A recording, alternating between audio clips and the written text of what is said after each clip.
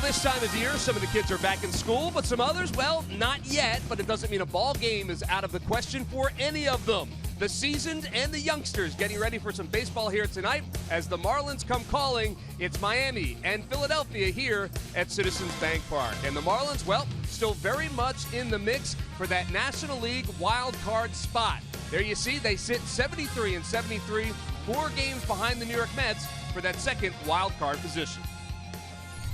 Hi, everyone, and welcome to Phillies Baseball. Along with Ben Davis, I'm Greg Murphy in for Tom McCarthy today. The Marlins and the Phillies have played 16 games so far this year. They are 8-8 with 3 more still to play. And first up for the Phillies, well, they face a guy tonight in Tom Koehler that has really given them fits all season long. He's had their number, and he's doing it with a big curveball. Yes, he's a mid-90s guy, but if you take a look at some of these highlights, he's getting a lot of outs with that big, hard overhand curveball. It comes out of his hand in the same arm location, but he throws it very hard and he bounces it the majority of the time. The Phillies have to lay off that pitch. He does mix in a good slider, occasionally a changeup at 7.2% of the time, but the Phillies need to really adjust themselves and get ready to hit that heater. Well, Ben, when you look at the numbers, the Phillies have not done a good job holding up on that pitch. He's had 4 starts against the Phils.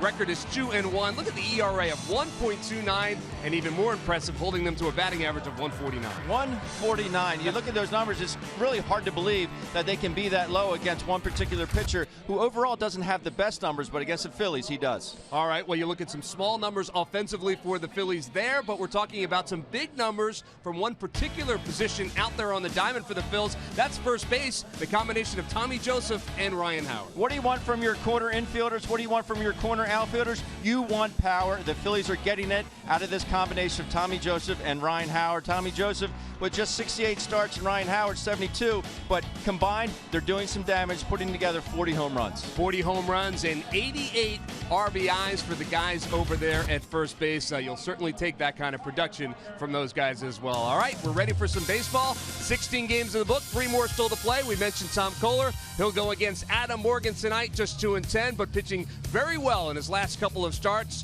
The lineups and first pitch are coming up right after this. Phillies baseball is brought to you by Xfinity. Xfinity X1 will change the way you experience TV. By Toyota. Tested, trusted Toyota. Toyota, let's go places. By Citizens Bank. The next time you have a question about money, don't keep it to yourself. Ask a citizen. By Coca-Cola, the official soft drink of the Phillies. And by Independence Blue Cross. Live fearless. Learn more at IBX.com.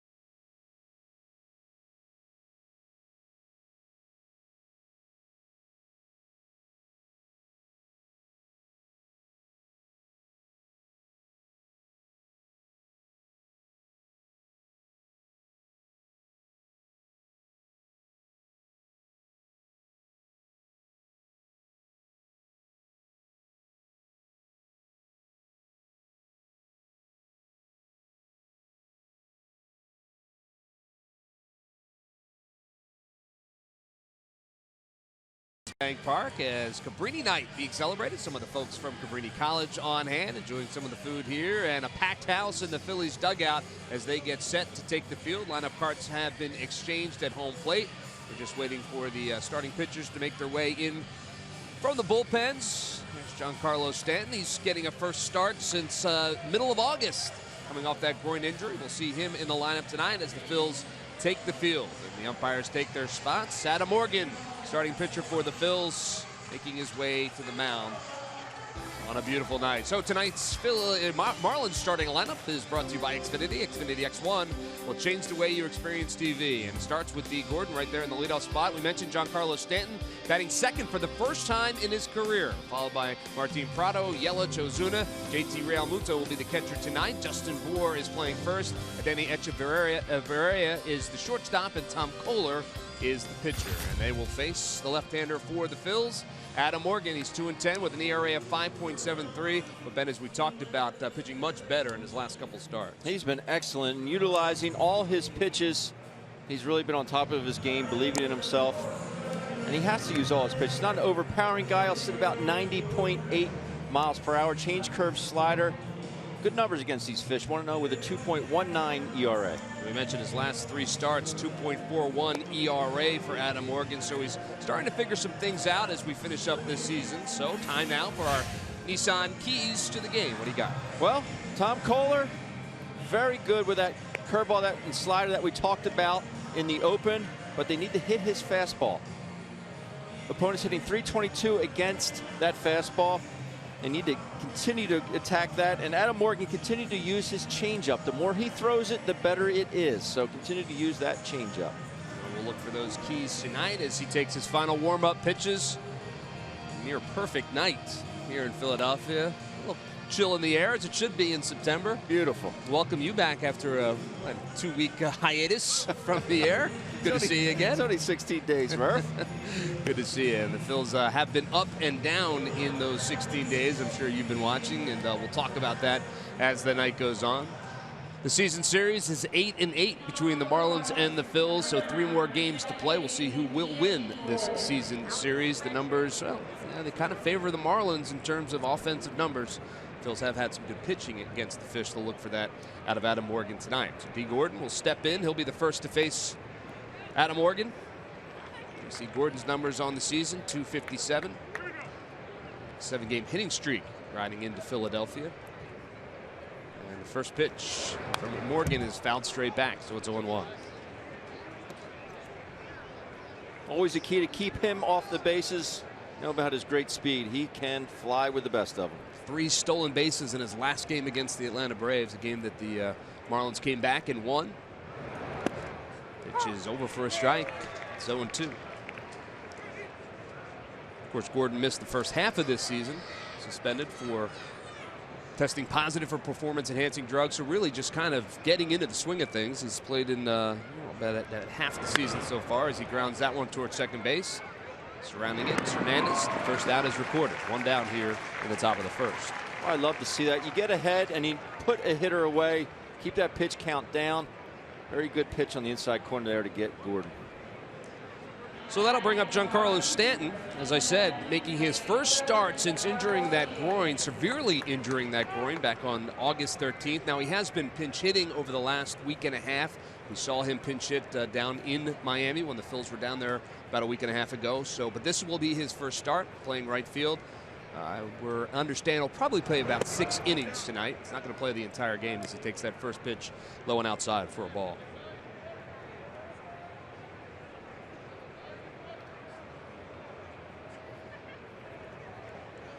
Morgan gets the sign from Cameron Rupp, delivers. It's fouled off to the right side. The one hit he has had here was a big one, but overall 1 for 22 here at CBP this season with 11 punch-outs.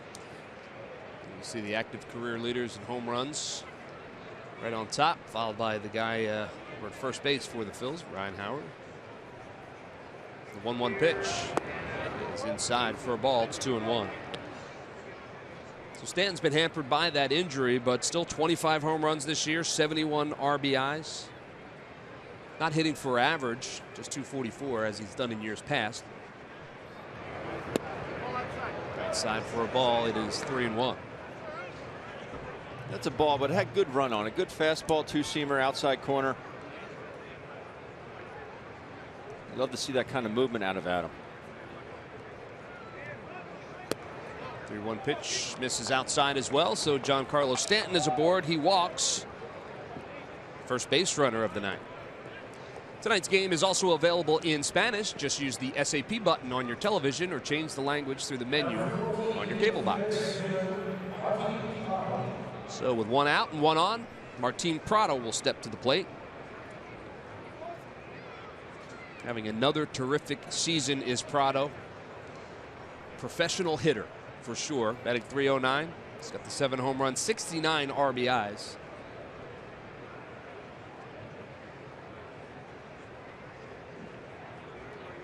Stanton takes a small lead off first, not a threat to run. First pitch to Prado is on the outside corner for a strike. It's 0-1.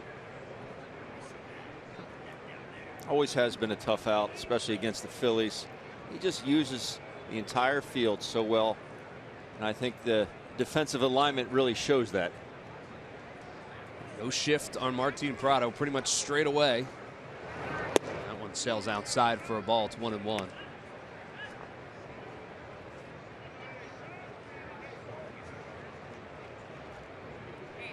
He's the kind of guy that always gives a solid at bat every time he's in that batter's box. Anthony Chris. Pitch is popped up.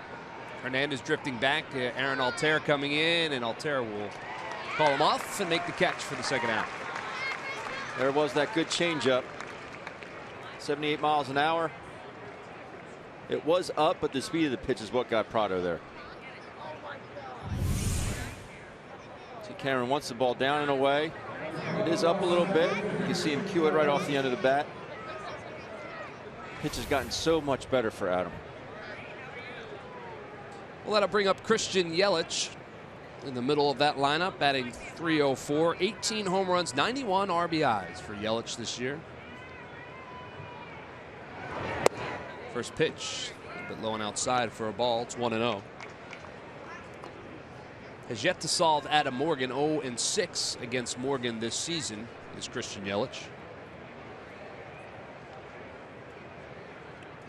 But he can knock him in with the best of them. Swings through that one. It's 1-1.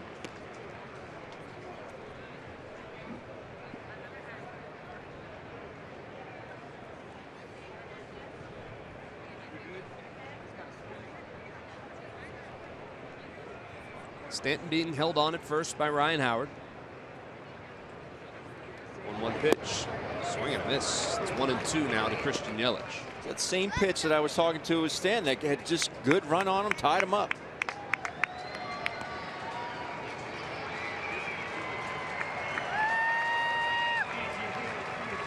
Crowd comes alive at Citizens Bank Park as Morgan gets his sign from Cameron Rupp. 1-2 pitch outside for a ball. It's 2-2.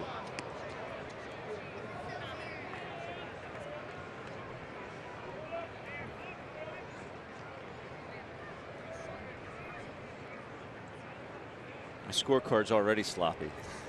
You're out of practice. A while. You're a little out of practice.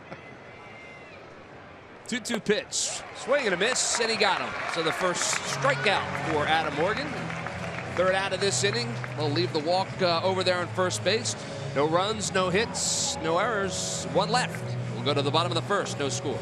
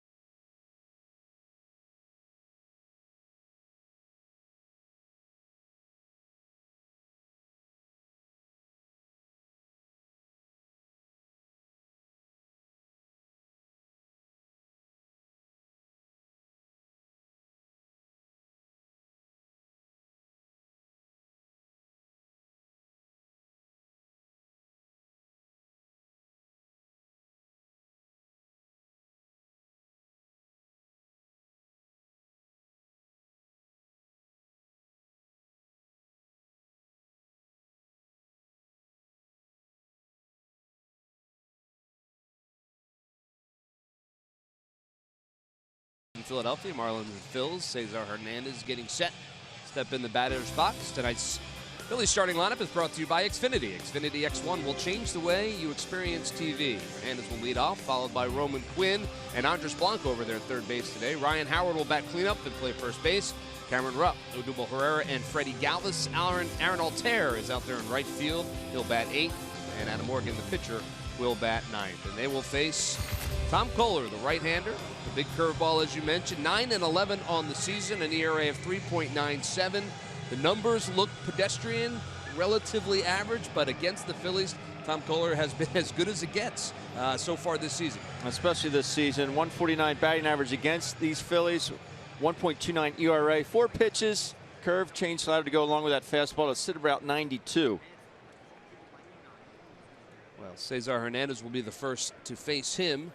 He's 3 for 11 so far this year against Tom Kohler, which is one of the better numbers in the Phil's lineup, batting .273 against Kohler. .288 on the season is Cesar Hernandez. So he'll step in from the left side. First pitch from Kohler is outside for a ball. It's 1-0.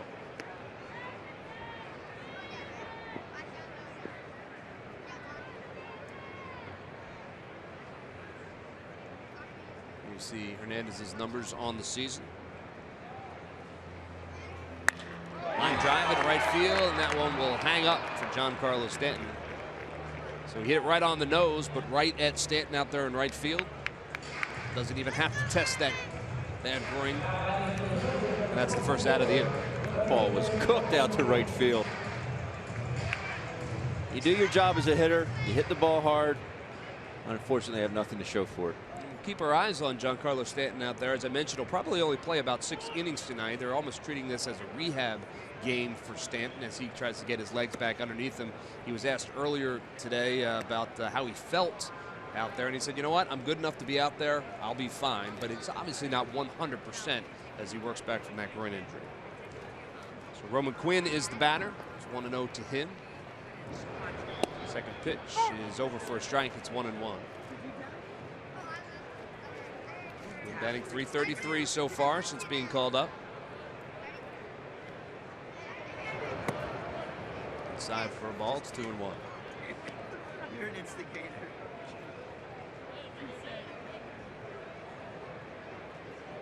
Matt Klemtak talking about Roman Quinn yesterday, saying he certainly doesn't look overmatched up here at the big league level at this point. It's been a good start for Quinn as he takes that one on the outside corner for a strike. I know you haven't seen him in person yet, but I know you've been watching. Been watching and very impressed with what I've seen. Staying within himself. 2-2 pitch. Grounded foul.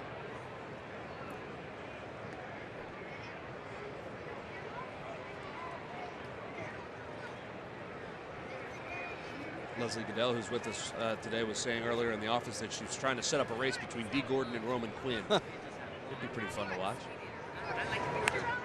It's popped out of play. Remains 2-2 to Roman Quinn.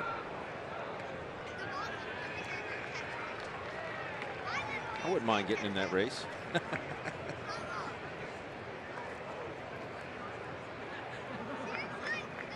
know who I would bet on selling short. Kohler has his sign. 2-2 pitch. Ground ball, first base. Goes up with it. Steps on the bag. That's the second out of the inning. I bet if we ran a 60-yard dash and they gave me a 20-yard lead, they'd still beat me. I'm serious. I bet you they would. I bet you they would too. Would. You're not getting an argument from me over here. So Andres Blanco will step to the plate, batting third tonight, playing third base for Maikel Franco. Blanco batting .259 with his 4 home runs and 21 RBIs.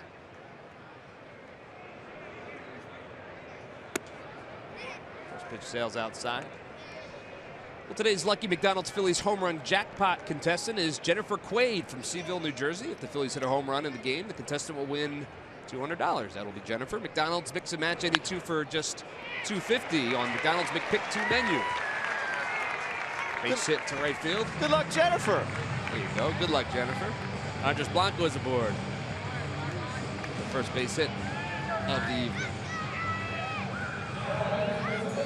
So that'll bring up Ryan Howard, who is getting the start, and we're told in the next 3 games. And we're going to see Ryan Howard finish up his home season, Leslie Goodell, and it'll be interesting and fun to watch. But he's not thinking about that right now. No, he's not at all. And that Pete Maccannon's idea was that he'd get him out here, let him get out in front of the fans, feel the love from the fans, and you're starting to feel the surge of emotion from them every time he comes up. And you know that last weekend will be a big weekend. But Ryan Howard said he has not thought about it at all. He hasn't had any time to reflect on anything. Obviously, he knows this is coming. And the fact is that he's likely done in a Phillies uniform. So it's not crossed his mind. He said, I live in the now. That's how I'm wired. That maybe that last weekend, he said, I never know how I'm going to feel at that time. You can't predict anything. But I would anticipate that that final weekend, Murph, is going to be a little bit more emotional than he might think right now. I think you're probably right about that. And again, we were talking about it, Ben, before the game. He probably will be, assuming that this is his last season with the Phils, which is probably the right assumption, that he's going to be the one guy from that core group that's going to get that send-off in front of the fans during a game in his final at-bat. And that really should be something special. But like Leslie said, he's not thinking about that right now. He's thinking about, I want to play baseball games. I want to try to get my average up over 200. I want to hit a couple more home runs. He's thinking more about the in between the lines right now than anything sentimental. Yeah, he still has a job to do, but spend your whole career one place. Kind of hard not to think about it. Well, here's the 2-1 pitch, and that one's inside to Ryan Howard. So it's 3-1 now to the big piece. The shift is on for Miami. Cameron Rupp waits on deck.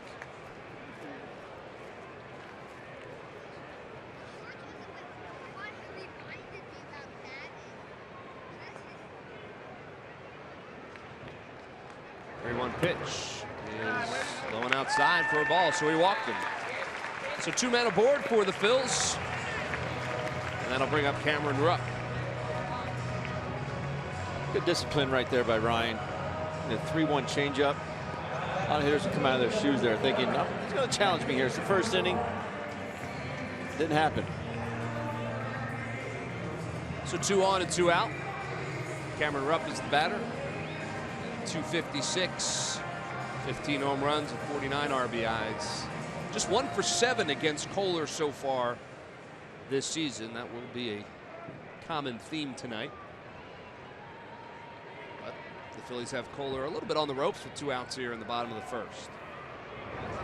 First pitch to Cameron is outside for a ball. It's 1-0.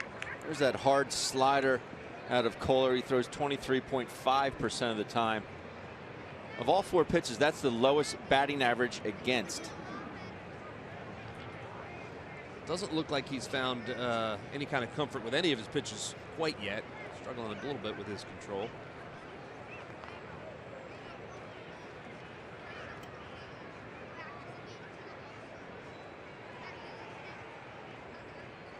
No pitch. Grounded foul. So it's 1-1 to Cameron Rupp.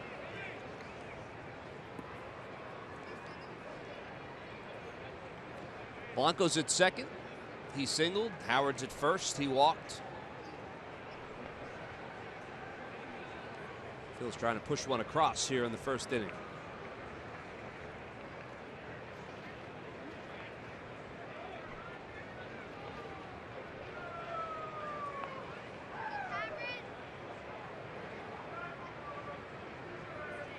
Kohler has his sign. The 1-1 pitch.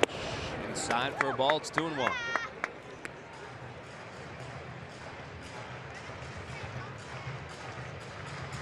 I think if I'm Cameron Rupp, I'm going to eliminate that pitch right there.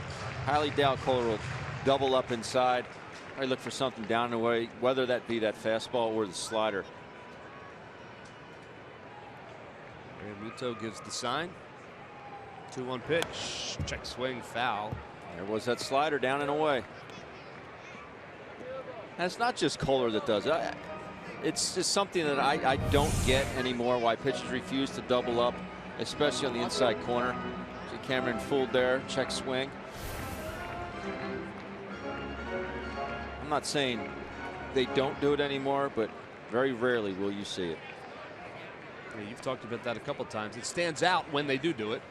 2-2 pitch. Grounded to short. Echeverria has it. He goes the short way to Gordon at second for the final out. So the Phils leave a couple on the base pass and unable to put one across. We're through one here in Philadelphia. No score, Marlins to Phils.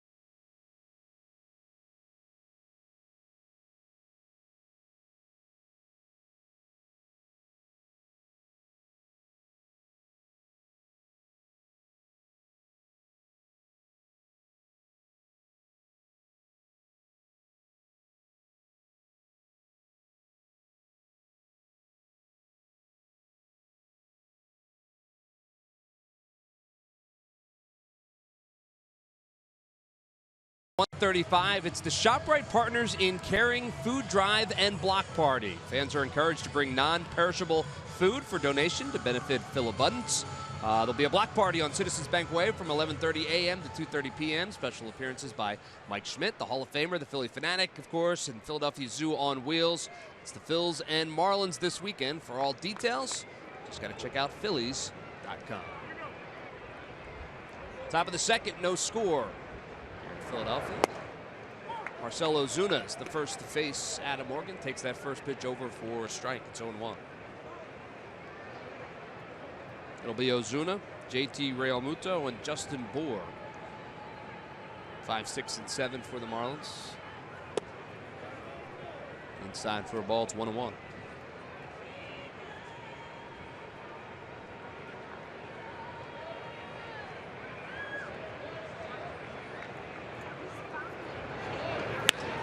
Line drive, that's going to fall for a base hit. Aaron Altair gets over there quickly and cuts it off, and he will hold Ozuna to a single.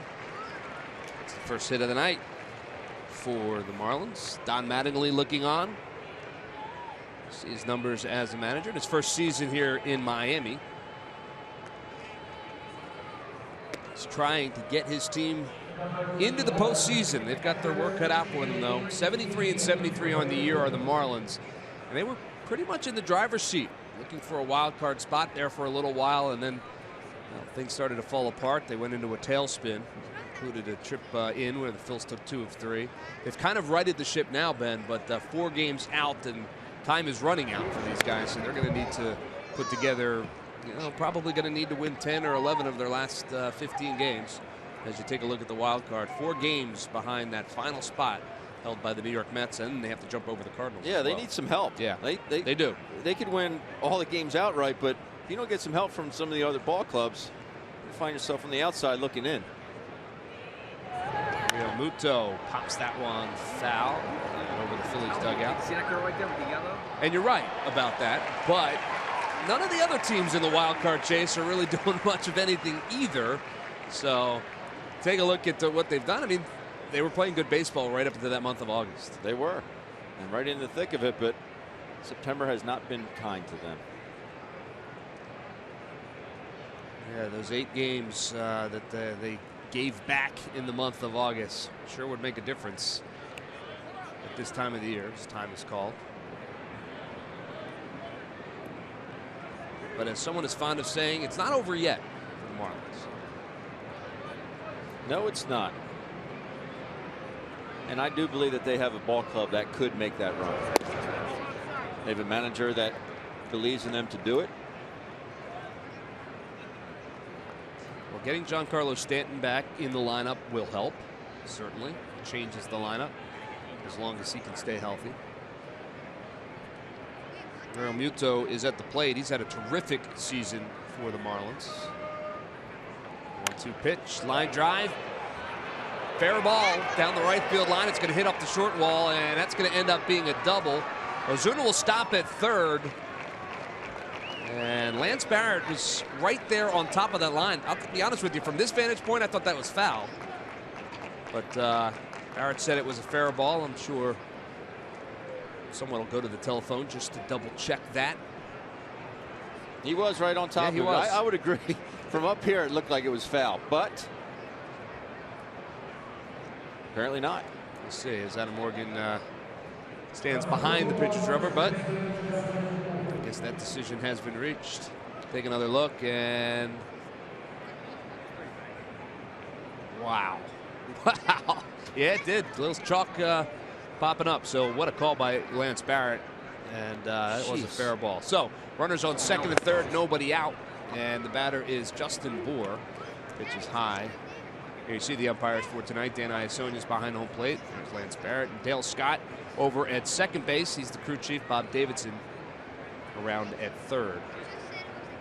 Phil's in a little bit of a pickle here in the top of the second. 2 on, second and third, nobody out. Justin Bour swings through that one. It's 1-1.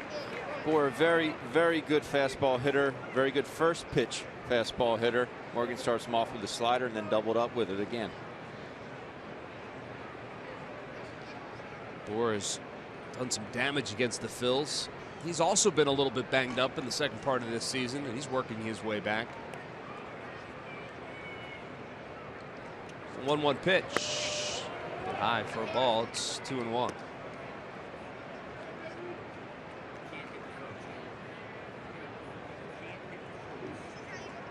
Here you see Bour's numbers: 15 home runs and 48 RBIs. Real Muto leads off second. Ozuna off third. The 2-1 pitch popped up and out of play. So it's 2-2 now to Justin Bour. Denny Echeverria waits on deck. This is a big out right here for Adam Morgan. He might be able to see his way through this if he can bear down and get Bour.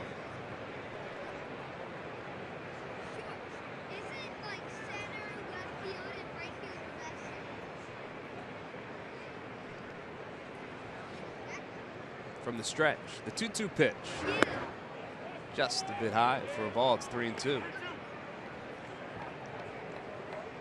No, he didn't pull the trigger. It looked like he was just going to go after it. I thought Dan Iasonia was going to pull the trigger. Yeah. He didn't either.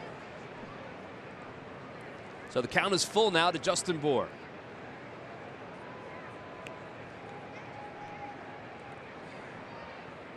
Three-two pitch, swing and a miss, and he got him. So a big strikeout for Adam Morgan there on Justin Bour, the second strikeout of the night for the Phil's left-hander. And that's the first out of the inning. See, that's exactly what I'm talking about, doubling up in there. You can't tell me Bour was not looking for something out over the plate. It ties him up, and I think he says, you know what, I have to swing at this because it's just too close to take. But he was looking out, that ball's by him. He was diving, looking for something out over the plate, tied him up.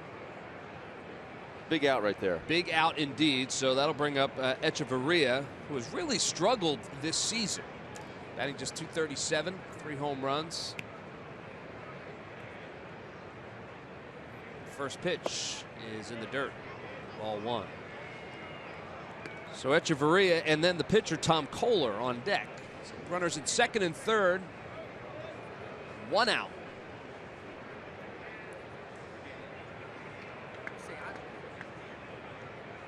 See Echeverria's numbers this year, not that good, but against the Phils, he has been effective.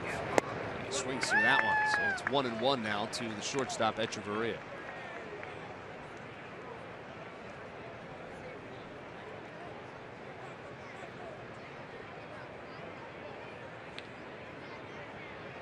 He is having well, just one of those seasons. I was talking to some of the Marlins folks today, and they said he just has not been able to get on track all season long. We talked about this guy last year as one of the better shortstops in the National League. You can always rely on him defensively. He is excellent. But I would agree that Marlins looking for a little bit more offensive production out of Echeverria. Morgan has a sign. The 1-1 pitch fouled straight back. It's 1-2 now to Echeverria.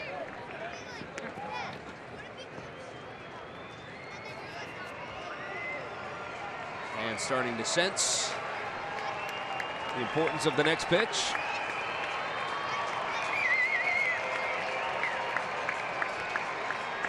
Ozuna on third. He singled, and Real Muto followed up with a double. He's on second. So second and third, one out. 1-2 pitch.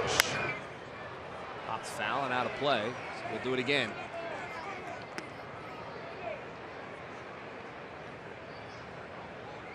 Try to get it in there, just overthrew it, left it up out over the plate. Here you see Tom Kohler. Not known for his stick work. His offensive prowess. 1-2 pitch. Line foul. Just outside the third base bags.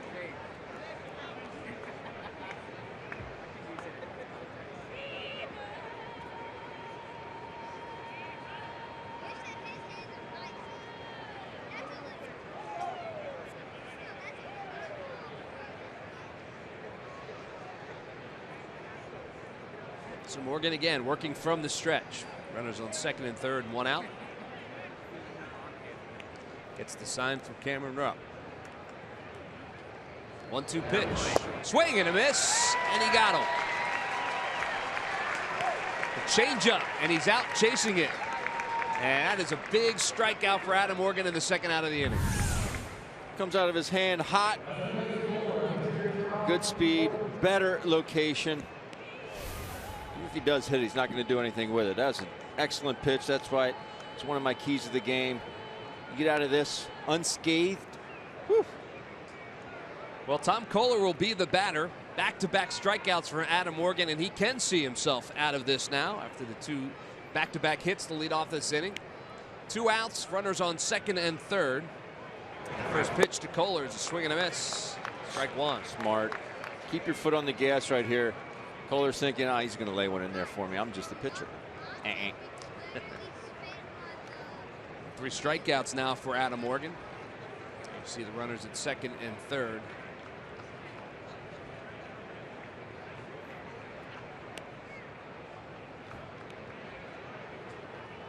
The 1 pitch, swing and a miss. 0-2 now to Tom Kohler.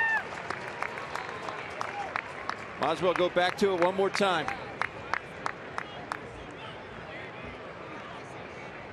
Where you have to trust your catcher. If you do end up bouncing it, Cameron Rupp got your back. Rupp goes through the signs.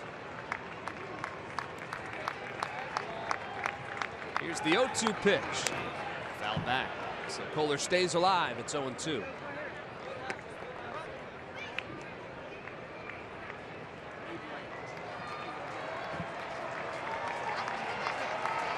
Taking some big hacks up there for a pitcher. He figures just in case he hits it, I guess.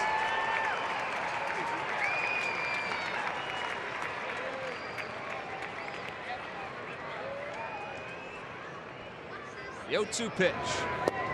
Outside low for a ball. It's 1-2. Not chasing that time. Off the plate and down.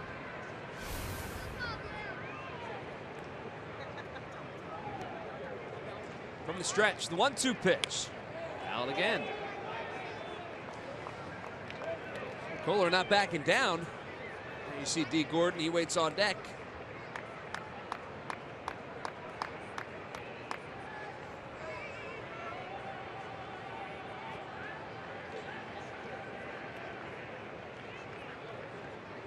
25th pitch of the inning coming right here. 1-2 pitch. Line drive.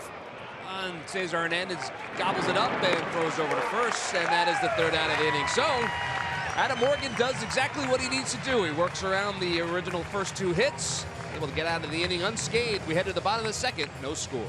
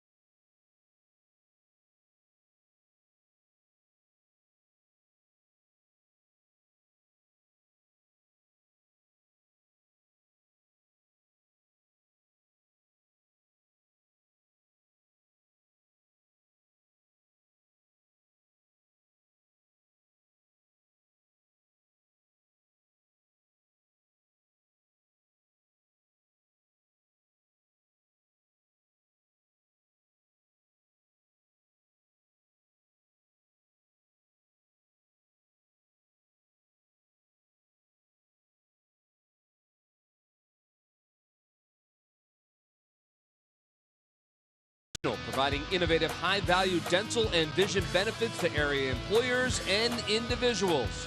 Visit DominionNational.com. Lots of smiles after the inning that Adam Morgan just put together. Got himself into a little bit of trouble, but then worked his way out with 2 strikeouts and the ground ball to Cesar Hernandez for the 3rd out of the inning. It's time for our Geico quote of the day, and it's from Marlins manager Don Mattingly. He says, we're talking about winning every day. We still don't have control of our situation, and someone else could still do the same thing, but we're capable of putting the pressure on by going out and putting wins up every single day. It's Don Mattingly, and that's what you and I were talking about. You know, this is a good enough team that can win the majority of their games, but it's out of their control now. They need other teams to ahead of them to start losing as well. They do, and they need to get maybe a little bit better starting pitching. Barry Bonds doesn't seem too concerned. Well, he's the hitting coach, though. Some of their stars could, I mean, they have a very, very good bullpen. I really like their bullpen, and these stars could get them more better innings out of it. I think they might have a chance. Yeah, well, Jose Fernandez obviously is their ace and their go-to guy, and he's been terrific this season. And, you know, around the trade deadline, they tried to add some. There's Jose, and they tried to add some arms in there, Cashner and Colin Ray from the Padres, but that didn't work out. They had to send him back because of injury problems. So the front office was trying to do what they could to shore up that rotation. There's talks of Jeremy Hellickson headed to Miami. That didn't happen.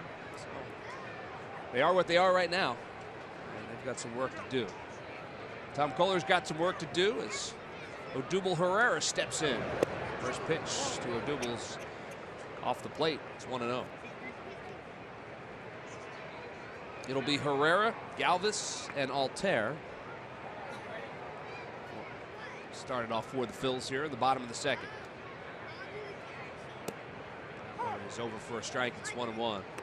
So after an inning like that, where it looks like the Marlins are going to get some runs and then you're able to turn things around, it sure would be nice to turn the tables on them, put some up yourself. It'll feel like, if you get 2 runs, it'll feel like 4. It sure will. Big momentum shifter right there. Well done by Adam Morgan. Really well done. 1-1 pitch is over for a strike. 1-2. Odubel's just checking.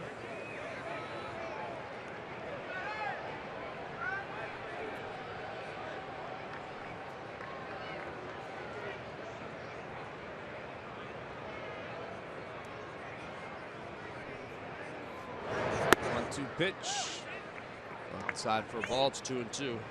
Herrera, 276 against the Marlins this year, but has struggled against Kohler. Just 1 for 9 so far this season.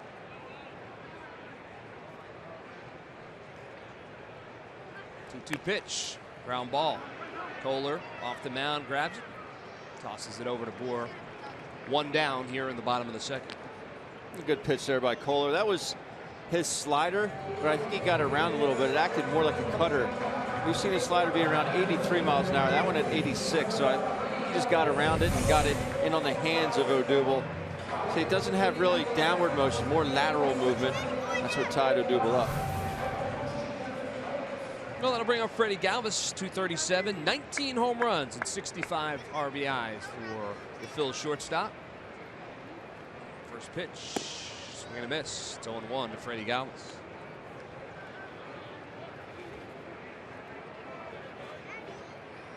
Two for 8 against Tom Kohler this season is Freddie Galvis. Swings through that one as well. It's 0-2. Like he was trying to get number 20 out of the way in a hurry tonight. I think he would like to get number 20. I think that's a fair statement to say. Well, you know he wants it. Everyone wants him to get it, but you just hope he gets it sooner rather than later. Takes that one off the plate for a ball. It's 1-2. Otherwise, you might see a few more swings like the first 2. Yeah, you want Freddie Galvis to get those home runs in the course of the game, in the framework of the game. You don't want him out there swinging for the fences. As he pops that one to right field. Giancarlo Stanton started back but comes back in, and he'll make the catch for out number 2.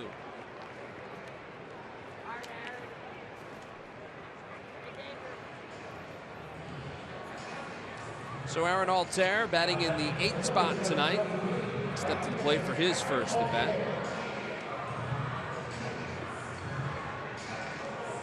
A bit of a struggle for Altair since coming off the injury, the wrist injury this season. Batting just .214. Has had a couple of hits over the last couple days, and that's a good sign because, you know, he did miss an awful lot of time, so still trying to figure it out, trying to find his way, find that swing. Takes that first pitch, breaking ball over for a strike. And some of the outs that he's made in recent series have been harder hit.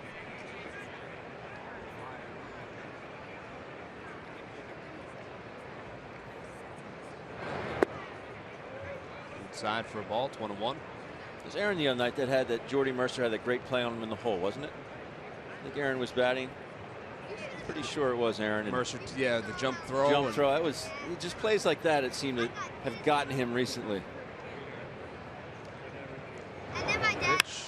That one, well, no one's getting that one into the hole between the third baseman and the shortstop. Base hit in the left field. So Aaron Altair is a 2-out base runner, and that'll bring up Adam Morgan. And that's exactly what you're talking about. Quick hands to this fastball inside. Very nicely done. And he clears the pitcher spot as well, which is always good. Which is important. And Leslie, every base hit for Aaron Altair at this point of the season is important as well. Yeah, and I talked to him earlier, and he said he's been working on exactly what they want him working on right now, and that is shortening his swing. And he's seeing some results. He says it's just not one of those easy changes you can make overnight. And you mentioned his wrist injury. I mean, even though he is back and playing, the fact is that this is an injury that could take a whole year to come back. 100%. I spoke with Scott Sheridan, the athletic trainer, earlier, and he said it really is next spring before you can reasonably expect him to be 100%. So he didn't use it as an excuse. He says his wrist tightens up sometimes, but he's doing everything right now to focus on what Pete Mackanin wants, and that is shortening that swing. Yeah, and you know, you talk to Pete Mackanin, Ben, I know you have, and Leslie, you have, and Matt Klentak, and the one thing when you talk about evaluating players this year and guys that we've seen and what they've seen, the one thing they always come back to is, man, we just didn't get a chance to see Aaron Altair this year because of that injury. So it's almost a lost year for him, but certainly he'll be in the mix next year, and it'll be much of the same as it was when we arrived in spring this year. Well, there's so much upside to him, too. I mean, if he does do some of what he did at the end of last year, Mackanin said, you know, he's a top-notch outfielder. He's an above-average runner. He can steal, and he's got above-average power potential. So. Yeah, lots of tools for sure for Aaron Altair. He's left over there at first base as Adam Morgan goes down swinging. So we're through 2 here in Philadelphia, 2 hits apiece, but no runs.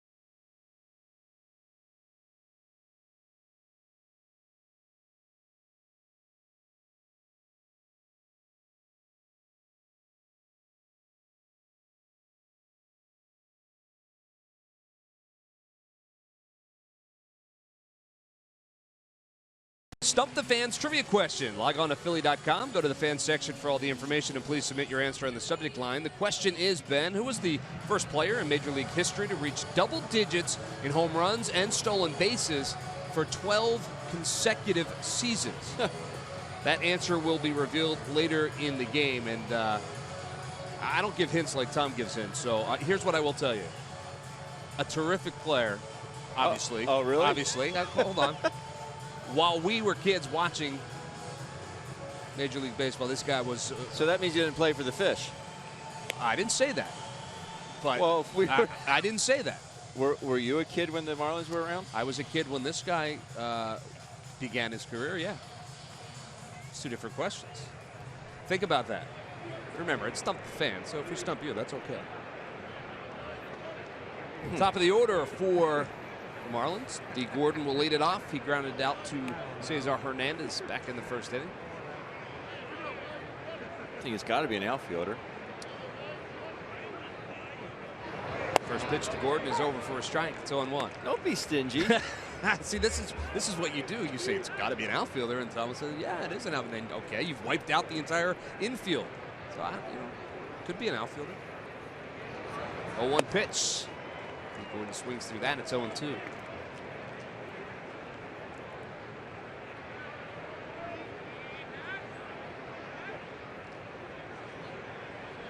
So ahead 0-2 is Adam Morgan to D. Gordon. Here's the 0-2 pitch. Line drive, base hit in the left field. Roman Quinn quickly over to get it, and strong throw in, so he's going to hold the speedy D. Gordon to first, but nice piece of inside-out hitting by D. Gordon for an 0-2 pitch. Well, the first two batters in the second inning got aboard with a single and a double, but then he was Ed Morgan able to work out of it. He made the pitches where he needed to make them, up and in the board, down and away to Echeverria, and then jams Tom Kohler with a 93-mile-an-hour fastball inside. That's just an excellent job of pitching, getting ahead and putting them away. Well, now he's going to have to deal with the speedy D. Gordon over there at first, who has just extended his hit streak to 8 games. He'll take a healthy lead off of first, and obviously you got to keep an eye on him. 20 stolen bases in half a season for D. Gordon.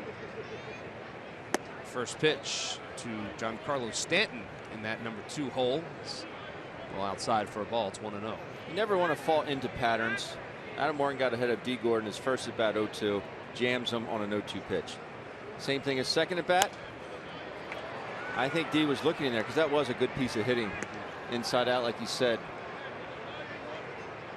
Well, he's got the count even now to Giancarlo Stanton, 1-1. He's never batted in the number 2 hole before, so I asked, well, why tonight? And I thought, you and I talked about maybe it was just to get him, make sure he got a couple of at-bats in what is amounting to a rehab start for him as he takes that pitch a little high. But what I was told was he's in the 2 hole because when he leaves the game, Ichiro Suzuki will be his replacement, and they didn't want him smack dab in the middle of the lineup, so that's why they did it this way. Makes sense. It does. So it's 2-1 to Stanton. Walked his first appearance. Gordon takes the lead off first. 2-1 pitch, grounded to short. Freddie Galvis to Hernandez for 1. Over to first, double play. Giancarlo Stanton obviously not running well, and the 6-4-3 double play is exactly what Adam Morgan wanted. Excellent pitch, and Cesar very smart here, and even Freddie to that matter, knowing that he has some time. With Giancarlo getting down the line, not as fleet as foot.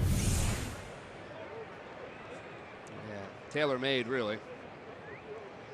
He just smothers that ball to shortstop. Good firm throws everywhere. 6-4-3.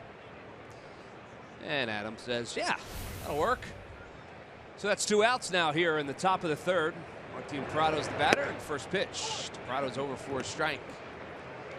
Giancarlo's had a decent career thus far, a good career. I'd say so. Been on the shelf with injuries, but I personally would have a tough time with a Hall of Famer coming in to take my place. Like, you know what I mean? It's like I wouldn't feel privileged enough to have a Hall of Famer come in and fill. Well, you know what I mean? It happens to a lot of Hall of Famers at the end of their career. Ichiro Suzuki is at the end of his career. But I know what you're saying.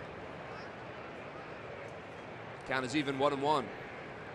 And it's inside for a ball to Prado. So 2-1 now to Martin Prado. You have a very soft spot in your heart for Ichiro Suzuki. He's one of your favorite teammates, yes. A friend of yours. So, but I don't know, those 3 little letters after a name, that means an awful lot to me. I mean, I obviously respect every big leaguer, but you have HOF behind your name. Yeah. And I know well, he doesn't yet. But yeah, but I know what you're saying. Yeah. Base hit for Martin Prado. 2 outs, so he's a base runner, and that'll bring up Christian Yelich. So that double play looming even larger now. As Yelich steps to the plate, he struck out in his first at bat to end the first inning.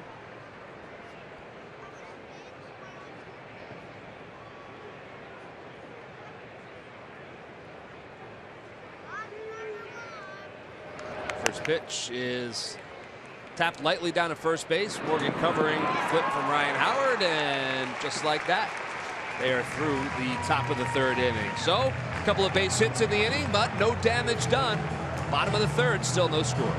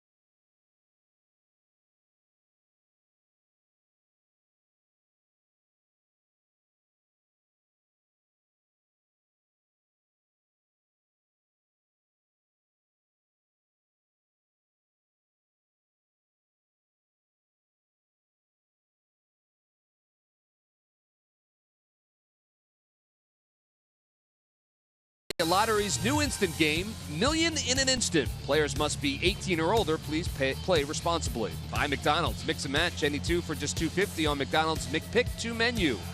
And by your local Ford stores. And at the bottom of the 3rd, no score here at Citizens Bank Park. 4 hits for the Marlins, 2 for the Phils as they get set to bat here in the bottom half of the inning. It'll be Hernandez, Roman Quinn, and Andres Blanco. Top of the order for the Phils, 1, 2, 3 to face Tom Kohler.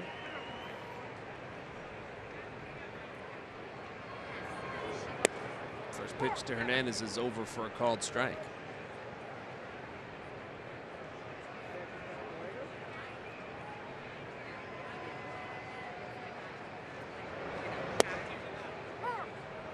That's a big curveball.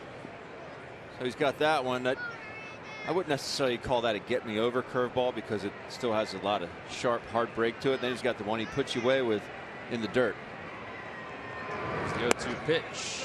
And that was hit inside for a ball. It's 1-2. Whew.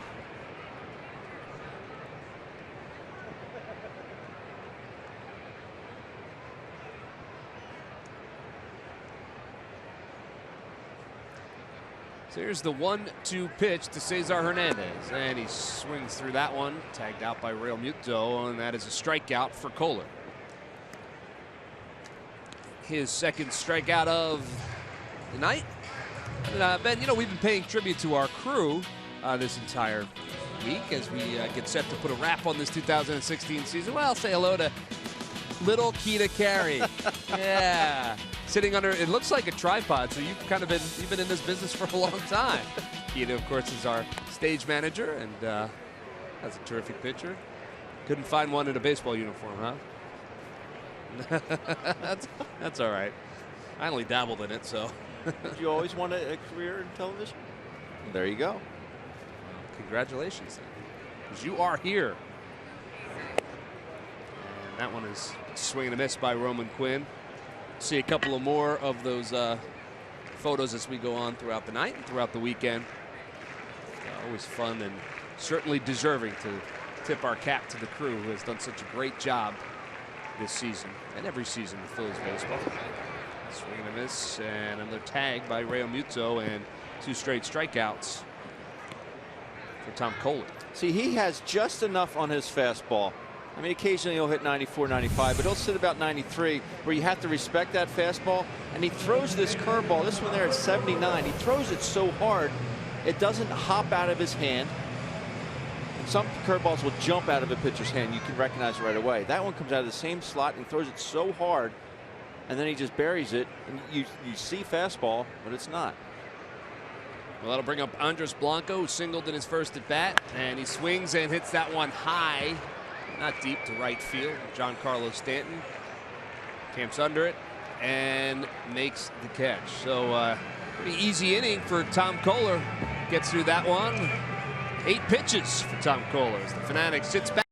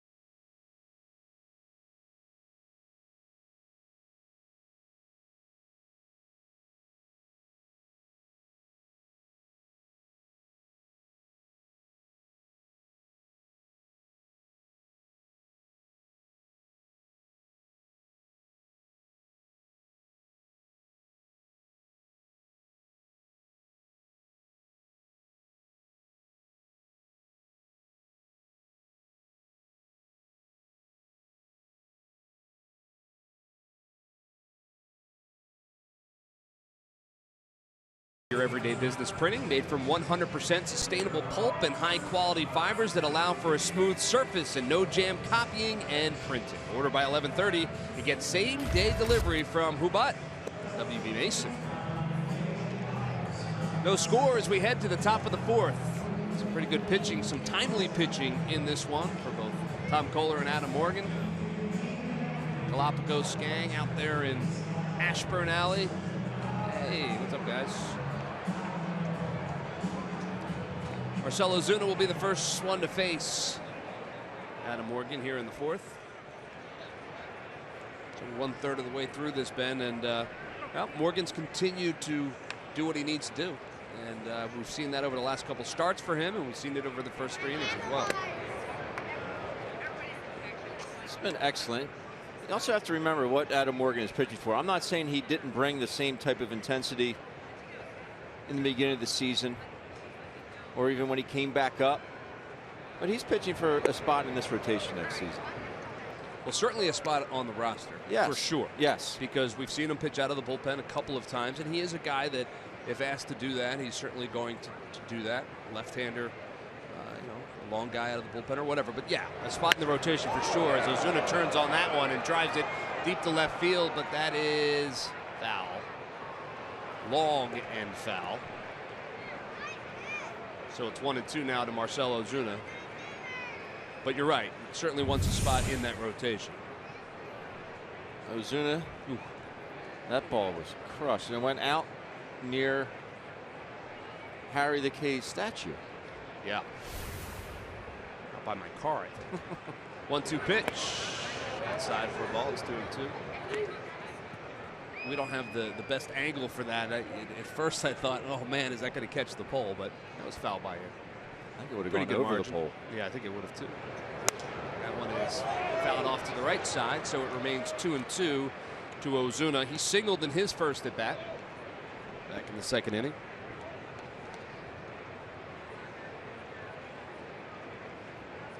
What a year Marcell Ozuna has had for the Marlins. This was a guy they talked about getting rid of in the offseason.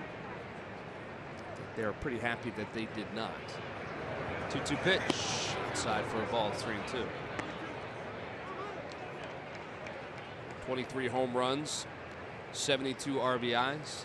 Played center field for them a good part of the season. Playing left tonight. 3-2 pitch. Fouled off the front of the Marlins dugout. Into the hands of Lenny Harris.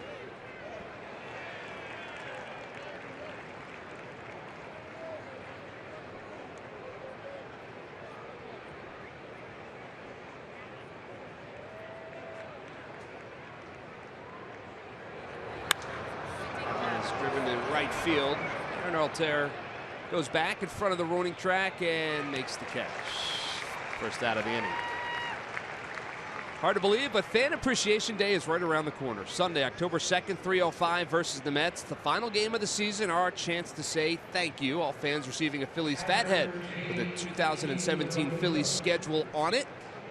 Planned for plenty of prizes and surprises, and you know what? Not for nothing, but probably Ryan Howard's last game as well. So come out and show him the support that he certainly deserves. Get your tickets now at Phillies.com. Real Muto steps to the plate. That's the first pitch back, so it's 0-1 to JT Real Muto. I guess we should say that we're making somewhat of an assumption that Ryan Howard won't be back, and it is that. No one has come out officially and said he wouldn't be, but Ryan says he wants to play next year, so he is going to try and play baseball somewhere in the big leagues next season, whether it be here in Philadelphia or somewhere else.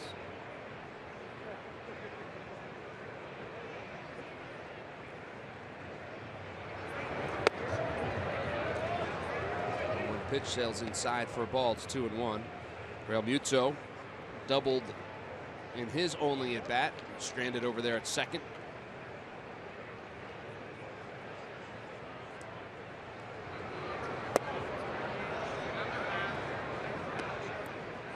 The Toyota out-of-town scoreboard. Boston and New York are battling up there in Boston, and the Red Sox have a 2-0 lead. David Ortiz, he's had a pretty good year, right? Yeah. RBI single in that one. Over for a strike. It's 3-2 now to Real Muto. Yeah, David Ortiz may be having the best walk-off season in the history of baseball. I'm sure there are others that have had great seasons, but he certainly is. And the Red Sox are certainly having a terrific season, 82-64. They lead the American League East. Baltimore and Toronto right on their heels. That's going to be fun over the next couple of weeks. 3-2 pitch is slapped down the right field line and foul. So we'll do it again.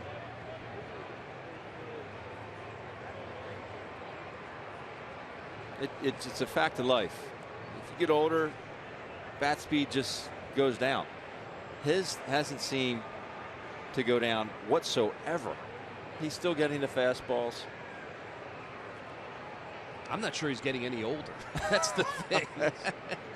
He looks exactly the same as he did 10 years ago. He really does.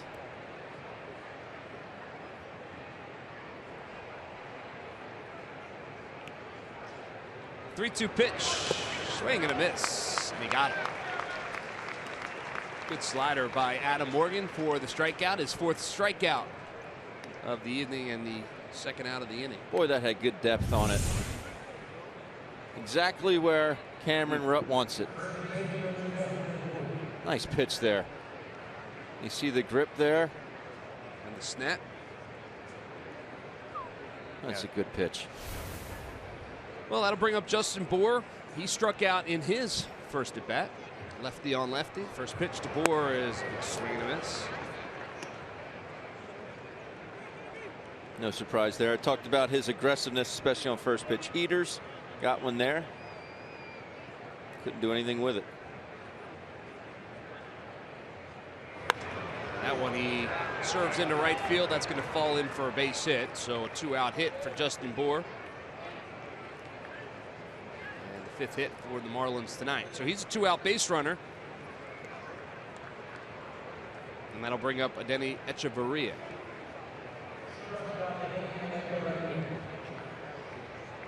The MLB app is the #1 app for live baseball. Watch every out-of-market game live in HD on more than 400 supported devices and enjoy a free subscription to @Bat Premium, the #1 app for live baseball. Blackout and other restrictions apply. Visit MLB.tv. First pitch to Hechavarria, and he will slap that one back up the middle for a base hit. So back-to-back singles now after Adam Morgan got the first 2 out of the innings. Runners on first and second with 2 outs. And the pitcher spot due up. Tom Kohler making his way to the plate. So back in the second inning, Ozuna and Realmuto get on, and Bour and Hechavarria strike out, unable to advance them. Now Ozuna and Realmuto get out, and back-to-back singles for Bour and Hechavarria. That's why you get 3 outs per inning. It's poor timing on the Marlins' part. Very poor. Yeah. Kohler grounded out to Cesar Hernandez in his first at bat to end the second inning threat. So once again, with 2 runners on, he'll step to the plate. First one's in the dirt. It's 1-0 to Tom Kohler.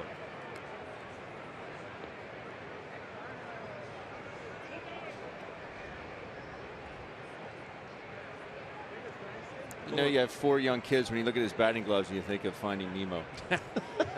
Yes. Yes, you do. 1-0 pitch. Ground ball. Freddie Galvis to his left, up with it, and makes the throw across the diamond for the 3rd out. So Kohler puts it in play again, but once again ends the inning on a ground ball. So we're through 3.5. Still looking for the first run.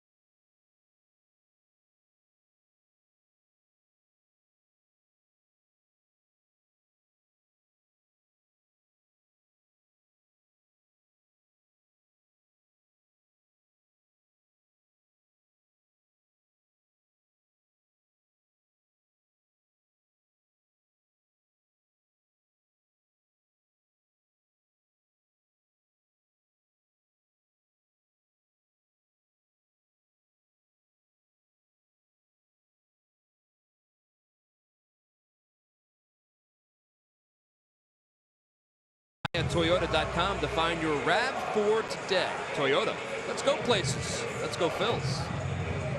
No scores. We head to the bottom of the 4th. Marlins with 6 hits. The Phils with just 2, but no runs across.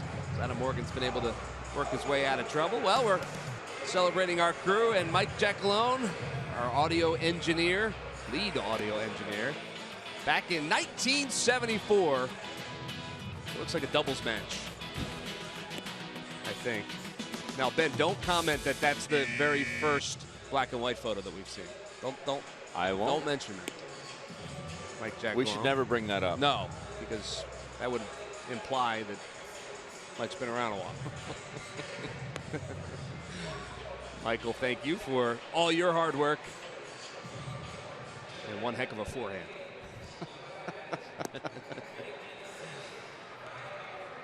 Tom Kohler getting his warm-up pitches out. He ended The top of the 4th inning, so he gets a little extra time out there on the mound to get warmed up.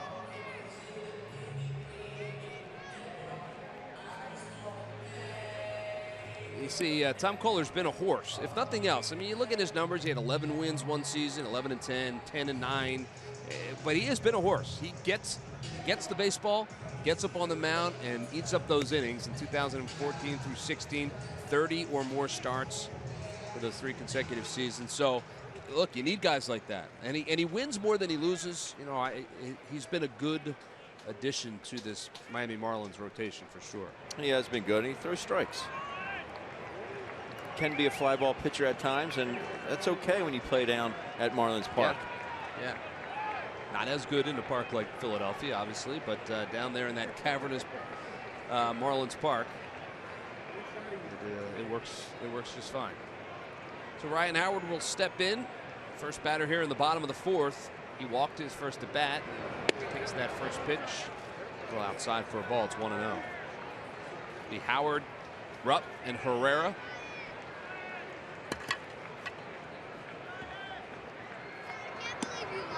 Swings through that one. It's 1-1 now to Ryan Howard.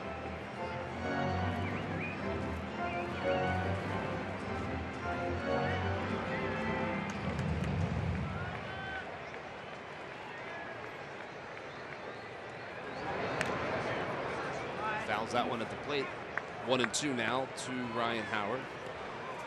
21 home runs this season, 50 RBIs for Howard in a part-time role. We talked about it at the beginning of the show between he and Tommy Joseph.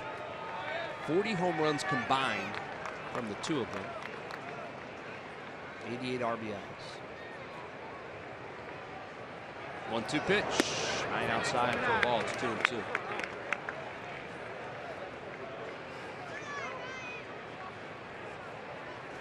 Phillies with just the 2 hits thus far, but you always want to try and pattern a pitcher. Kohler has not fallen into any pattern whatsoever. Part of the reason he is successful. When he gets into trouble, it's because he walks guys. Yeah. And over the last, certainly when he's faced the Phillies this year, he has not walked guys. He's been very, very good in throwing strikes, as you just mentioned. The Phillies haven't been exactly patient with him either. 3-2 pitch, and that one's outside. So Ryan Howard walks for the 2nd time tonight. And he's a base runner with nobody out here in the bottom of the 4th. So that'll bring up Cameron Rupp. And we noticed that Andres Blanco is playing 3rd base today. Leslie Goodell, what's the story behind no Maikel Franco today? Maikel Franco's getting a little breather, Murph, after an 0-for-4 night with 3 strikeouts last night, plus an error that turned into being a critical point in the ballgame. Would have gotten him out of the inning, but instead Jordan Mercer had a 3-run home run for the Pirates that really broke the game open. So they gave him a breather today. And Pete Mackanin said, you know what, you got to take the macho out of hitting sometimes. He had a tough at-bat in his final at-bat in the 9th. Looked like he was swinging for the fences. He said, Mackanin said, it doesn't matter how hard you hit a line drive, it's still a line drive. And we've seen that with not just Franco this year. We've seen it with Odubel Herrera. We've seen it with Freddie Galvis. These guys feel like they have to carry the load. They try to do too much. And so today, Franco gets a breather and tries to settle down a little bit. All right, so he'll sit back and watch this one. And yeah, you know, we've heard that a couple of times this year about a couple of different players. And I guess, Ben, you could sum it up really in 2 words, and that's young hitters. Yes. And you're going to see that from time to time. Young hitters, and the approaches have come and gone. You'll see the Phillies have success. Whatever reason they get out of that approach. You know, whether that be hitting a home run and trying to do that subsequently the next 20 at bats. Yeah, and I think I'm going through it in my head right now, but I think you could say that about every single player at some point this season. We've seen them get out of sorts and lose their approach. Virtually every offensive player for the Phillies at one point during the season has done that, and you know, that is the growing pains of a young line. One person who has not done that, he was doing it early in this season. It's foul just outside the 3rd base bag, so Cameron Rupp will come on back. A lot of first pitch swinging, early fly, lazy fly balls off the bat of Cesar Hernandez. Cesar Hernandez, yeah. And he has turned it around and not gotten away from that good, solid approach. Seeing more pitches now. Getting on base via the walk. Yep. Keeping balls on the ground. Yeah. Early on in the season, though, you did see it from him. Yes. But you're right. He, had that moment where he was taken out of the lineup, benched at one point by Pete Mackanin, and since that moment, he has really kept his approach and had a terrific second half of the season. As that one finds the dirt, it's 2-2 to Cameron Rupp. But you're right. He's probably been the most consistent, certainly in the second half of the year.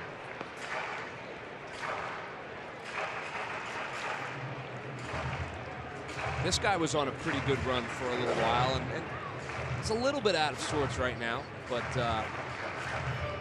he always looks like he's about to break out. Swings through that one and strikes out his camera up. Yeah, a little bit scuffling a little bit his cam right now. I think he's getting a little worn down as well. Well, the Phillies' young starters have had their ups and some downs this season. Ricky Metallico analyzes their performance and previews what should be a fierce competition for spots next spring. It's on the next Phillies Clubhouse tomorrow afternoon at 3 here on CSN.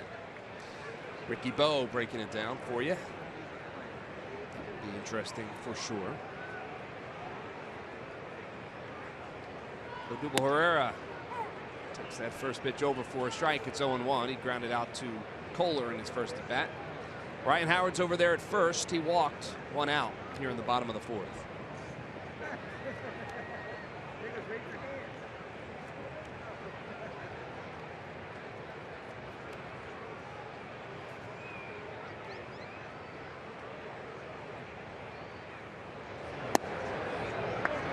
Inside for a ball, 1-1.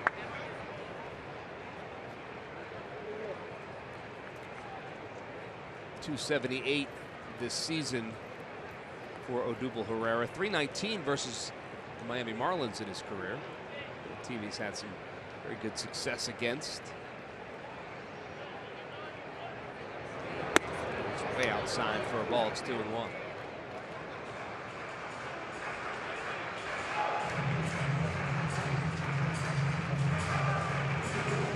Look at Odubel, who has changed his approach early in the season. Seemed like he had 2 walks every game. Yeah. A little bit less selective in the second half for sure for Odubel Herrera. 2-1 pitch is late call for a strike. It's 2-2. Odubel wasn't fond of that call. Phillies general manager Matt Klentak spoke with the media at length yesterday, and one of the topics was Odubel Herrera, and he said, look, yeah, he hasn't had the same kind of second half to the season that he had in the first half, and that's obvious. But, you think about a guy who was a Rule 5 guy, before last season, as he grounds that one into center field for a base hit. So Ryan Howard will stop at second. Base hit for Odubel Herrera, and Phillies have runners on first and second with 1 out. Here in the bottom of the fourth, take a look at this swing. It's a better swing in the fact that big leg kick, but he doesn't go forward after his front foot lands. Earlier in the bat, he had a take on a pitch inside. He was flying at Tom Kohler. Once his foot landed, his entire body kept moving forward. That one, he got his foot down, and nothing else moved forward. His hand stayed back, his head stayed back. Good swing. So Klentak was speaking about Herrera. He said, you talk about a guy in the last 2 years who has had a WAR over 3, which is really kind of impressive. As that one squirts away from JT Realmuto, but able to keep Ryan Howard planted at second base.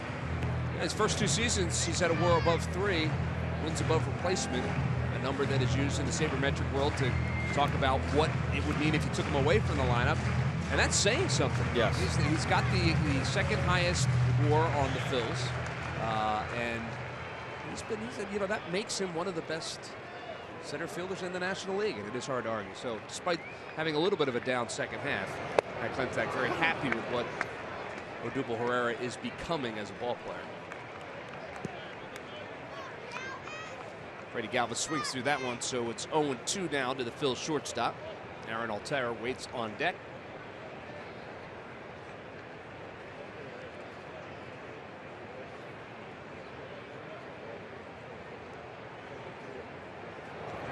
I did the dab machine.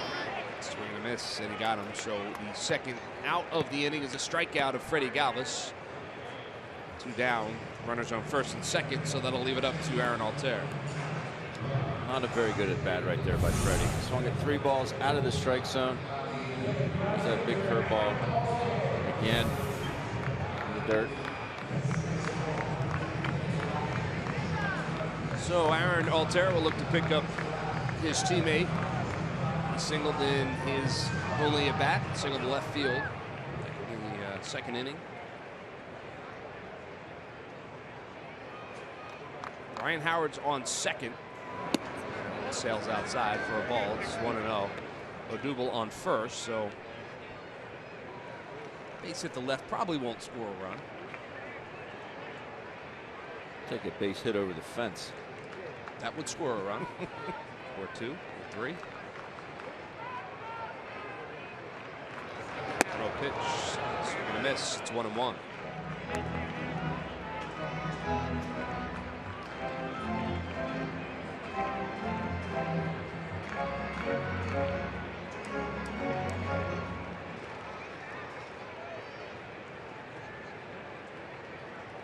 Time is called as Kohler steps off the back of the mound.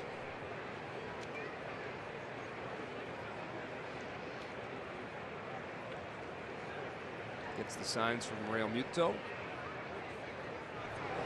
1-1 pitch. Ball. It's 2-1.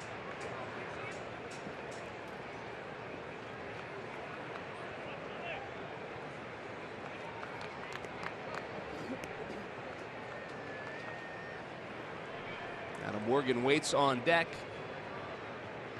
but he would like to see his right fielder do some damage here. Put the Phils on the board. There's the pitch, and it's over for a strike. It's 2-2. It's okay to look for pitches in certain times, but you never want to completely eliminate the fastball. And I think Aaron got into a situation right there where he was maybe looking for that slider. 2-1 and got a fastball down the middle. Couldn't pull the trigger. Here's the trigger on that one. Hits it foul off the facing of the Marlins dugout. So the count remains 2-2 with 2 outs here in the bottom of the 4th.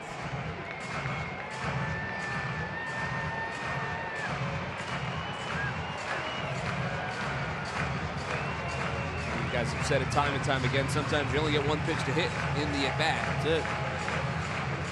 So we don't want to see it pass by without an effort at it. Especially with runners in scoring position. 2-2 pitch. Breaking ball in the dirt. It's 3-2. So are you even more careful at this point with Aaron Altherr? I mean, Adam Morgan's on deck. You don't want to load up the bases, but no, but you still want to be aggressive enough where you want to make your pitch and you want to get Aaron Altherr out here to have Adam Morgan leading off next inning. See what he does here. Is Kohler from the stretch. The 3-2 pitch. Foul straight back. No pitch to hit.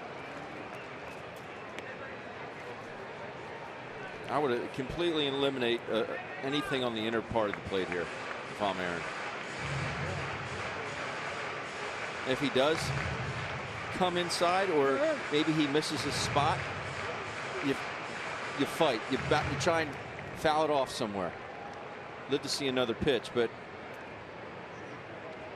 got to be looking outside here, outside corner. 3-2 pitch. Outside for a ball, so he walked him. So Aaron Altherr is selective, and he is aboard. Bases on ball. As we said, not the end of the world with Adam Morgan coming up, but no, but that's a good at bat. I know he just got a walk, but he battled. He got some pitches up, and you got to see all the pitches. And he's on base. Now your base is loaded, and Adam. You've seen Adam swing the bat okay. Anything can happen with the guy in the batter's box with the piece of lumber in his hand. So Adam Morgan steps in. Batting just 100 on the season. This would be a really good time to get his second RBI of the year. That one sails outside for a ball, so it's 1-0 to Adam Morgan.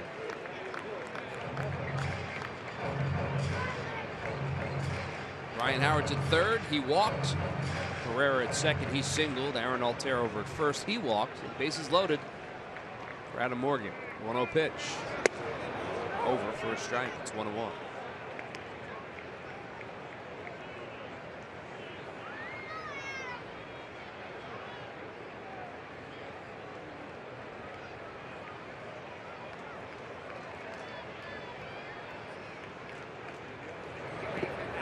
In the dirt. Nice block by JT Realmuto. Ryan Howard not going anywhere, so it's 2-1 now to Adam Morgan.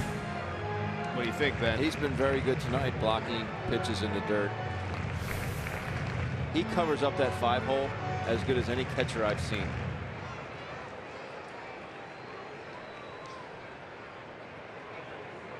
Flashes the sign for Kohler. 2-1 pitch. It is inside for a ball, so it's 3-1 now to Adam Morgan.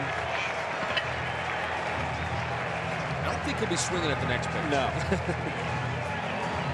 Well, put it this way, I hope he's not swinging. Right. He's going to get the same thing, 3-2. So bases loaded for Adam Morgan. The 3-1 pitch is over for a strike. It's 3-2. Well, if he gets the same pitch at 3-2, that one's just get it started early here, yep. Adam. Cut it loose.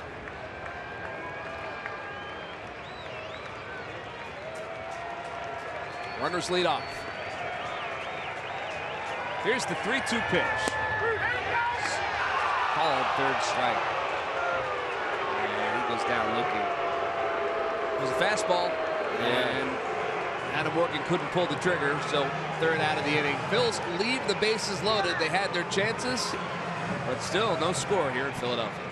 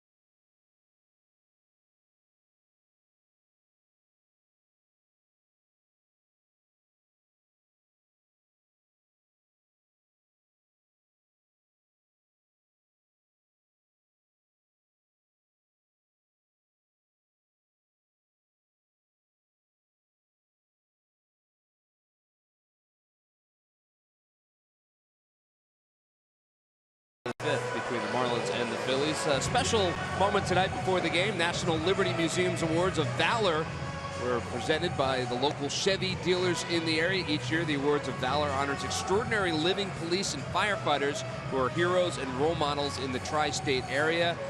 From the Philadelphia Police Department, Jacqueline Bailey Davis was honored. From the Philadelphia Fire Department, Engine 7, Michael Morales was honored as well. And also from the Philadelphia Police Department's counterterrorism operations, Damian Stevenson received the award before the game, all presented by the local Chevy dealers, and certainly terrific recognition for the heroes in our community that go to work every day and do what they do. So we thank them for that, and thank Chevrolet for recognizing them as well. Nice play by Ryan Howard. on the ball by D. Gordon. He dives and touches first base, and he is out at first base. D. Gordon goes down in a heap as well. A lot of bodies over there touching the bag at the same time. He's up and he's okay, but nice play by Ryan Howard to his right, and then a nice play to his left as he tags the bag with his glove. And Donald Arthur Mattingly is going to come out and argue that this was interference by Adam Morgan. Correct. Yeah. Well, we'll see how far he gets on that in that argument. Take a look. Like I said, though, it started with a really nice athletic play by Ryan Howard. Excellent play, ranging to his right. Adam, he'd already tagged the bag. Yeah. I mean, wow. That was a pretty athletic move by three different guys at that moment to avoid a major collision over there at first. The umpires are going to get together and talk about this.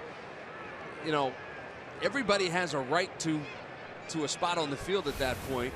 They're arguing that D. Gordon had to change his path to first base because Adam Morgan was coming in to cover the bag and coming in hard. I'm not sure that's a valid argument, though, right? Can't he just run through Adam Morgan if he has to? Yes. Yeah. Why try to avoid him? Yeah. I just think the play was made in enough time where D. Gordon wasn't going to be there in enough time. They are going to say that. Well, see, it goes to show you what we know. I'd like to get an explanation on this. So with Pete McCannon, so he's headed out to get one. I doubt we're going to get one this timely. But they are putting D. Gordon back on first base. Defensive obstruction on Adam Morgan is the call. Take another look. Boy, to be able to run like this, D. Gordon. If they were to look at that replay,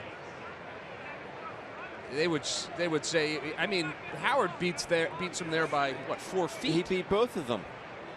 I don't understand how this can be overturned.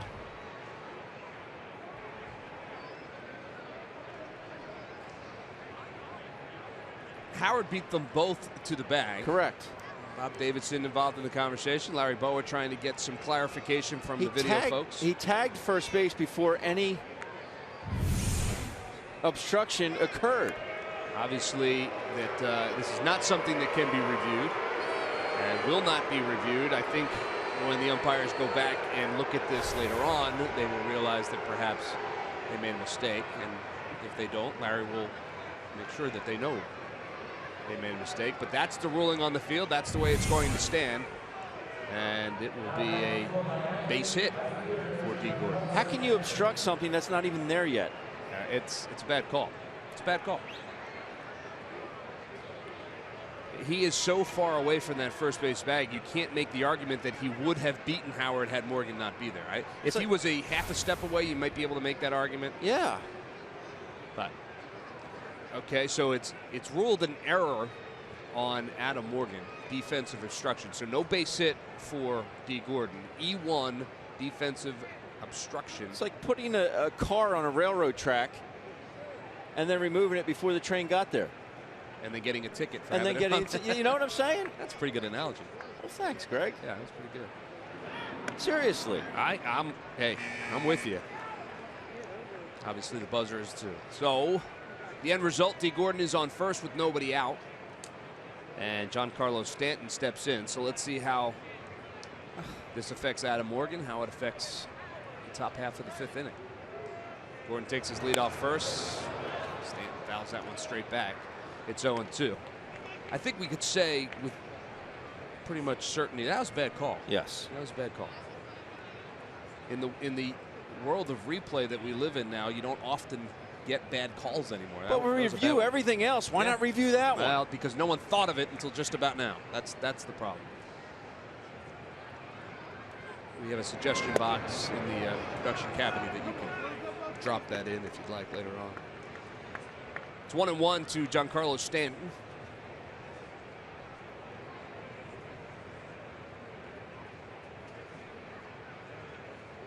So Gordon takes his lead off first.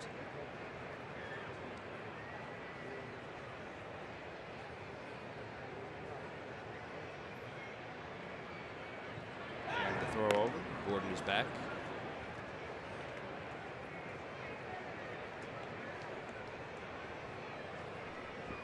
What was it again? Defensive obstruction? Yes. Holding. Box is too small to write all that. Just put E1.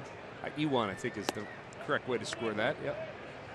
Ball sails outside. It's 2-1 now to Stanton.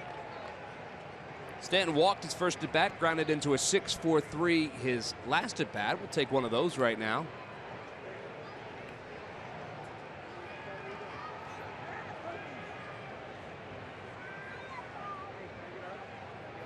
Another throw over. Chases Gordon back.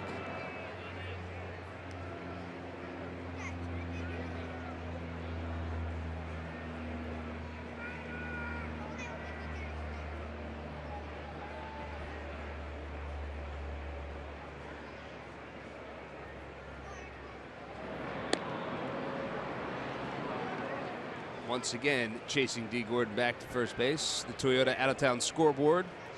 Washington having their way in the bottom of the third with the Atlanta Braves 5-1 in that one. Trey Turner, his 9th home run of the season, a 2-run blast for the Nets. And again, thrown over.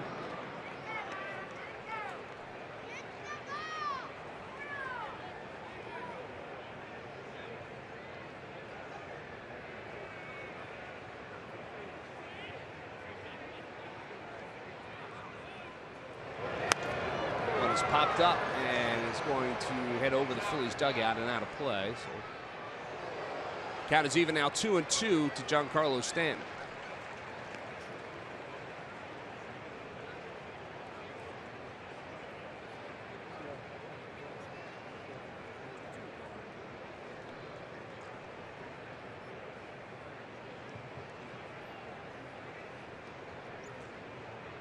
Gordon takes his lead off first.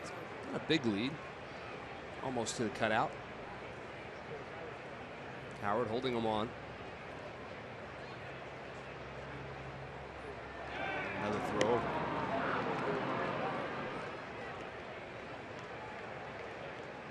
And that's what D. Gordon does when he's on the base paths.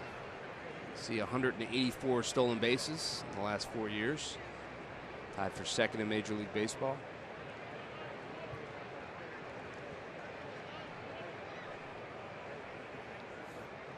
And there he's off and running. The 2-2 pitch is inside and no throw. So 3-2 is the count to Stanton. No swings, says the first base umpire Lance Barrett as well. So 3-2 full count, and Cameron Rupp had no chance. D. Gordon, he got a pretty good jump on that one. He had a good jump, and all you can try and do is pick this ball in the dirt and get up and throw it as hard as you can to second base. Off and running is D. Gordon. So there's base open at first. Full count to Stanton. Nobody out here in the 5th. It's Gordon's 21st stolen base of the season. 3-2 pitch outside for a ball. He walked it. So instead of first out of the inning, the Phils find themselves in a little bit of trouble. Runners at first and second. Nobody out in the top of the second, and that's going to prompt a conversation from Bob McClure. So we will tell you that Sunday at 1:35, Budweiser's Folds of Honor Day. Get the Desert Camo t-shirt free for fans 21 and over. Marlins still in town. If you want to get some tickets for that one, get that t-shirt. Just go on to Phillies.com. Your tickets there. Proud to serve. Business Folds of Honor Day presented by Budweiser. I have to imagine that part of this conversation is to talk to the umpire. Quick word to Bob McClure, but to calm Adam Morgan down too. Say, hey, look, you can only do what you can do, and that's work on these batters. Yeah, and you have a tough hitter in Martin Prado up right now. And you definitely want to make sure you keep an eye on D. Gordon at second base. So Prado steps in. He's 1 for 2 on the night. Flew out to right field in his first at bat, and he singled back in the 3rd inning. Runners lead off first and second. Thinks about bunting, way outside for a ball. It's 1-0.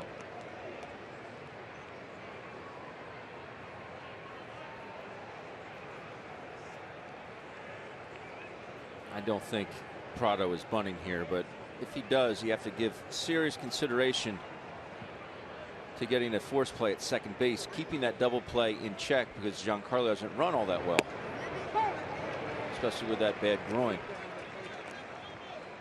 But you're just not going to see a 3-hole hitter punt. No, not one as. Well, you don't think you're going you to, don't think but yeah, you never know.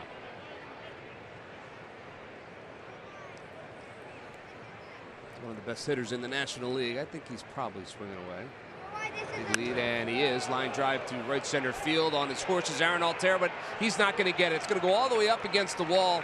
D. Gordon will score easily. Stanton cruises into third base, and Martin Prado has an RBI double, producing the first run of the evening, and that is a real shame going back to how this entire inning started with the offensive obstruction. But that's why a guy like Martin Prado doesn't bunt. Does not bunt, just uses the entire field. He's just so hard to pitch. He really, really is hard to pitch. It's a changeup. You see the circle change grip right there. Adam Morgan. Pretty much the exact same spot. I mean the exact same spot he got Prado to fly out his first at bat. Well, that'll bring up Christian Yelich. He's 0 for 2 tonight. Put runners at second and third for their cleanup hitter. First pitch to Yelich is inside. David Hernandez is stirring out there in the Phillies bullpen. He's up and starting to warm up. So it's 1-0 to Yelich. One run across, still nobody out here in the fifth.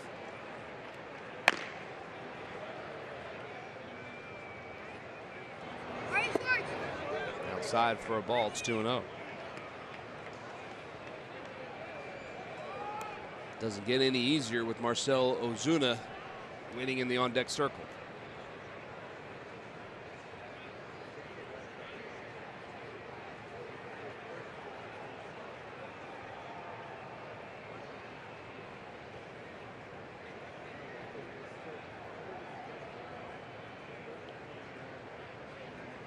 Morgan and Rupp having a little bit of trouble getting on the same page. Time is called.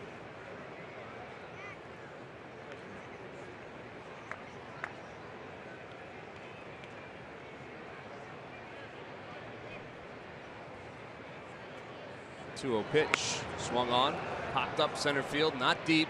In comes Odubel Herrera. He makes the catch, and Giancarlo Stanton's not going anywhere, even though the throw comes all the way home. So that's the first out of the inning. It's a big one for Adam Morgan.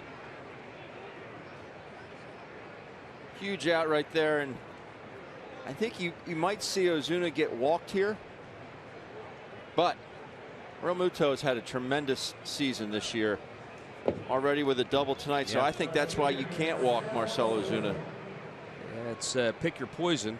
Justin Bour behind Realmuto is the lefty, but you know, now you're looking way down the lineup at that point. So you know, I would be careful with Ozuna.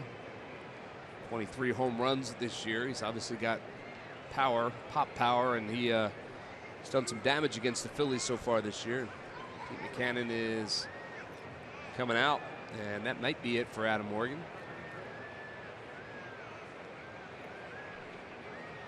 Adam's looking at him in disbelief. I haven't seen Pete make the call to the bullpen yet, but he's going to go out and take the baseball from Adam Morgan. So his day is done, and David Hernandez will be asked to come in and get out the right-handers, Marcell Ozuna and JT Realmuto. So we have a pitching change here in Philadelphia. Adam Morgan's night is done. Pitched well. Some unfortunate circumstances. It's 1-0 Miami.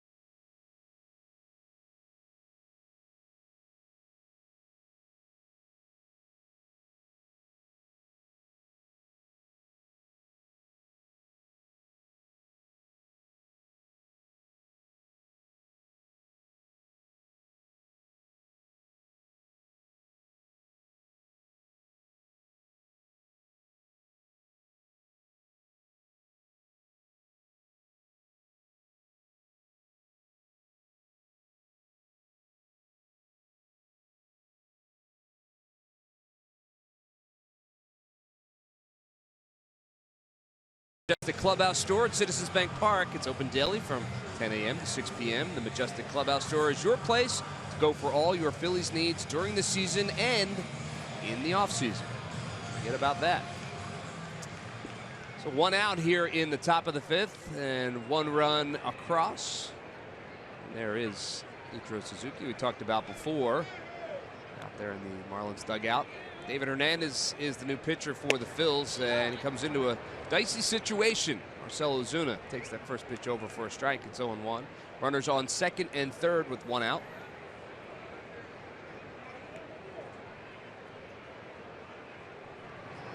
The 1 pitch, ground ball to third base. And Andres Blanco tries to tag Giancarlo Stanton at third. He's able to get back, and I'm not sure why Blanco would do that. He had the out at first, and it didn't look like Stanton was going anywhere. Just a poor decision here by Andres. He thinks he can get the sure out at first. You have 2 outs.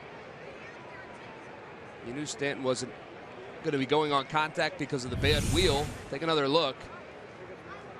He's drifting off just a little bit, but I mean, that's a tag play. He's going to have to tag him, not tag the bag. I think if you ask Andres Blanco, he'd say, I need to make that throw over to first base.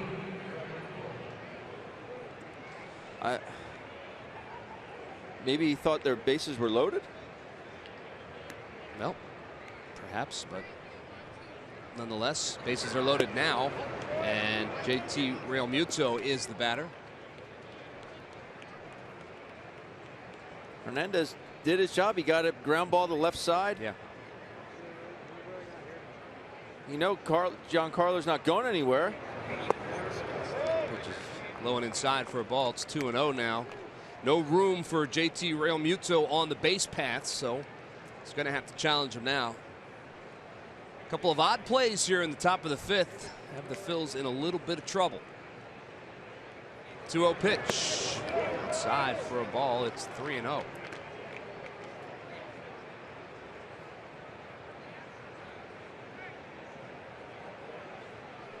Green light for Realmuto? No. Bases loaded. 3-0 pitch. Over for a strike. It's 3-1.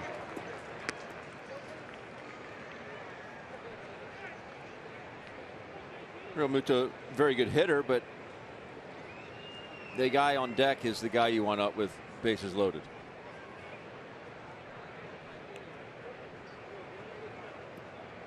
Now, time is called.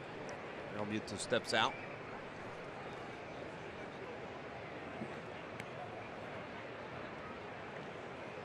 The 3-1 pitch.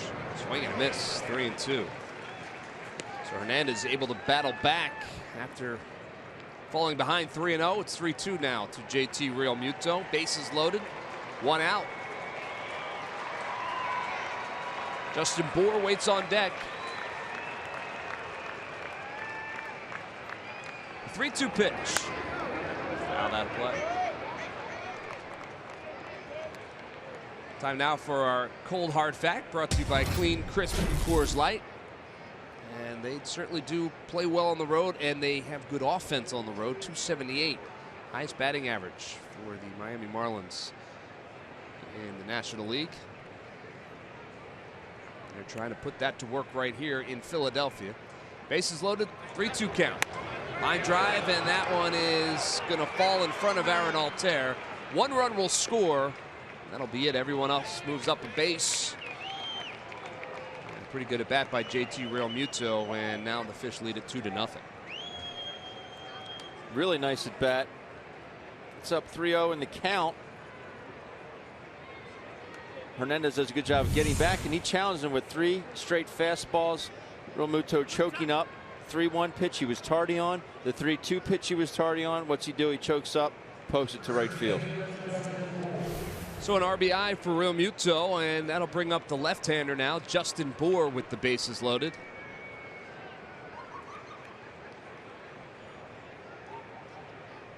First pitch to Bour is swung on and missed. It's 0-1 to Justin Bour. 1 for 2 tonight, strikeout and a base hit. You see his numbers, 2 career grand slams.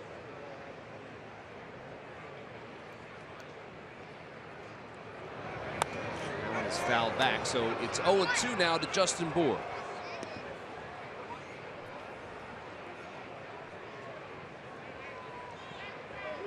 The inning started off with the leadoff hitter D. Gordon apparently out at first, and then that overturned on offensive obstruction. Then a walk and a double and a misplay, and that's where we're at right now. Bases loaded. That one's in the dirt. Nice stop by Cameron Rupp. 2 runs are across here in the 5th. David Hernandez doing his best to try and keep it at that.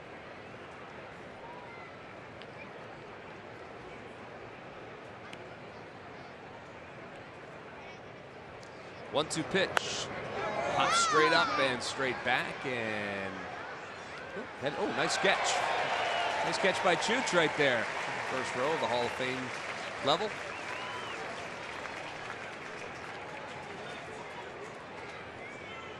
It was coming our way, Ben. Sure was. So the count is still 1-2 to Justin Bour. From the stretch, the 1-2 pitch.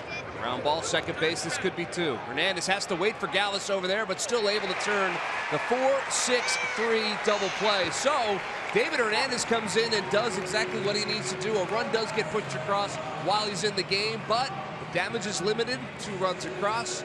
We head to the bottom of the 5th. It's 2-0 Miami.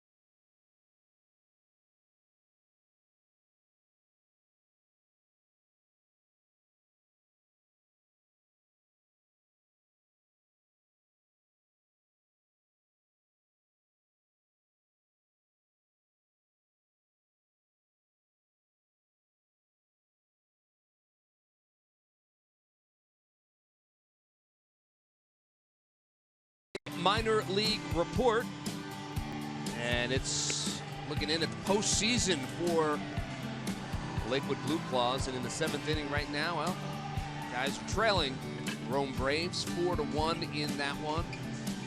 Rome would end up clinching the South Atlantic League Championship if they were to win this game. They lead the series 2-1, best of 5. So Lakewood's got some work to do, but that one's not over yet, as we like to say. So good luck to Lakewood as they try to come back in that one. It's 2-0 here in Philadelphia, bottom of the 5th inning. And Tom Kohler all of a sudden has himself a 2-run lead as he faced the top of the order for Philadelphia. Cesar Hernandez and Roman Quinn and Andres Blanco in this inning. The line on Adam Morgan, 4 1/3 innings. He allowed 7 hits and the 2 runs. They were not earned runs. 2 walks, 4 strikeouts, 86 pitches. 54 of them were strikes. I'm sure their conversation will be, was that the right time to pull him out? But I think you got to say to yourself, well, David Hernandez was brought in and did exactly what he needed to do, and probably would have gotten out of the inning without any damage if Blanco had made the play over to first. So kudos to David Hernandez at that point for coming in and getting his job done. Outstanding job by David Hernandez. Getting back to that Lakewood series, it's an awful long way to go for a 5-game series. Down to Georgia and back. Yeah. Yeah, well, that's what you get when you have a good regular season like Lakewood did. I used to love getting off those buses after a long trip. You try and walk your. Dude, I get that way on my way into work.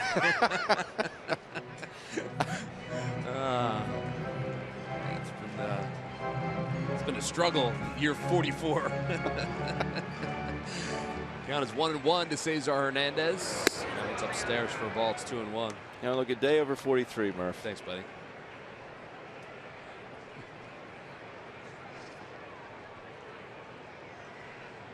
Cesar is lined out and struck out 0 for 2 tonight. 2-1 pitch inside for a ball. A little low, 3-1.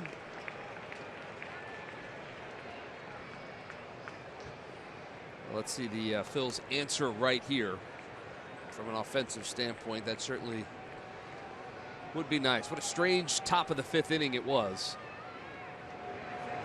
Cesar pops that one straight up. Echeverria, shallow left field, is under it. Out number 1. Well, tomorrow at 3:30, college football is in full swing as Villanova hosts their CAA rivals Towson. Both teams are 1-1, looking to take an early lead in the conference. Villanova Wildcats battle the Towson Tigers tomorrow afternoon at 3:30 right here on CSN. Good luck to Andy Talley and the boys. They're at the Villanova. Roman Quinn is the batter, and he swings at the first pitch past Mickey Morandini and foul. It's 0-1 to Roman Quinn. He is 0 for 2 tonight. Strikeout, ground out to first for the youngster. And grounds that one to second base. D. Gordon. 2 outs.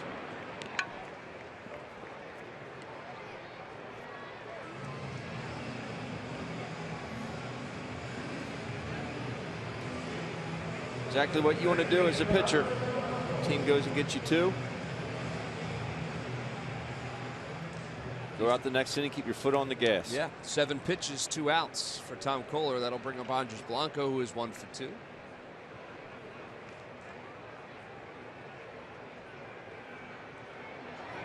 First pitch, so Whitey is over for a strike. I don't know what it is about Tom Kohler, but take a look at his pitching numbers. Just the 4th inning, did he really have any kind of trouble? Side for ball, 1-1. Through all those pitches, ended up with 3 strikeouts in that 4th inning. Well, sometimes they add up. Yes. A couple of walks in that inning and a hit as well, but no damage on the scoreboard. That's where it counts. And just to complete the thought, I don't know what it is about Tom Kohler, but he certainly has had the Phil's number this season. 2-1 now to Andres Blanco. 2 outs. Ryan Howard waits on deck.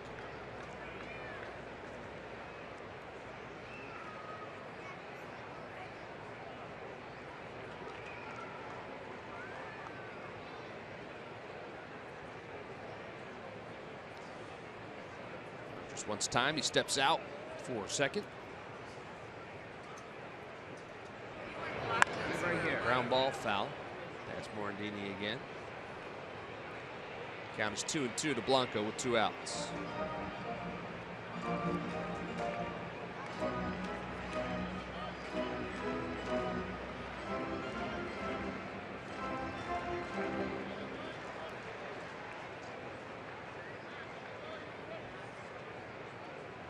The 2-2 pitch.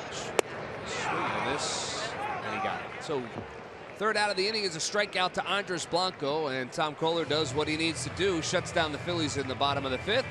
We'll head to the 6th. Marlins with a 2-run lead.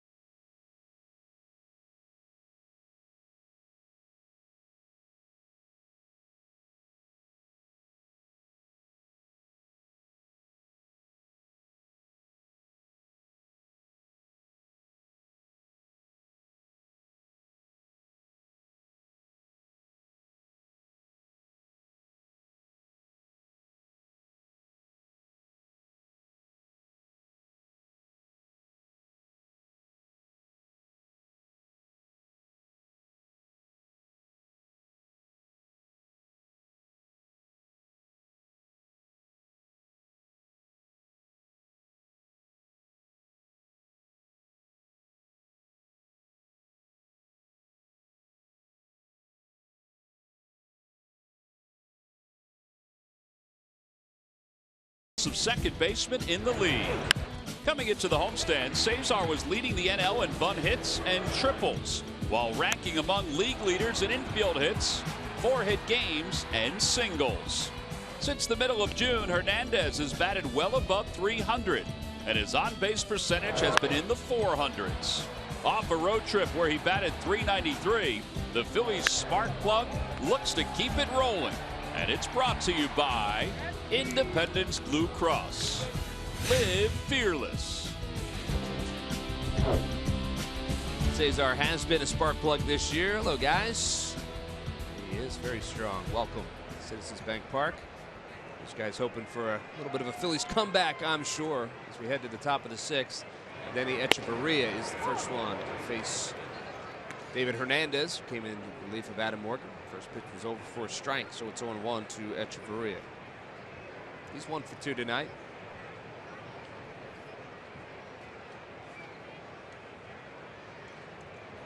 Time is called.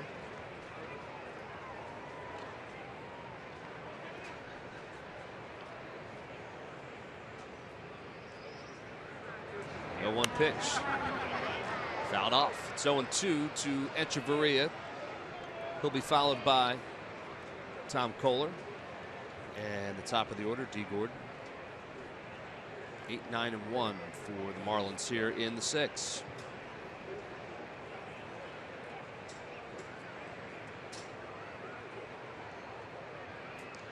The 0-2 pitch. Derek. It's 1-2.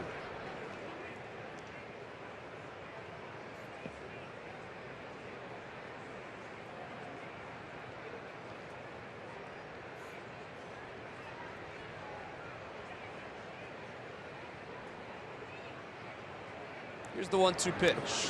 Inside. Oh, it hit him. So Denny Echeverria will rub his elbow and head on down to first base.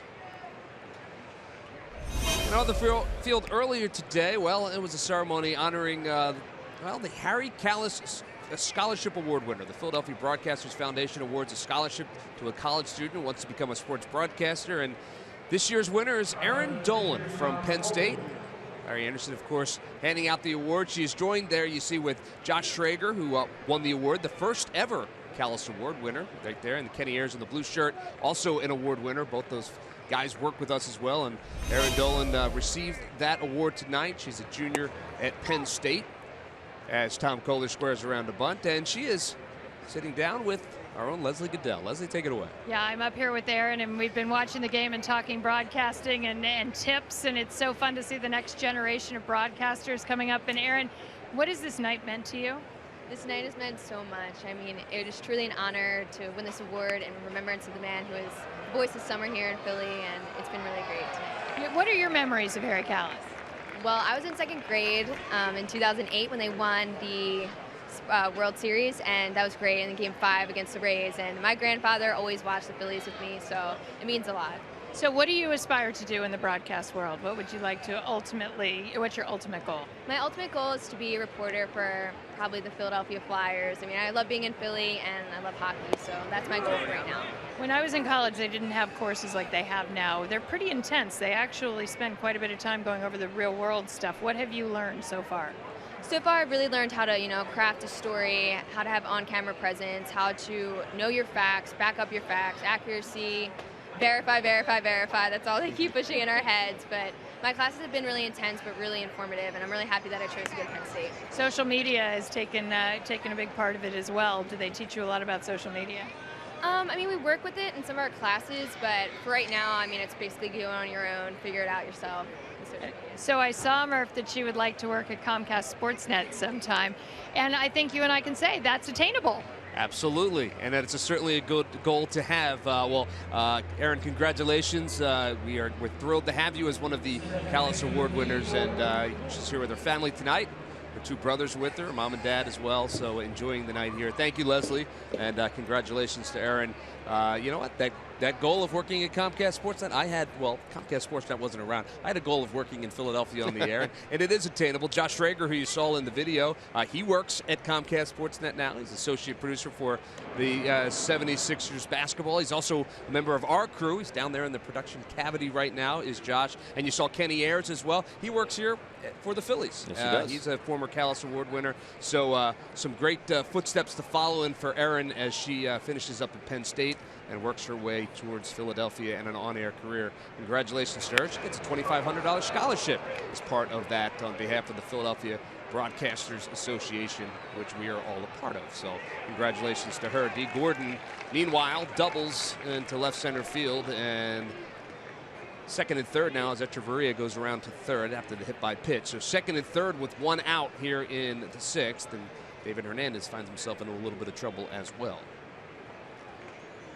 I sure would like to see that race, but Dee Gordon takes what the pitcher will give him. I mean, that's just a line drive over shortstop, Murph.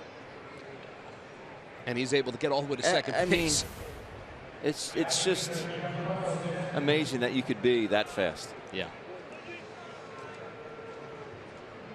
So with one out, runners at second and third, Giancarlo Stanton swings through that one outside.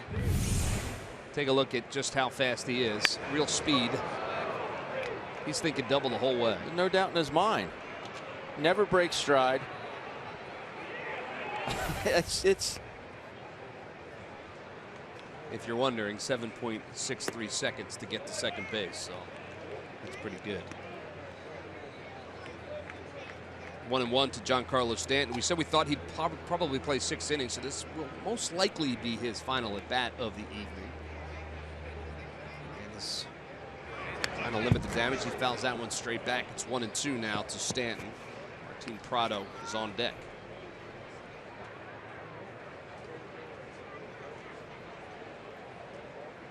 I think he has a little bit more hand movement tonight's ball game. Wiggling that bat. Usually he stands up there almost like a trophy, very statuesque, but a little more hand movement out of him. Swing and a miss, and he got him. So a big strikeout for David Hernandez there, and that is the second out of the inning. And the first time that Giancarlo Stanton has gone down swinging. So 2 outs with runners at second and third, and that'll bring out Martin Prado, and well, the hand waggling didn't help him on that one there. Good hard slider down and away. He's had the same swing the entire season. It's like he's swinging just around everything. Still has the 25 home runs, but it hasn't been a Giancarlo Stanton kind of season for sure. Martin Prado, well, he has done some damage, and he's done some damage tonight. Doubled back in the 5th inning. Played a couple runs. If you're built like Zeus, you're going to run into a few. Yeah, that's true. David Hernandez trying to see his way out of this one. He's ahead of Prado 0-1. The 0-1 pitch. Swing and a miss. It's 0-2.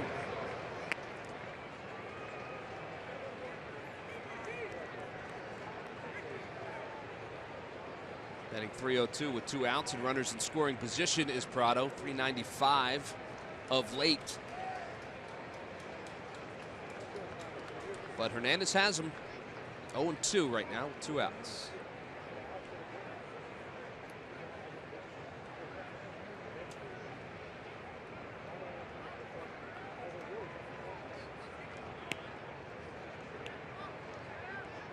Here's the 0-2 pitch. Line drive right at Andres Blanco, who reaches down, catches it, and throws it across the diamond for the out. It one hopped into his glove, but Blanco up and able to throw it across the diamond for the final out. Prado hit it hard, but a really nice play by Andres Blanco, so no damage done here in the 6th. We'll head to the bottom of the 6th. Still 2-0.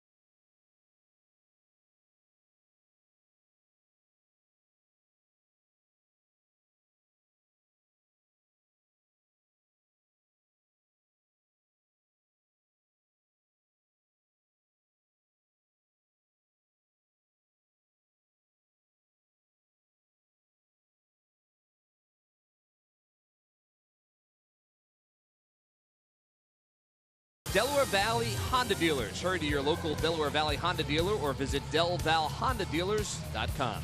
By Xfinity. Xfinity X1 will change the way you experience TV. And by WB Macy. You can't go wrong when you buy right.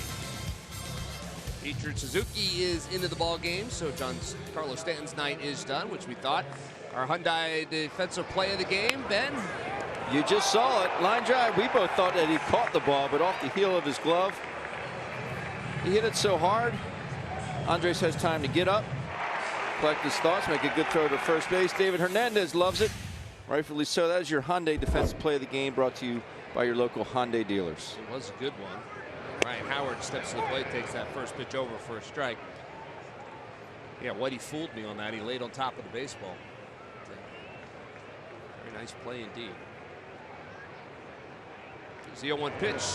Howard gets outside for a ball, 1-1.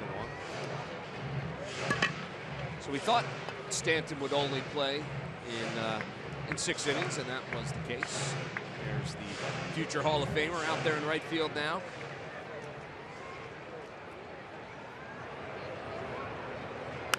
One pitch. Howard fouls that one back. Good swing there.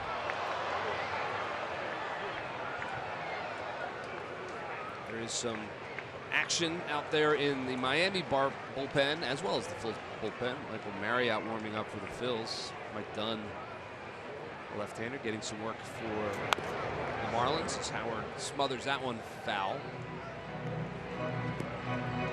Kohler hasn't made too many mistakes with that curveball tonight, but that was one right there. Left up in the zone. 94 pitches for Tom Kohler. Relatively stress-free tonight. That is a breaking ball, and it's left outside for a ball. It's 2-2.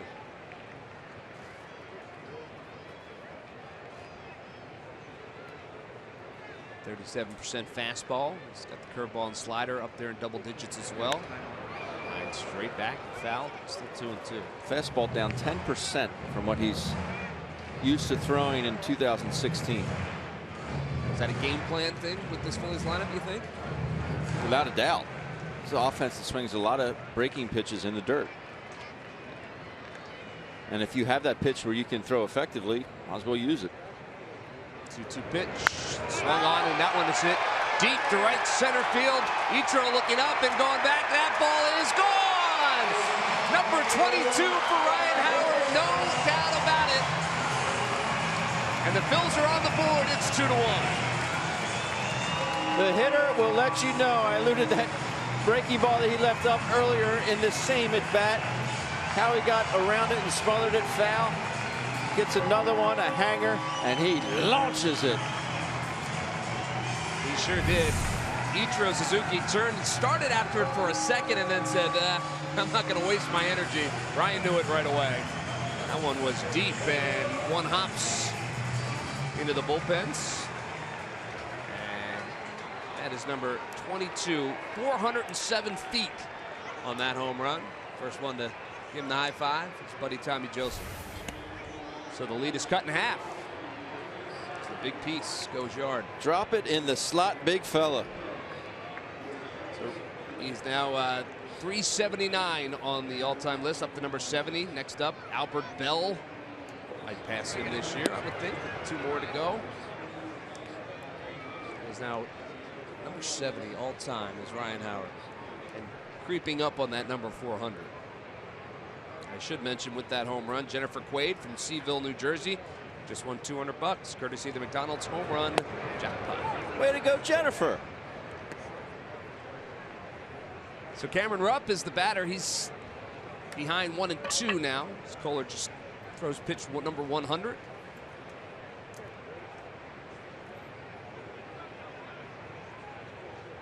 Here's the 1-2 pitch. And that one is a line shot into left field, and that's going to fall in for a hit.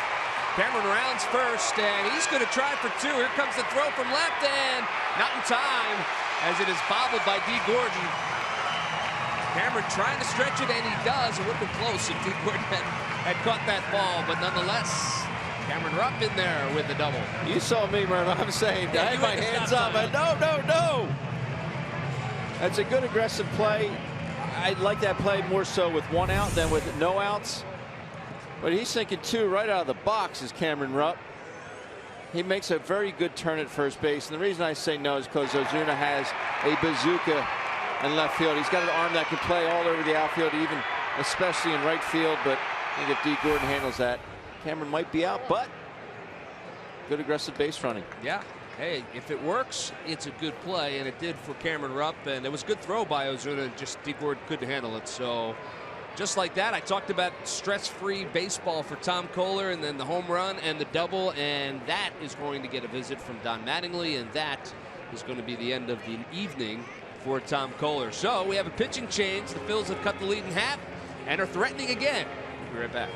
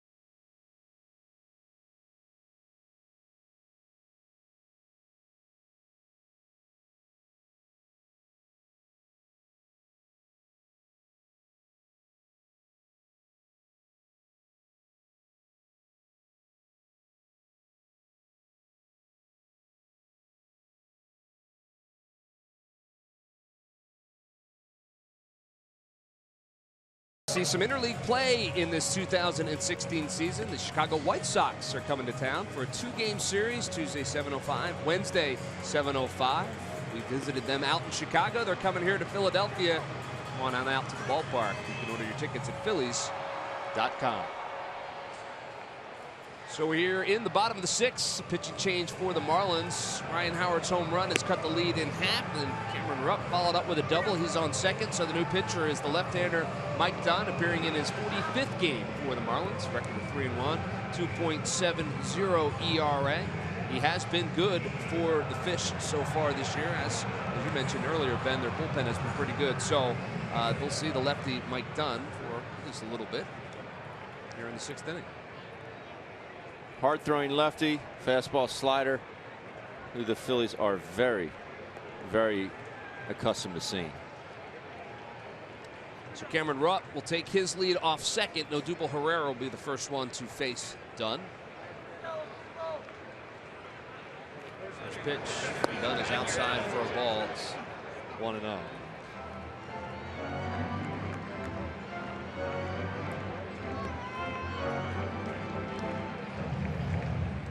Herrera versus lefties, 237. No home runs versus the lefties, 8 RBIs.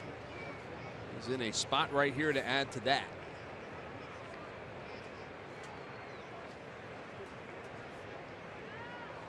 1-0 pitch, inside for a ball. It's 2-0. The 57th career ball game that he has faced the Philadelphia Phillies. It's inevitable that you're going to see him. Yeah, his numbers against the Phillies are pretty good. He's 2-2 with a 4.12 ERA lifetime against the Phils. His 56 games against the Phils are the most by any active pitcher. So there you go.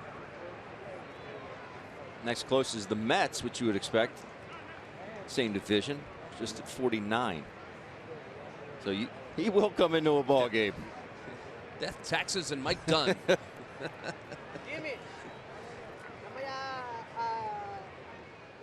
So 2-0 to Odubel Herrera. Runner on second, nobody out. One run across here in the 6th. And the pitch, line drive, center field, going back on it is Yelich. Still going back, and he's not going to get it. It's off the bottom of the wall. Cameron Ruppel round third. He's going to score. And cruising into second is Odubel Herrera, and the Phils have tied things up. And just like that, now he has 9 RBIs against the lefties. Loud noises. You hear the crack of the bat from up here, Murph. That ball was screaming as it went out towards that left center gap. Take a listen. Oh. Yeah, I love that sound. Deepest part of the ballpark, or almost deepest part, I guess, by that 387 sign. And Cameron going back to tag just in case, but makes it home easily. So back-to-back doubles coming off the heels of Howard's home run, and we've got ourselves a new ball game here in the 6th. Freddie Galvis will step in against the left-hander as Herrera takes his lead off second. Marlins think he's bunting, and they're turn around and no throw as Herrera scrambles back. You have Freddie bunting here? Marlins sure thought so. I don't. I wouldn't either.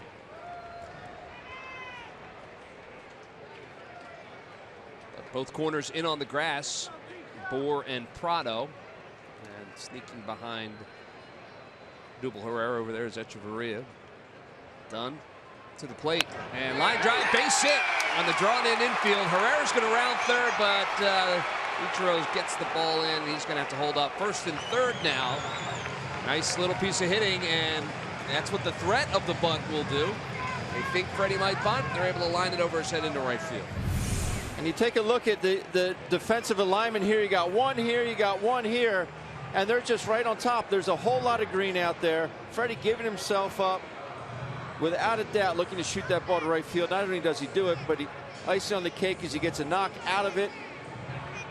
It's a good piece of hitting there by Freddie. Yeah, and that's a routine line out, you know, if the defense is in its normal spot. Don Mattingly's seen enough of Mike Dunn, and he's making another pitching change. So he'll bring in the right-hander, and another pitching change here in Philadelphia. Got a brand new ball game. Phils have scored 2 and trying to score some more. We'll be right back after this.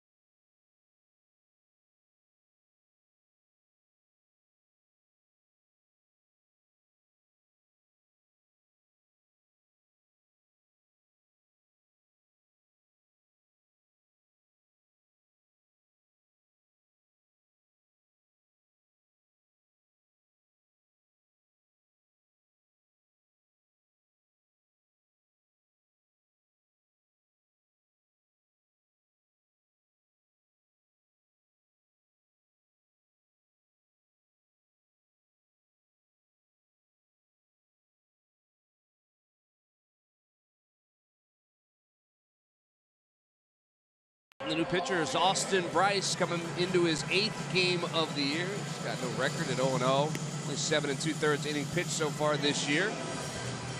For Austin Bryce, the right-hander. He's got a 0-0 record, as I mentioned, 9 ERA versus the Phils. Well, we have a minute. Let's recognize some of our other ball players turned crew members. How about Dave Dittinger, one of our camera operators? I'm pretty sure Dave is running around tonight doing the handheld RF camera. He is. There he is. And I've known Dave for a long, long time. Not as long as that photo, but I've known him for a long time. He's looking good. Dave's a pretty good athlete. He's a good athlete. Still is. First pitch to Aaron Alter's big swing and a miss, and it's 0-1. So Freddie Galvis over there at first. Odubel Herrera is over at third. Cody Asche has moved into the on-deck circle for the Phils. Bat for the pitcher. Pitch from Bryce is a little bit low for a ball. It's 1-1. We seemingly say this about every National League East opponent. But Ryan Howard, career versus the Fish, 171 games, 41 homers, 123 RBIs. Yeah, it's impressive. You look at his numbers against the NL East. 1-1 pitch to Alter. Ground ball to short. That's going to get a run home. And safe down at first base is Aaron Alter. So out at second base is Freddie Galvis. 6-4 goes the foot out. They're unable to turn two, and the run does score. So the Phils take the lead 3-2. So an effective at bat for Aaron Alter. It was. It really was, and that's Freddie Galvis advancing Odubel to third base. That's why the Phillies are able to score here. It's a good exchange. Aaron Alter just outruns it. Oh, that's a long stride. My man has got a long stride. That's why. Herrera crosses for the third run. So the Phils have the lead 3-2. Just one out still. And Cody Asche will be the batter. Pinch hitting for David Hernandez.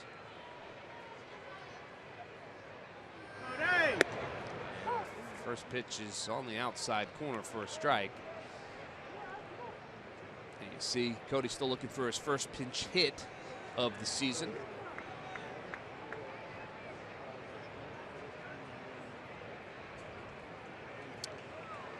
So Aaron Alter takes his lead off of first.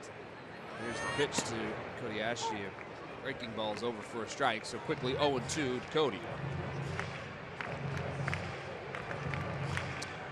The inning started with a home run from Ryan Howard, then a back-to-back doubles from Cam Rupp and Odubel Herrera.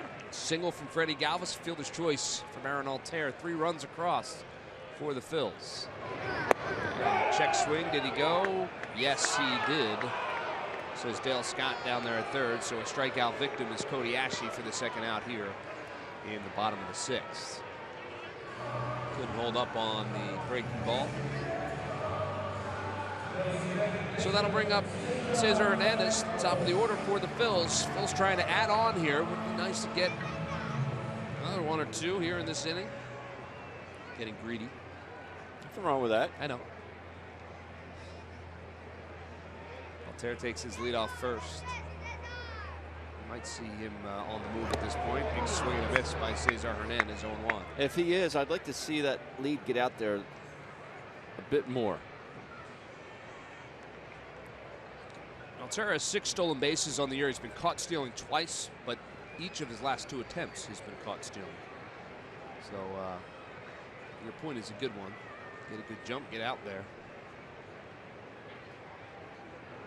1 pitch, out straight back, so it's 0-2 to Cesar Hernandez. And with his length, he can get out there pretty far and basically just take 1 crossover step and lay down and be back. I mean, this is a pretty good spot to run, is it not? A worst case scenario, Cesar leads off the inning, top of the order, right? But like I talk about his length, I mean, Aaron's what, 6'6"? Yeah. Long arms, you know, that's a piece of cake for him to get back. He could expand that significantly. I mean, we saw that stride. He was 20 feet from the bag, and he had that long stride and beat the throw. Yeah. Count is 0-2 to Cesar Hernandez. Here's the pitch. Check swing and called. 3rd strike. And he says he went around. Cesar doesn't like it, but that argument is going to go on deaf ears. Well, Ryan Howard got things started in this inning. Yeah, 407 feet. Number 22 on the year for Ryan Howard. The Phils added a couple of more. And they took the lead. We'll head to the 7th. Phils up 3-2.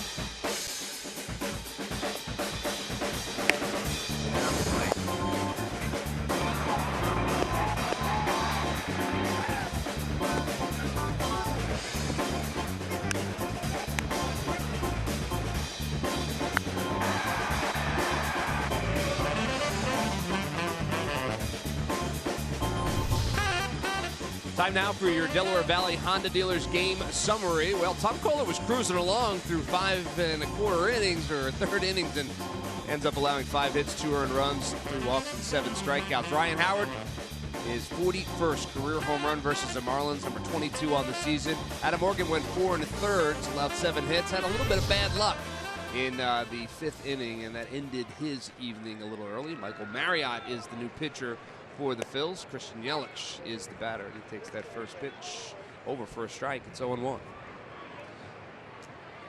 So a lot has happened in the last 2 innings, and it benefits the Phils as they lead it 3-2. Marriott fires, and they say Yelich went around, so it's 0-2 now to Christian Yelich. Yelich is 0 for 3 tonight. Came in batting .304 on the season. Dropped a couple of points to .302 at this point. The 0-2 pitch in the dirt. Check swing, no swing. This is Dale Scott down there at third, so it's 1-2. It'll be Yelich, Ozuna, and Real Muto.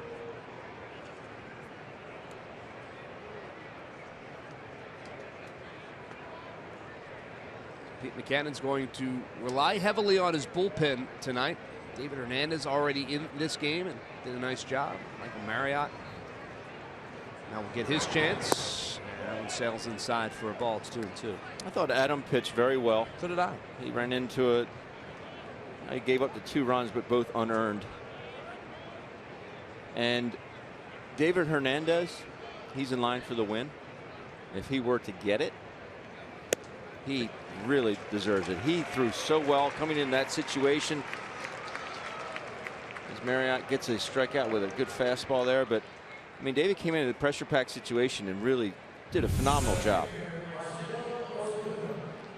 They certainly did, and if they can hold on and get him the win, I agree with you. Well deserved, because he came in a tough spot. He sure did. And hey, and you know, really should have gotten out of the inning even earlier than he did, but was able to finally get out of it without too much damage. So 1 out. Marcell Ozuna steps in, and he swings at the first pitch and skies it straight up in the air. Andres Blanco coming in from third. He says he hasn't, and he does, right by the third base coach's box. And that's the 2nd out of the inning. So Ozuna pops it straight up in the air, and Andres Blanco takes care of it.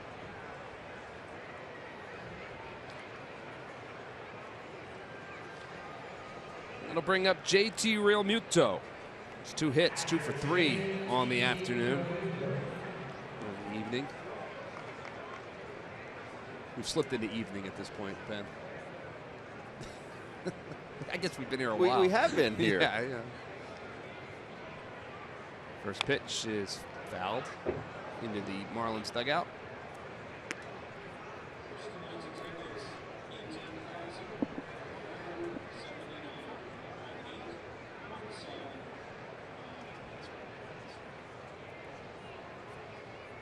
Marriott gets his sign. The 0-1 pitch. Outside for a ball. It's 1-1.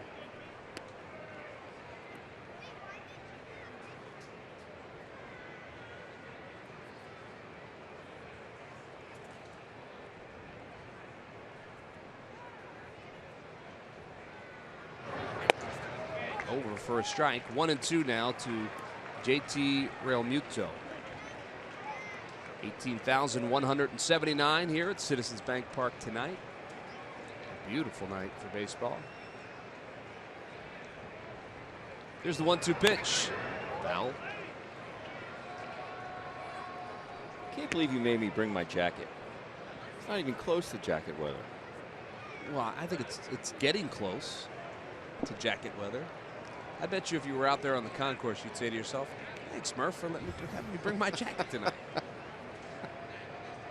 Always thinking ahead. I am. 1-2 pitch is on the outside corner, called, third strike. So an easy inning for Michael Marriott as he gets Real Muto looking on strikes. The 8th strikeout for Phil's pitching tonight. And we'll head to the bottom of the 7th. Phil's with a 1-run lead.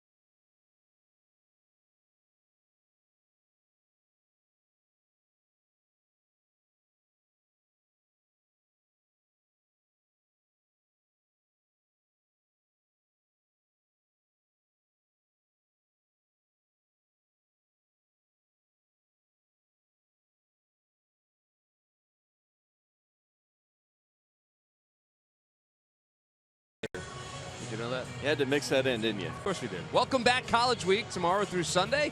$17 package price includes upper level ticket for college students, $12 in concession credit, plus half price sodas, hot dogs, and pretzels at any South Philadelphia market stand throughout the ballpark. It's a deal you can't beat. Order your tickets at Phillies.com/college. We've had a lot of college students here over the past week, which has been a lot of fun.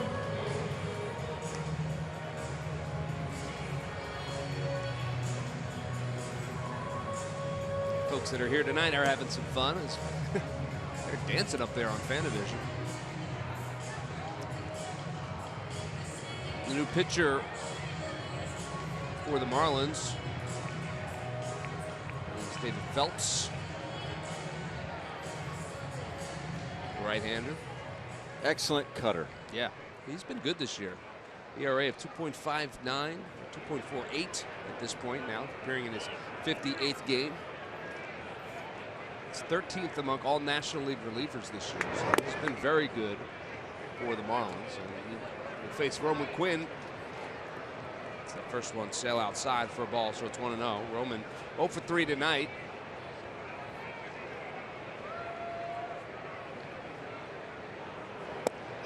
Takes that one over for a strike. It's 1-1.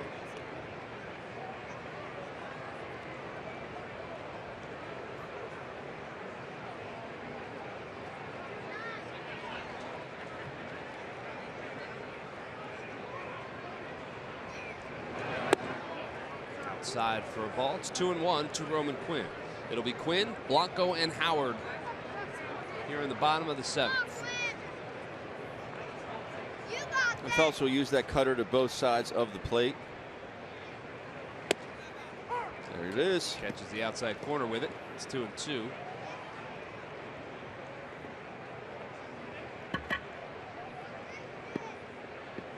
a quiet night for Roman Quinn. I don't think he's had any plays in the field that I remember. 0 for 3 at the plate. 2-2 pitch. Side. Full count now to Roman Quinn.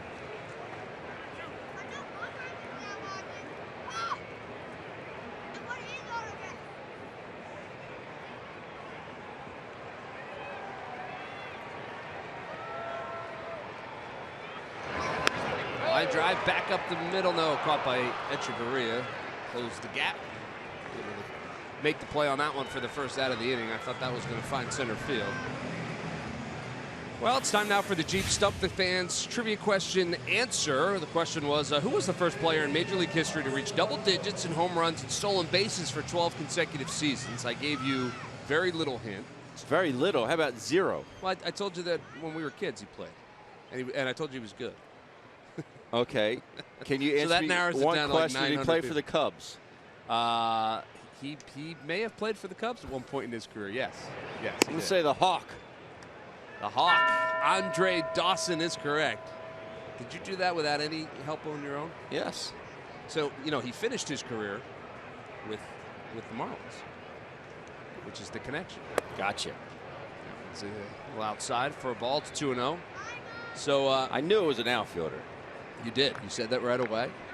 Andre Dawson, the Hall of Famer. Andre Dawson, what a career he had. And he was one of my favorite players growing up, you know, that wasn't in a Phillies uniform. He was fun to watch. He could do everything. Yeah, he really could. So log on to Phillies.com to find out if you're a winner of a Phillies prize pack. Ben, you are not a winner of a Phillies prize pack. However, you did get the answer right. Nice job. Thank you. Thank you. Brother Glenn will get another one sent to his home. I'm using Tom's line now, I know. Count is 2-1 to Andres Blanco. Here's the 2-1 pitch. Swing and a miss. It's 2-2 now. A long swing there by Andres. I'd like to see him, especially now with 2 strikes, shorten that up a bit. Put a ball in play.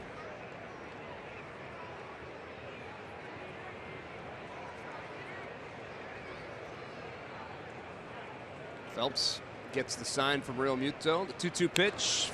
Fouled back. Still a very aggressive hack there.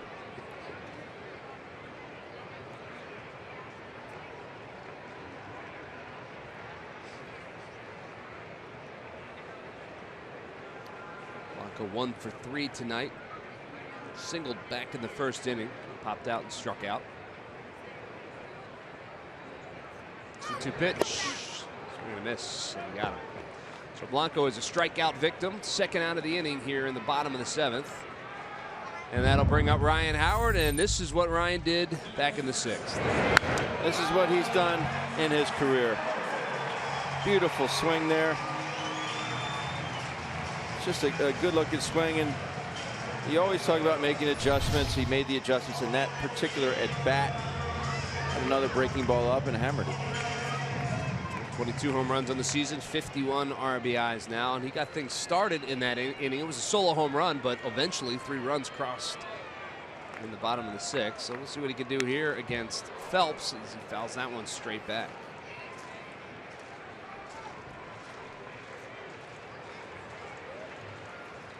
You talked about it earlier. With that home run, he passes Chipper Jones for career leaders in home runs versus the Marlins. Now 41 home runs against the Marlins.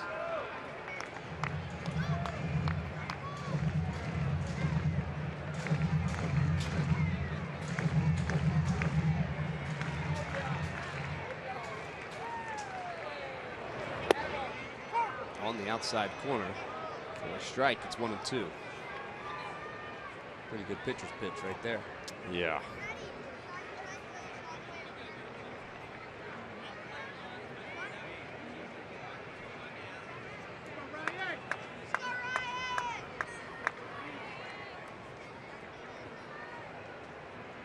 The windup, the 1-2 pitch. All that.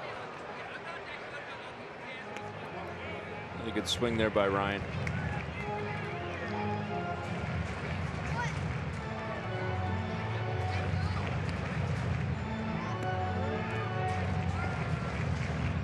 So they'll do it again with 2 outs. Cameron Rupp waits on deck for the Phillies.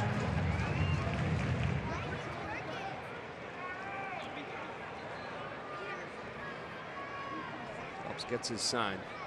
Here's the 1-2 pitch. Swung on, popped up. Center field, in comes Christian Yelich, and he'll make the catch for the 3rd out. Off the handle just a bit for Ryan Howard, the 3rd out of the inning. So relatively easy inning for the Marlins. We're going to head to the 8th. The Phils have a 1-run lead.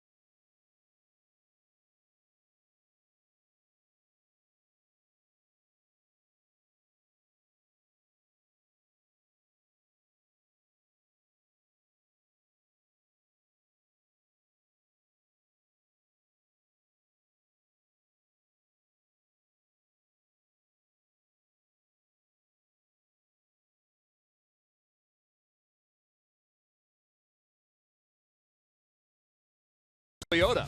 Toyota, let's go places. By Jefferson, call 1-800-JEFF-NOW or visit jefferson.edu. And by Chevrolet, visit your local dealer at chevydealer.com. Top of the 8th, we're dancing on the dugout here at Citizens Bank Park. The Phils with a 1-run lead. AT PHI Ramos into his 39th game of the season for the Phils with an ERA of 3.28. Don't think that Genmar Gomez is available tonight, so this makes a little sense. Ramos here in the 8th and probably Hector Neris in the 9th. Phils are in the lead at that point. Ramos will toe the rubber against Justin Bour, being the first to face him, and first pitch to Bour is inside for a ball.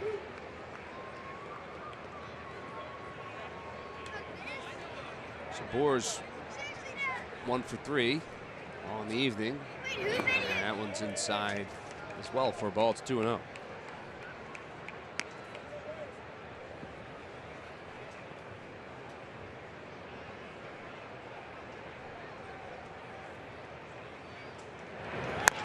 Ground ball, right side. Tommy Joseph just into the game and flips over to Ramos covering. So double switch in effect right away as Joseph to Ramos for the first out. 3-1. The ball will find you. Yes, it will. Leslie Goodell standing by with our T-Mobile. Yes, Murph, time for the T-Mobile greater coverage of baseball. The Cubs get to celebrate. Miguel Montero with a walk-off home run in the 10th as the Cubs beat the Brewers 5-4. Now, they clinched the NL Central last night, but that wasn't until the Giants beat the Cardinals, and that was close to midnight. So they actually get to celebrate tonight, and it was a great way for them to be able to celebrate after that walk-off win. And the Mets have a starter returning to the rotation this weekend. Jacob deGrom will start for the Mets on Sunday versus the Twins. He'll be limited to 75 pitches. He hasn't pitched since September 1st with forearm inflammation. They hope to get him at 3 starts before the end of the season, which means he'll probably be facing the Phillies next week when the Phillies are up there in New York. But they want to get him back, so if in fact they do manage to clinch a wild card berth in the meantime, they'll have him for the postseason healthy and ready to go. Yeah, thank you very much, Leslie. It's so important for the Mets to get healthy because they're in the mix. They've got a spot right now in the postseason, so they need to get their guys back if they're going to do any damage in the postseason. And you know, how great is that Cubs story? So they couldn't celebrate last night, although I would imagine they celebrated a little bit. Maybe a wee bit. Yeah, maybe a wee bit late at night. But man, then they do what they do today, and they can celebrate in grand fashion. So terrific stuff out there in Chicago. Congratulations to the Cubs. Tomas Talis is the pinch hitter for Miami Marlins, facing Ramos here with 1 out in the top of the 8th inning.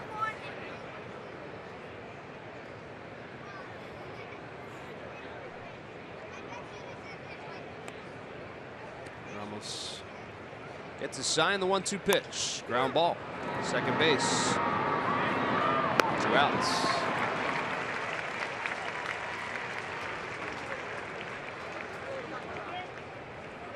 If St. Louis wins tonight out there in San Francisco, they will move even with the New York Mets for that first wild card spot. So it is going right down to the wire, which is the way it should be. Well, every time the Phillies retire the opposing team, 1-2-3, Comcast will make a contribution to Phillies charities. Phillies baseball is brought to you by Xfinity. Xfinity X1 will change the way you experience TV. Peter Bright. Ramos trying to do just that here in the top of the 8th. He's got the first 2 out. Derek Dietrich is into the game. Pinch hitter for the Marlins. Batting .276 with 4 home runs and 35 RBIs. 4 for 15 as a pinch hitter. And a 1 pitch over for a strike. It's 0-2. I love when Ramos works quickly like this. And you can tell he's in a rhythm. Strike after strike. 0-2 pitch, swung on, and that one's hit well. Deep to right field, and that one is gone. Off the scoreboard, and that one is going to tie it up. So Derek Dietrich comes off the bench, hits his 5th home run of the season. And just when you think Ramos was cruising along, we've got a tie ball game, 3-3. It just went to the well one too many times, and if you're going to miss, you have to bounce this ball. This ball has to touch the dirt. It cannot miss there to a lefty. He went down and got it, but you're right. It's not low enough, and hit that a long way. Dietrich put a charge into that one for sure. So we're all tied up here at 3 now in the 8th inning. And top of the order, D. Gordon steps in, and he hits that into left field promptly with the base hit. So back-to-back hits now for the Marlins with 2 outs. His 3rd line drive to left field.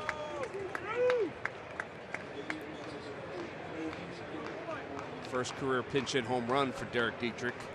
418 feet is the official measurement. That's not what you were looking for. So that'll bring up Ichiro Suzuki. His first at bat in this game, coming in for Giancarlo Stanton in or after the 6th inning. Having 304 on the season. Throw over. Gordon gets back.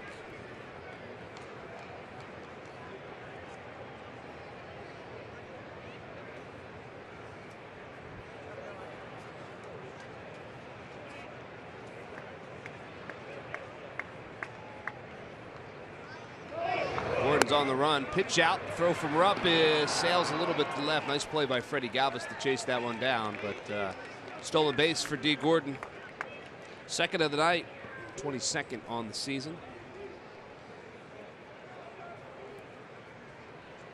It was a pitch out, but it wasn't a good one. No, it was back out over the plate, actually. You see Cameron out of his stance.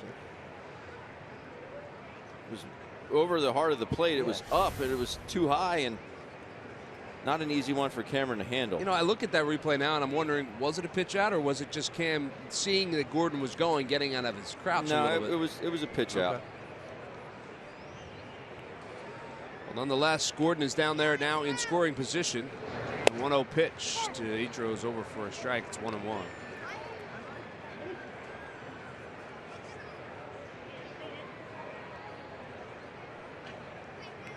See where Ichiro Suzuki sits on the all-time list. Top 25. It's a little bit high for a ball. It's 2-1.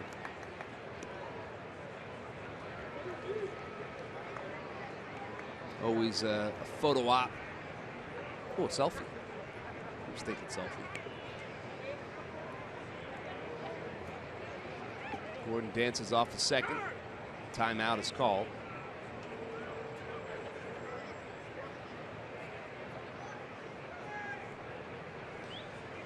So Ramos got the first 2 batters out, and then the home run by Dietrich, who tied it up. Base hit by Gordon, stolen base. That's where he is now. 2-1 pitch.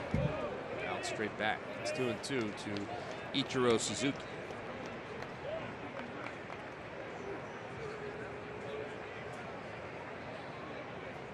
Look at that. The moment's not being lost on Philadelphia sports fans. That is for sure. No, it's not. 2-2 pitch. Swing and a miss, and he got him. The tag applied by Cameron Rupp, and a big strikeout by Eudora Ramos to end the top of the 8th inning, but not before the Marlins are able to tie it up. Derek Dietrich with his first pinch hit home run of his career knocks the game at 3. That's where we are as we head to the bottom of the 8th.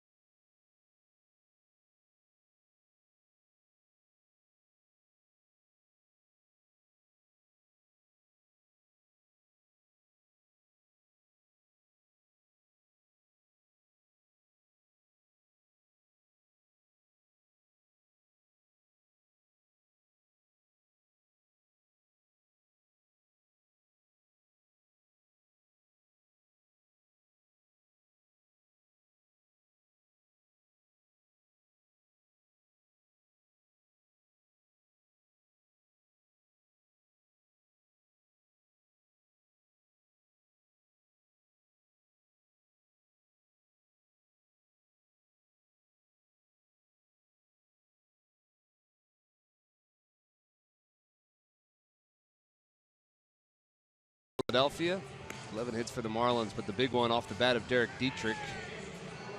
And new pitcher for the Marlins is Kyle Barraclough, appearing in his 71st game. And I think a lot of them have been against Philadelphia. 6-3, an ERA of 2.93. He's been a big part of the Marlins bullpen for quite some time, and he's been a good one.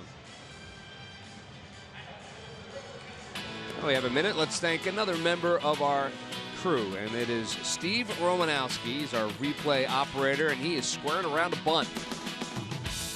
Yeah, they are.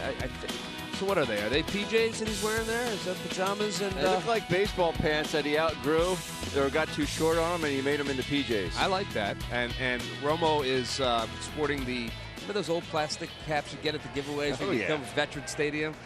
I'm sure I had one or two of them. Nowadays, you flip them over and they put nachos in them, which is never a bad idea. But Romo sporting that just so he would, in case Mom threw the pitch up high and inside, he wanted to be able to protect the noggin. So, Steve, thank you for all you do. Great replays that we show each and every night. Big part of that. Cameron Rupp is the batter. First pitch, he swings and misses, so it's 0-1.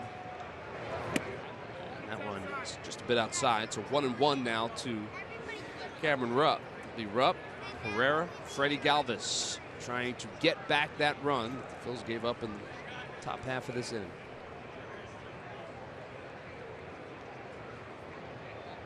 One pitch, swing and a miss. It's 1-2. Another big arm out of the bullpen for these Marlins.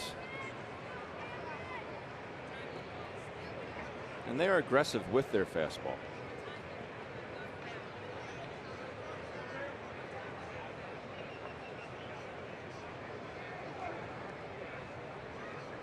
One-two pitch. Over for a called third strike. Cameron Rupp is a strikeout victim. So the first out of the inning here in the 8th. That'll bring Odubel Herrera, and this was a pretty good pitch. It's a good pitch, but again, looking for maybe an off-speed pitch. You can never give up on that fastball. How many times you heard Matt say you hit off the fastball? Unless you have an extreme opposite, like in the Jamie Moyer, who would predominantly use changeups. But you have to, especially a guy with plus velocity like Barraclough. Odubel Herrera will step in and see what he can do against Barraclough. He's 2 for 3 tonight. Single and a double for Herrera.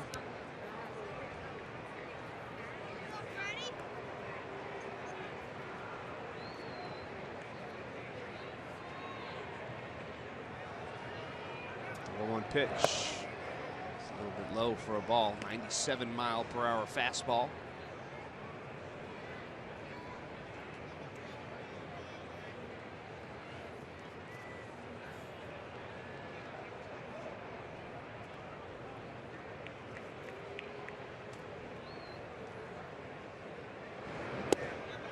It's outside for a ball as well. So 2-1 now to Odubel Herrera.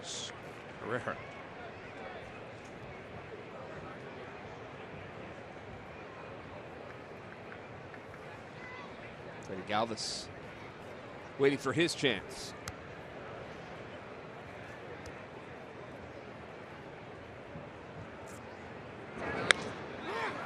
Popped up. Shallow left center field. Going back on it is Rojas, who is just into the game, and he makes the catch as the shortstop, and that's the second out of the inning. Nice play. No outfielder was going to get to that ball, so Rojas went after it, pulls it in. That'll bring up Freddie Galvis.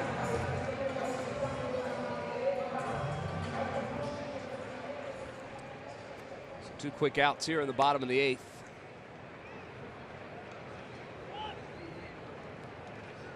Be a pretty good time to see that newfound power of Freddie's. Takes that first pitch over for a strike. Be tough to do on that pitch, though. Yeah. You see Barraclough being aggressive with that fastball, like I discussed, but he's spotting it up. 60 feet right now. It's that one out of play. So quickly 0-2 to Freddie Galvis. Yeah, that pitch to Cameron Rupp. was on the outside. That was perfectly placed. If Cameron, you're certainly not going to pull that pitch. If anything, you're trying to poke it the other way. And that's the same thing with Freddie batting here on the left side. The 0-2 pitch. Pokes that one, but he pokes it foul. See that pitch right there? You have to swing at Yeah. it. Was it a ball? Probably. Maybe. But you have to swing.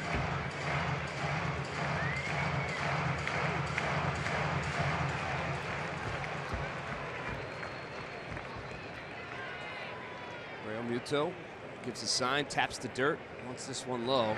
Pitch, swing and a miss, and he got it. So Freddie Galvis goes down swinging, and Mr. Bearclaw does what he's asked to do. Gets through the 8th inning unscathed. So we're going to head to the 9th. We got a tie ball game here in Philadelphia.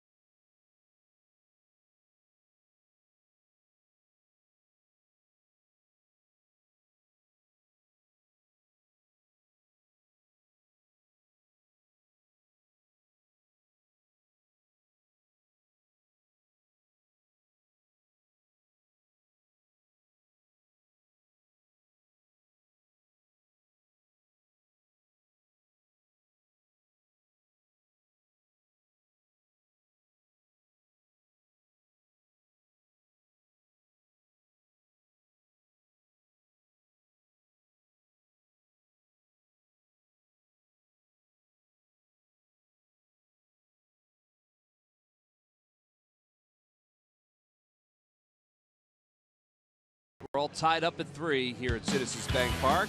Time now for our WB Mason deliveries of the game. It's here in the 6th inning, 1st and 3rd.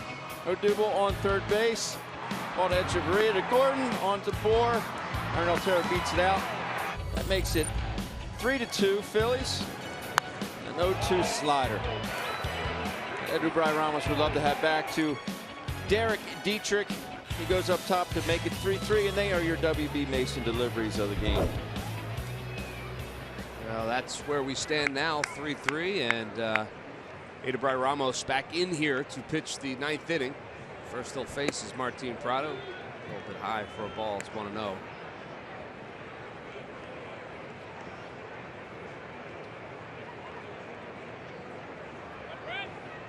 Part of the order for the Marlins: Prado, Yelich, Ozuna.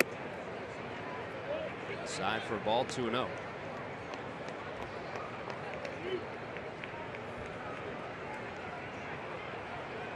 Bullpen for the Phillies is pretty quiet. It's lined out of play. Up the deck. 2-1 to Martin Prado. It's 2 for 4. Single and a double for Prado.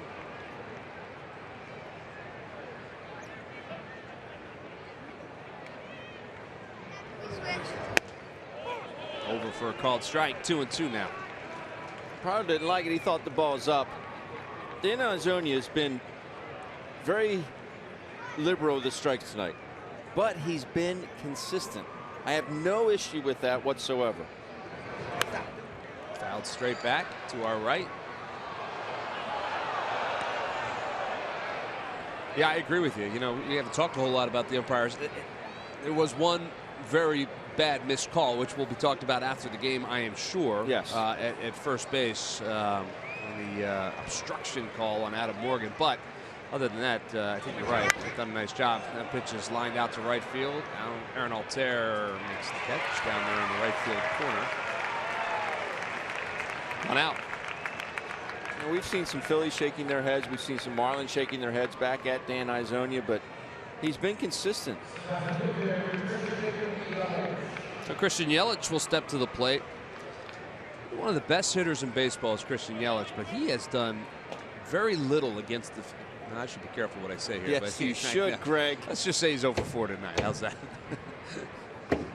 First pitch is over for a strike. Learning on the job. I'm learning.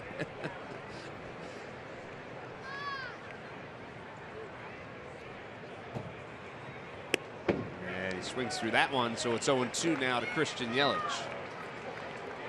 Remind me to tell you something about Yelich after this at bat, all right?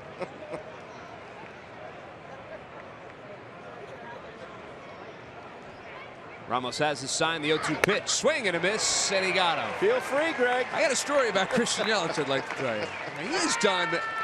He has done almost nothing against the Phillies this year, and he has had a terrific season. He's 0 for 5 tonight in this ball game. The Phillies pitchers all season long have done a very nice job against Christian Yelich. So that was a very nice job by Ramos, and he just blew it past him. Yeah, misses his spot, but fortunately Yelich chasing that fastball up and away. A couple homers against the Phillies this year, but you're right. Pitch is swung on and missed by Marcell Ozuna. Yeah, I mean, in 16 games, he's gonna get his knocks, but I'm just saying it just seems as though he has not done much damage, at least of late. Swings through that one as well. Does Ozuna? It's 0-2.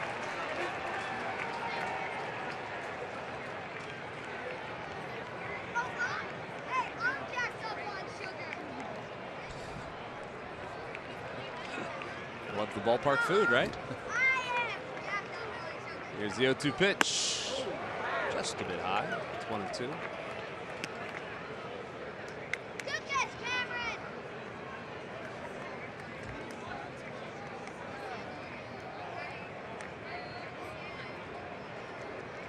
Almost gets his sign from Ruck.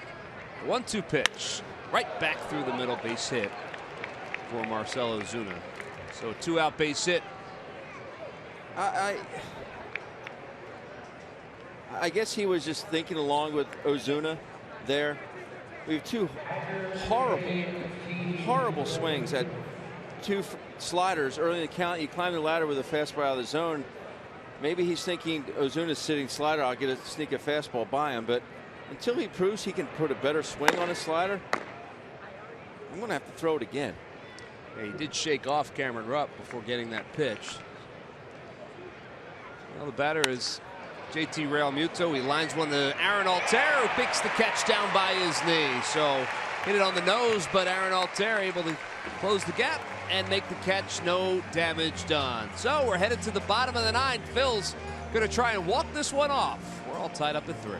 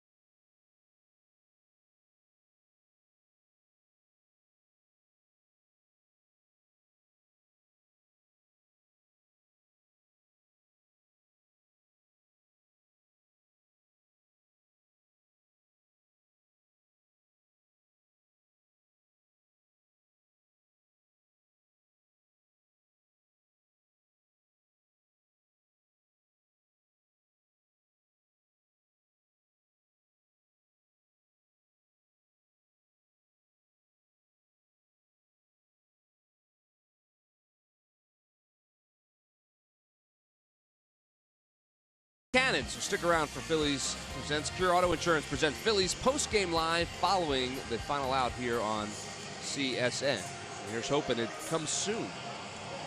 Phillies can walk this one off here in the bottom of the 9th. and snatch a victory away from the Miami Marlins. That sure would be nice. Dustin McGowan, the former Phil, is the new pitcher for Miami. 1-3, 2.95 ERA. It's been pretty good for the Marlins since leaving Philadelphia. Excellent. Excellent numbers. So Luis Garcia is warming up in the Phillies pen should we need extra innings, but I'm staying optimistic. No offense, Luis, I'm hoping we don't see you. Somebody be a hero. That's right. Leave him standing.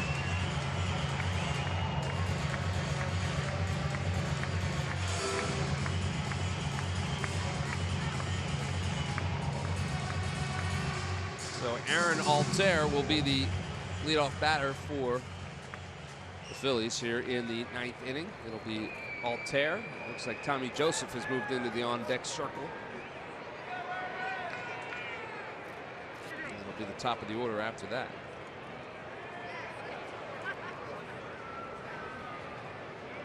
First pitch to Aaron Altair. Swing and miss. We had to go to break in the last out of the top of the 9th off the bat of Real Muto, but Aaron got to that line drive to right field effortlessly. I mean, he's just so smooth out there. Just glides. Check swing, but he'll say he went. So 0-2 now to Aaron Altair. Yeah, outfield defense, not an issue for Aaron Altair. Pete Maccannon's been asked about him recently a lot, about, you know, where he stands and what the future. And he said, look, he's going to have to produce more offensively for sure, but defensively, he's a pretty good player out there for sure. The 0-2 pitch. Swing and miss, and he got it. So Altair is the first out of the inning here in the bottom of the 9th. And that will bring up Tommy Joseph, who is in the on-deck circle because he moved into the game, took over for Ryan Howard. So getting his first at bat, Tommy Joseph. Joseph has 19 home runs on the season, 38 RBIs, batting .246. It's a pinch hit home run to his credit this season. Pretty sure I remember that. First pitch, a little bit high for a ball. It's 1-0.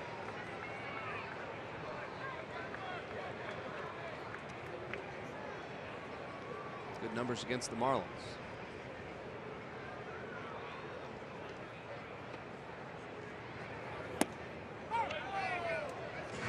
Outside corner for a strike. It's 1-1. You shook your head on that one. You didn't like that call. I didn't, but again, he's had a big zone tonight, and he's been calling that all night. You can actually see. It's low in the dirt. It's 2-1 now. Tommy Joseph. Cesar Hernandez will be next. He's in the on-deck circle. Top of the order for the Phillies. Trying to get at least a base runner. Put some pressure on Dustin McGowan here in the bottom of the 9th. Everybody up on the rail.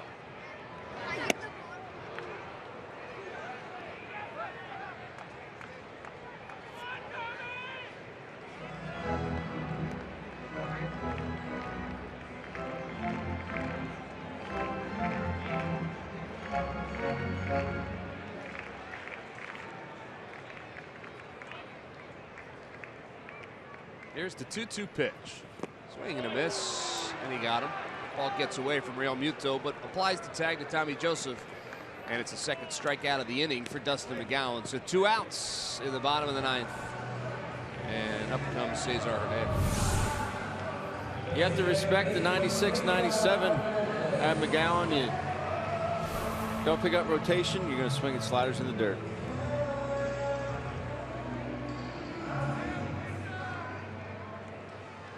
Well, Cesar will step in.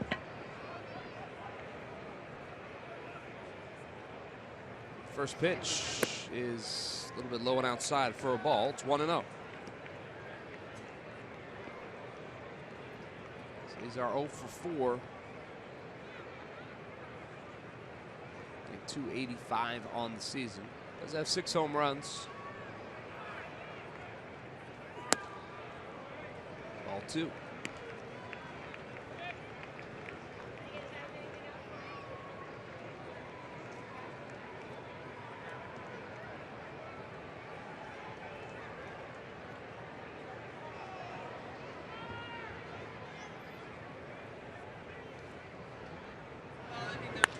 Line drive to right field, and that's going to fall in for a base hit. Ichiro Suzuki plays it on a hop, but it's a 2-out hit for Cesar Hernandez. And the inning's alive here in the bottom of the ninth. And I'll bring up Roman Quinn.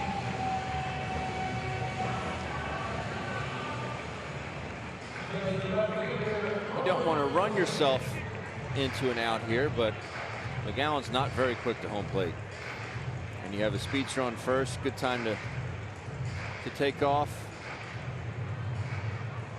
See Juan Nieves going out to the mound. We called him Jon Snow. Is that before Game of Thrones or after? I guess before, huh? Yes. But just to go out there and just a reminder that Cesar can run. Yeah, and your point's a good one. I mean, you know, Cesar is quick, 17 stolen bases, but he has been caught 11 times as well. Real Muto does throw the ball very well. Roman Quinn is 0 for 4 tonight. He could change his night with just one swing right here in the bottom of the ninth.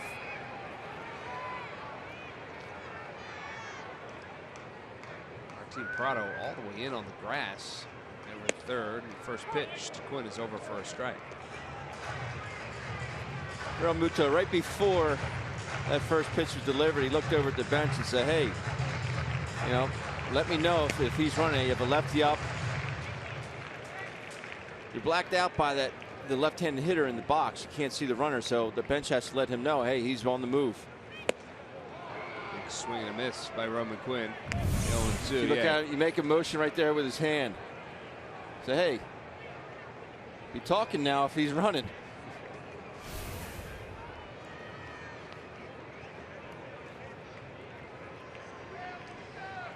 Well, he's quickly ahead as Dustin McGowan, 0-2 on Roman Quinn. So Cesar gets his lead off first from the stretch. And step off.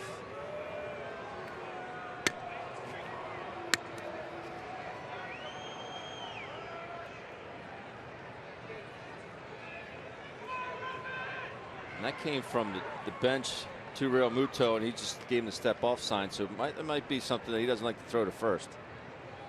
Here's the 0-2 pitch, way outside for a ball. It's 1-2. Real Muto had set up outside, but I don't think he wanted it quite that far off the plate.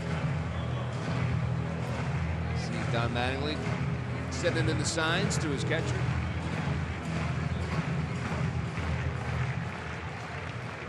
Counts 1-2 to Roman Quinn. Hernandez with the lead off first. 1-2 pitch, foul back. So it's remains 1-2.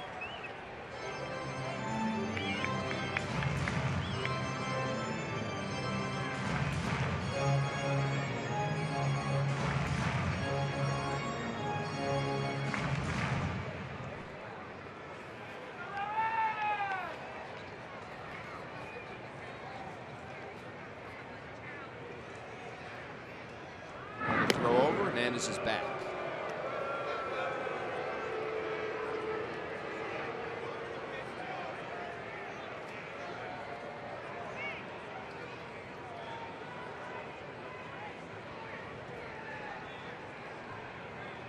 McGowan has his sign.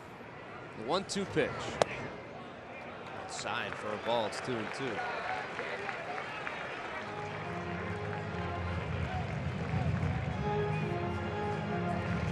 Blanco hoping for an opportunity with a runner in scoring position.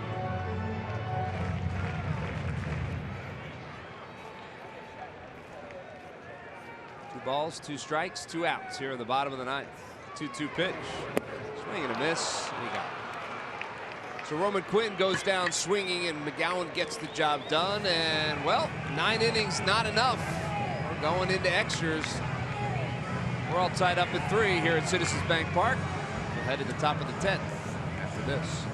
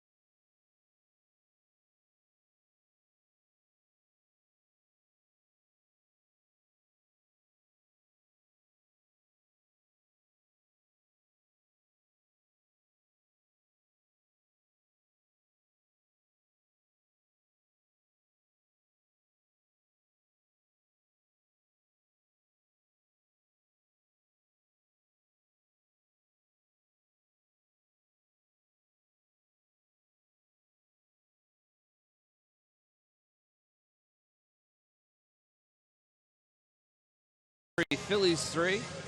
We're going to play some extra innings in Philadelphia tonight. And there you see the records for the respective teams.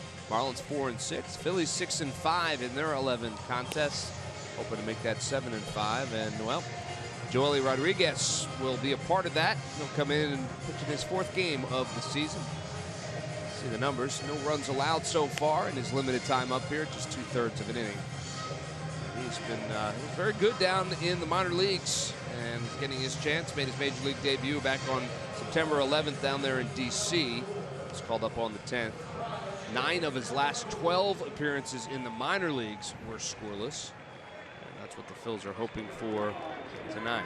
And he's going to get a chance to face a familiar face here in Philadelphia. Lead off the top of the 10th inning, Jeff Francoeur will bat for the Marlins. Right-hander versus the left-handed Joely Rodriguez. First pitch is big swing and a miss, no surprise. Francoeur, always aggressive, chases that first pitch. It's 0-1. I really thought he'd take one. He's been a good pinch hitter. You see the numbers. He was a good pinch hitter for the Phillies. He's been good for the Braves and the Marlins this year too. Fouls that one back.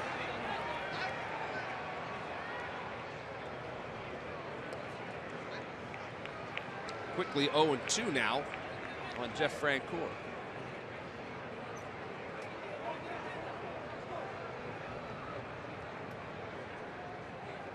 I don't think he's going to get a fastball anytime soon. Here's the 0-2 pitch. And that one's popped up into center field. Roman Quinn steps to his left, makes the catch, 1 out.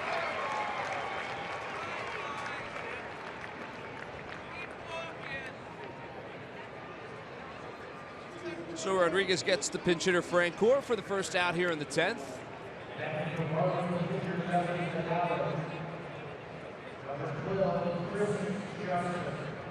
That was, I'm sorry, Odubel Herrera in center, not Roman Quinn.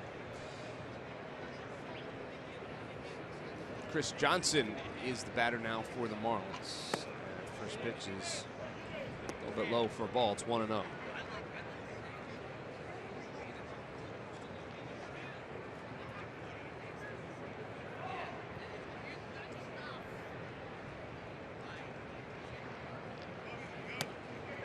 Pitch on the outside corner for a strike, 1-1.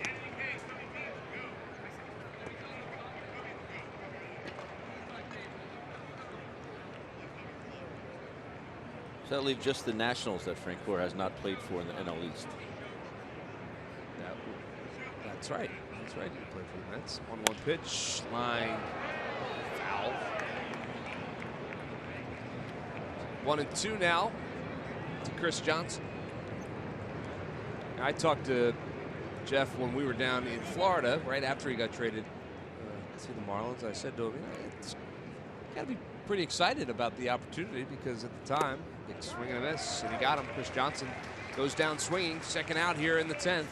At the time, the Marlins were very much in the mix for the wild card. They have kind of fallen off just a bit, but he was on that Braves team that was out of it in April, and got a second chance to be in a race. And he understands that he's probably only there for a short period of time, but while he's there, he will have an impact on that team, whether it be on the field, which he's done, but also certainly off the field in that clubhouse as well. So pretty good fit for the Marlins and for him. Miguel Rojas is the batter with 2 outs here in the top of the 10th. Joely Rodriguez.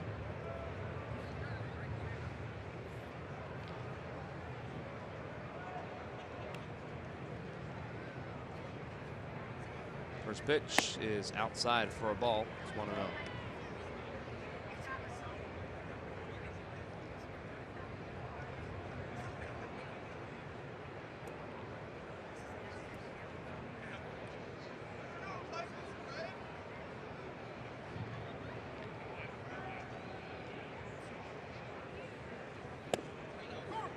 Over for a strike. It's 1-1. Not many times you get crossed up with nobody on base, but that's what happened to Cameron right there.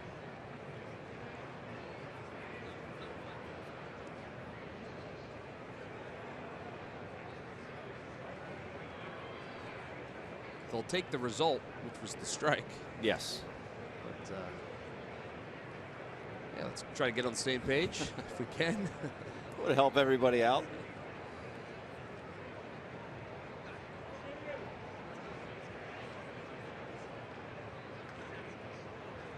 Rodriguez has his side. 1-1 pitch. Swing and a miss. It's 1-2. Good looking slider there. Yeah.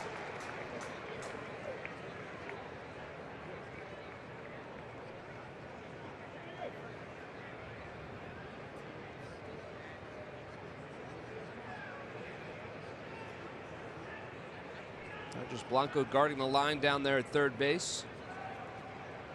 Count is 1-2. 1-2 pitch. A little bit low and outside for a ball. It's 2-2. 98 miles per hour on that one.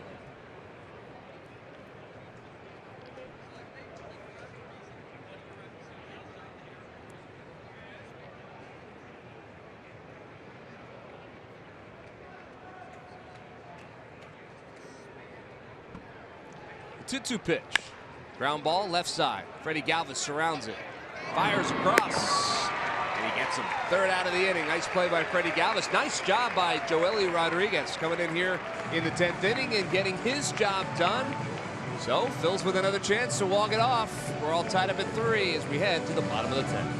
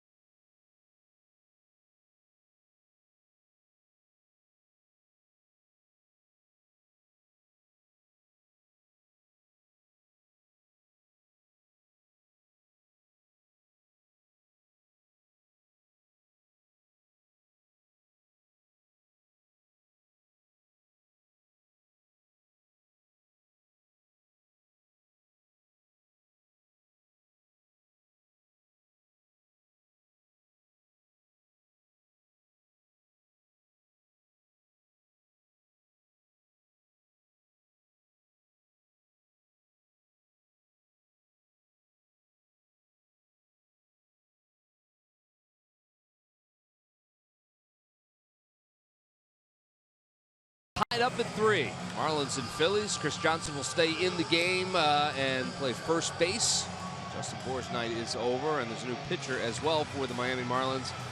He is Hunter Cervenka, appearing in his 62nd game, making it been up and down this year for Miami. He's making his 3rd stint up in the big leagues. He was recalled on September the 6th, but he's been pretty good for them. Lefty's batting just 176 against. 3rd stint, and he's been in 61 games. That's what it says. Recalled from AAA New Orleans on September 6th. That's something. Only as good as the notes in front of me, Ben.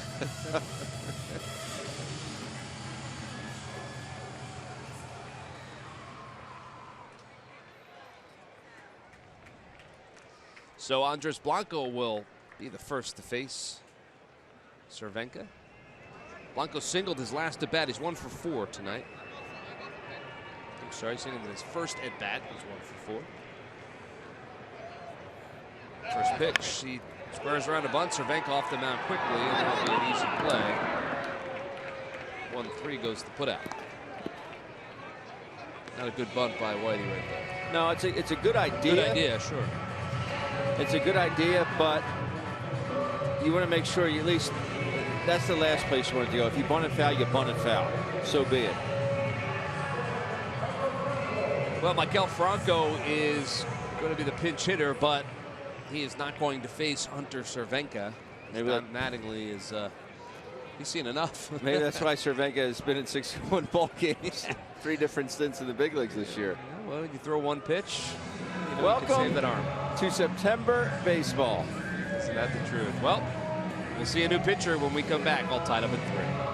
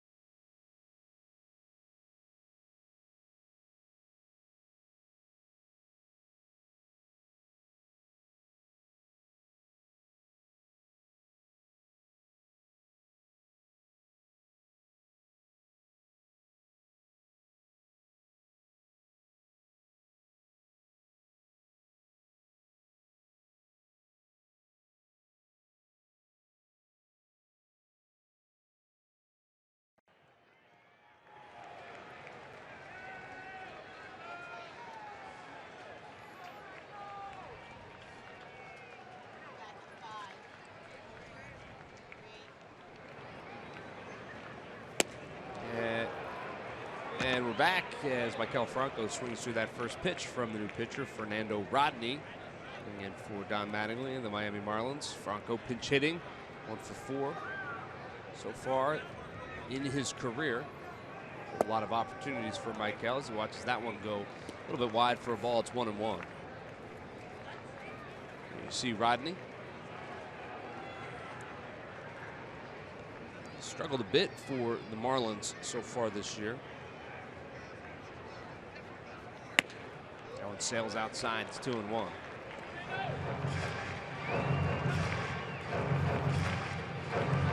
Cameron Rupp waiting his turn with 1 out here in the bottom of the 10th.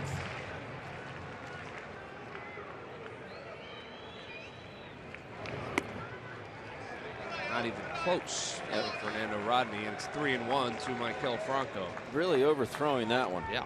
Last 2.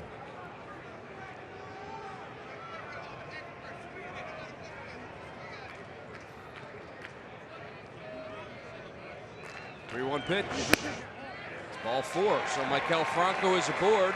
He walks, says the pinch hitter. And that will bring up Cameron Rupp.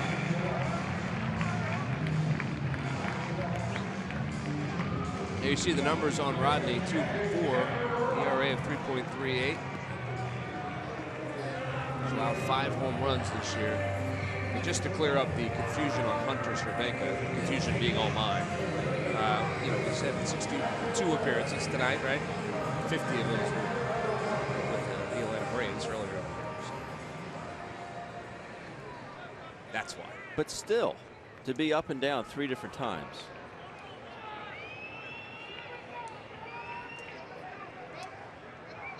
Franco takes his lead off first and he's chased back. Actually, that's Manuel Burris, who's pinch running now for Maikel Franco, so he is chased back.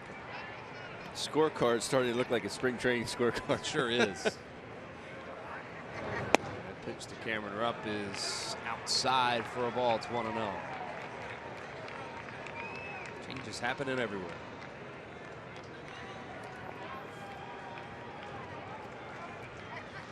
So Burris gets his lead off of first. And the pitch going outside for a ball. It's 2-0. And we have a conversation. Rojas in to talk to Fernando Rodney. So Odubel Herrera. He's had a pretty good night. He's 2 for 4. He scored a run.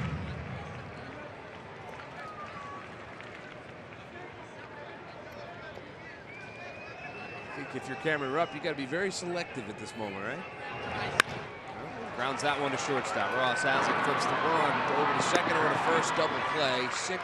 6-4-3, and Rodney is able to get out of it with the double play. So 2-0 pitch, and Cameron grounds that one to shortstop. So damage at the bottom of the 10th. We're headed to the 11th.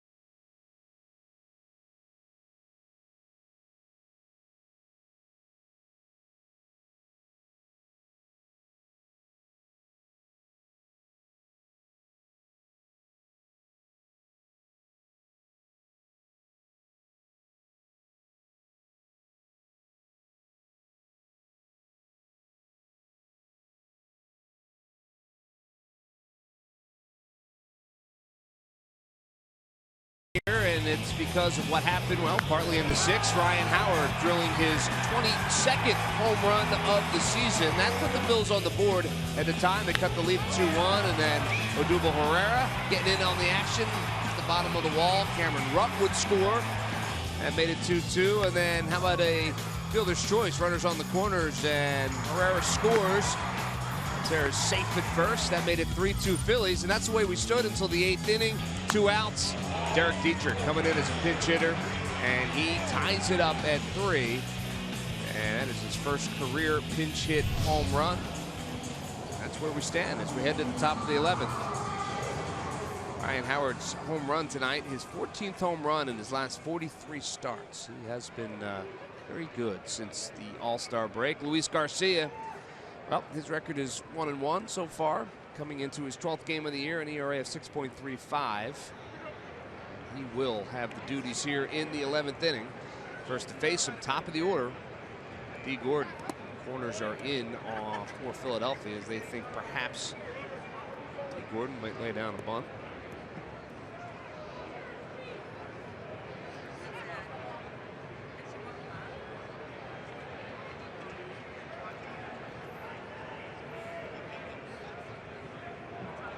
Pitch. It's high. It's 2-0 now to D. Gordon. Do not want D. Gordon on the base paths at this point of the ball game. So that really gives the Marlins a lot of options, is what they can do. A, with his speed. B, with the man on deck who can handle the bat with anybody. Bunt, hit and run, you name it. Ichiro Suzuki. That one's over for a strike, so it's 2-1. Yeah. You're exactly right. You know, it's funny, we talked about it a long time ago, but you know, the reason Giancarlo Stanton was in the 2-hole tonight was because they knew he was only going to play 6. They wanted Ichiro Suzuki to replace him, and they wanted him in that 2-hole.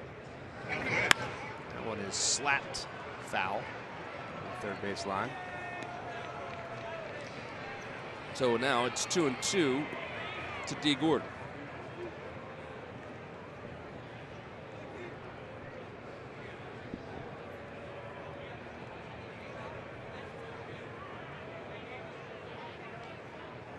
Garcia from the stretch, the 2-2 pitch. Line drive, center field. Odubel Herrera calls off Roman Quinn, and he makes the catch.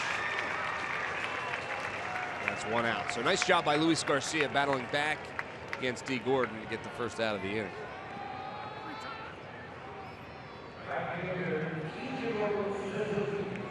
That will bring up Ichiro Suzuki. He struck out in his only plate appearance so far tonight. 0 for 1. He's back in the 8th inning.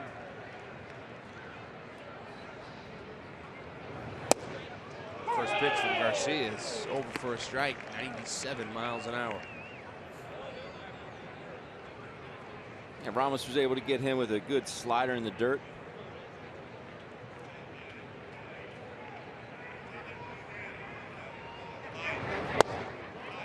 It's outside for a ball. It's 1-1.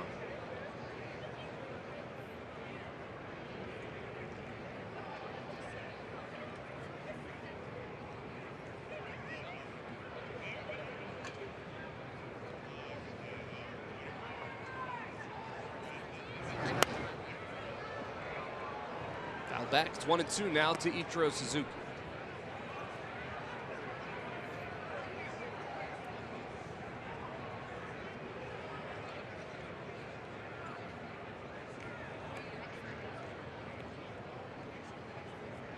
From the stretch, the 1-2 pitch. The dirt. It's 2-2.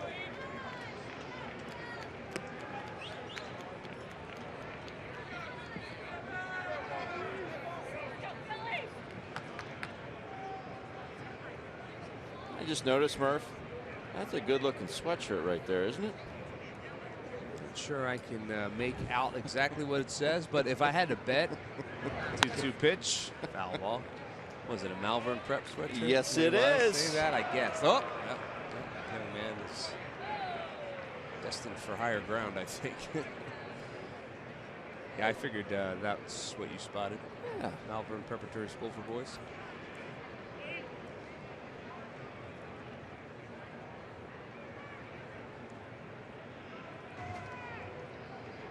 Two pitch.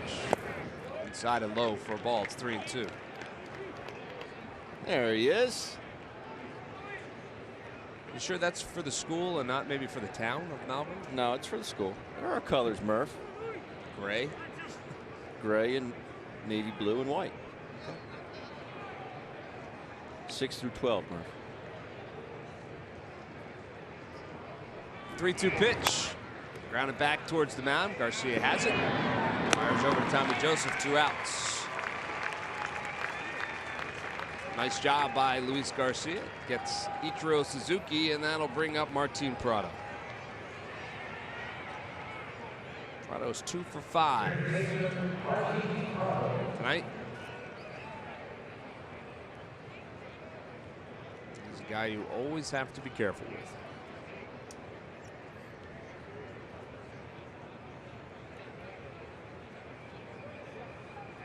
It's not a school night, so that's okay that he's. Yes. Otherwise, he'd be home studying, I'm sure. I'm sure. Just like you did back in your day. Had to.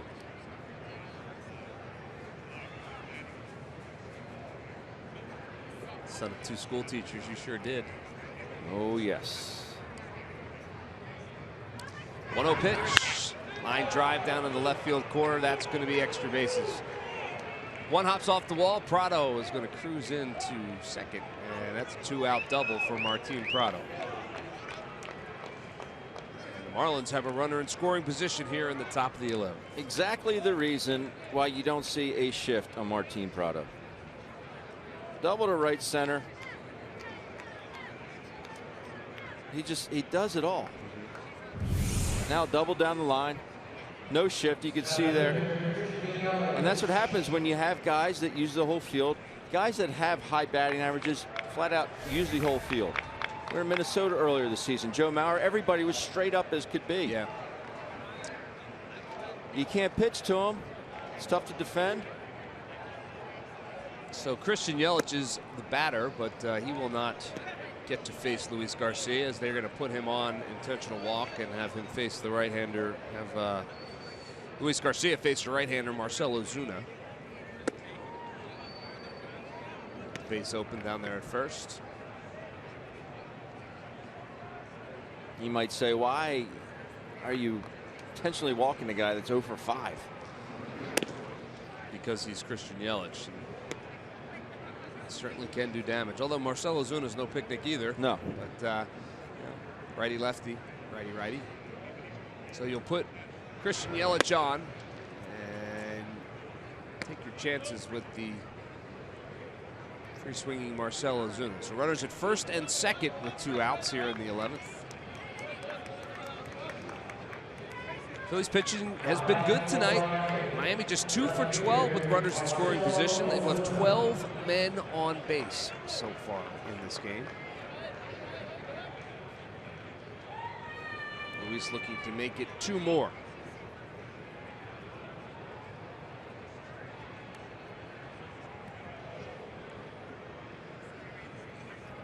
First pitch to Ozuna's in the dirt, and that's what's going to get away from Rupp. That'll allow base runner Prado to move up to third. Yelich stays put at first, so now runners at the corners with 2 outs.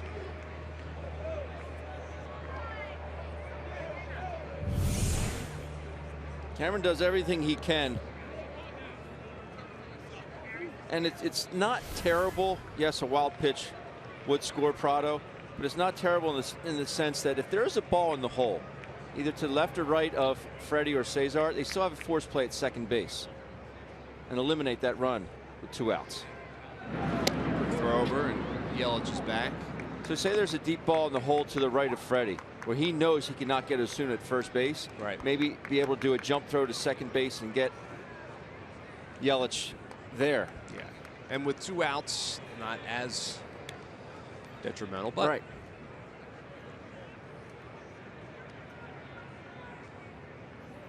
The 1-0 pitch. Over in the inside corner for a strike. It's 1-1.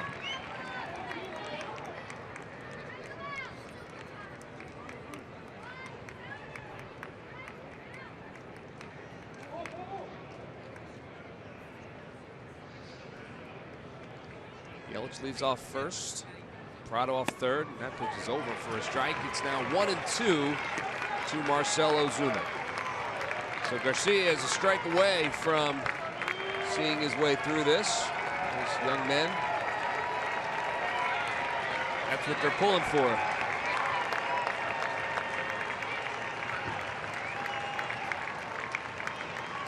The 1-2 pitch. Popped up. Foul out of play, so we'll do it all again.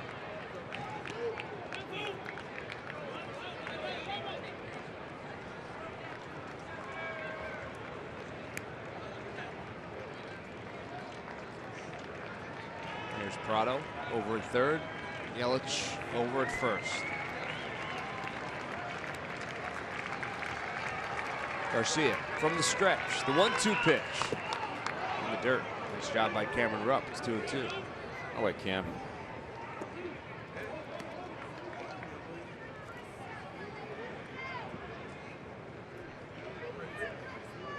And a conversation with Ozuna.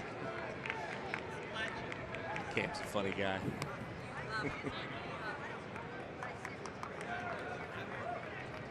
Can't tell you how many people, you know, we'll be talking about the Phillies and say, is Cameron Rupp as fun and sociable as he looks? I said, absolutely. Yes, he is. Yes, he is. 2-2 pitch.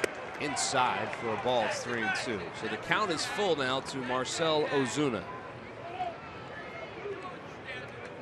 Your boys behind the plate are doing their yeoman's work to try and get Luis Garcia out of this inning. They are channeling the fanatic.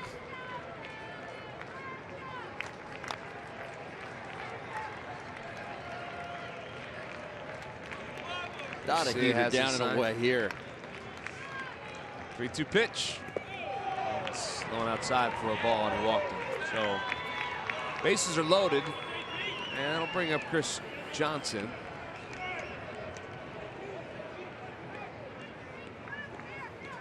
So Ozuna takes his spot over at first, and the conversation will be had at the pitcher's mound. That'll bring up JT Realmuto. Chris Johnson.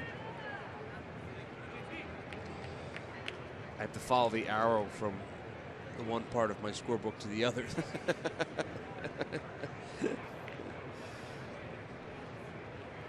Got multiple colors going on over there. You got purple, you got pencil, you got red, you got blue. I think there's some chocolate on there somewhere.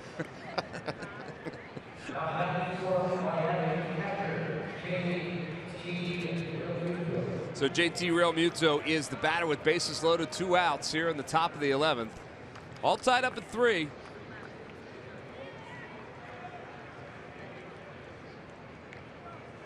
Xavier Scruggs has moved into the on-deck circle for Miami. But Luis Garcia is going to try and end this inning right here. First pitch to Realmuto is in the dirt. It squirts away from Cameron Rupp, but not far enough to allow Prado to advance. 1-0 to Realmuto.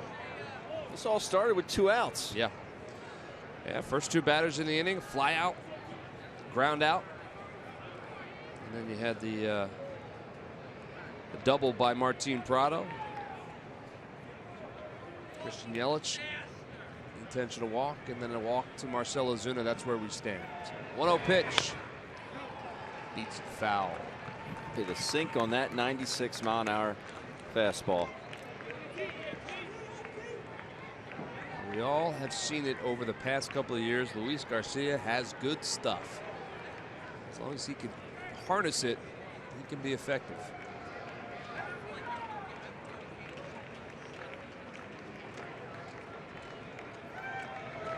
One pitch. Grounded foul. So it's 1-2 now to Realmuto.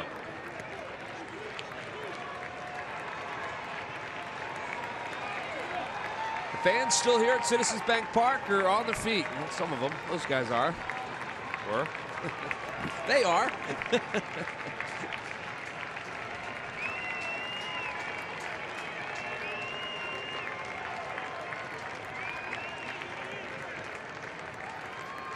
Here's the 1-2 pitch.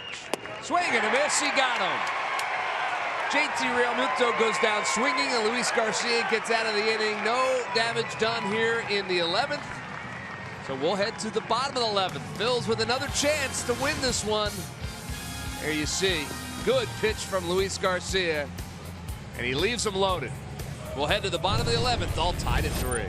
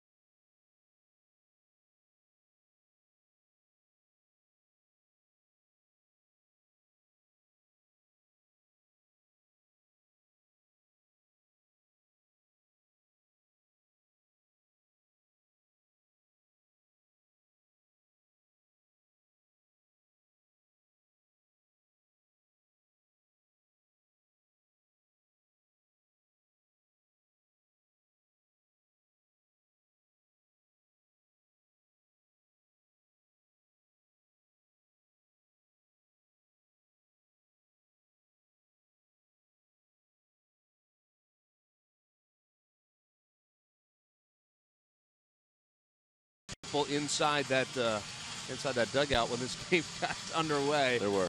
We are at that point where you're starting to, even in September, you're starting to run out of players as we head to the bottom of the 11th inning. So might as well just wrap it up right now, right? Don't threaten me with a good time, Murph. I'd love to see it. If the Phils are going to win this one, which we certainly hope they are going to, it's going to be in walk-off fashion. Why not in the bottom of the 11th? Odubel Herrera will be the first one to take his crack at Fernando Rodney, who's back in there for the Marlins. Second inning of work for him. First pitch to Herrera is grounded to the right side. Flips to first, and just in time to get the sliding Odubel Herrera. It's the first out of the inning.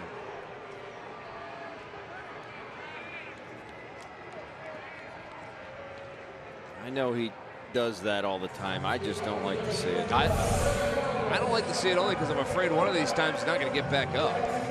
That was close. Just looks like the potential for injury is so great. Yeah, I think he thinks it's okay because his hand goes on top of the bag as he slides, so he's not sliding into it where he could jam a finger or potentially break a finger. Well, that is Odubel Herrera. We've seen him do that many, many times, as you said. So as long as he stays healthy, all right. Freddie Galvis is the batter. He takes that first pitch over the outside corner for a strike. One pitch. It's outside for a ball. It's 1-1. Freddie's had one hit back in the 6th inning.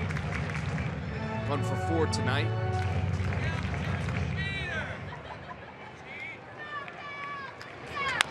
He grounds that one to the right side. Gordon. 2 outs.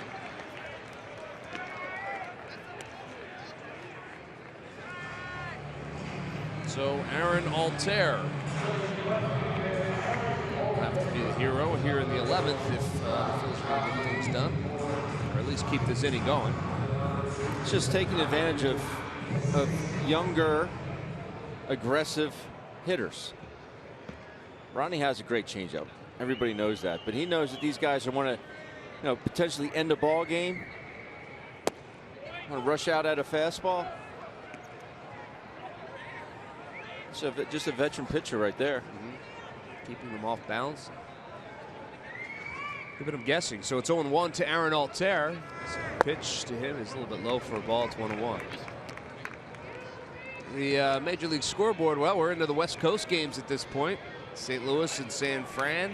San Francisco jumps out to an early lead there in the bottom of the 3rd. 5-0. Brandon Belt did some damage. Aaron Altair turns on that one, but that's going to go foul. Long strike.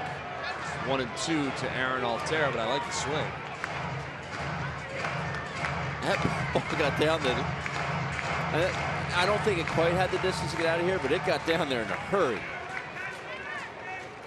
Straighten that one out just a little bit. It will be at least off the wall. 1-2 pitch is a called 3rd strike. Fernando Rodney takes care of business in the bottom of the 11th relatively easily. So we'll head to the 12th. Still playing baseball here in Philadelphia.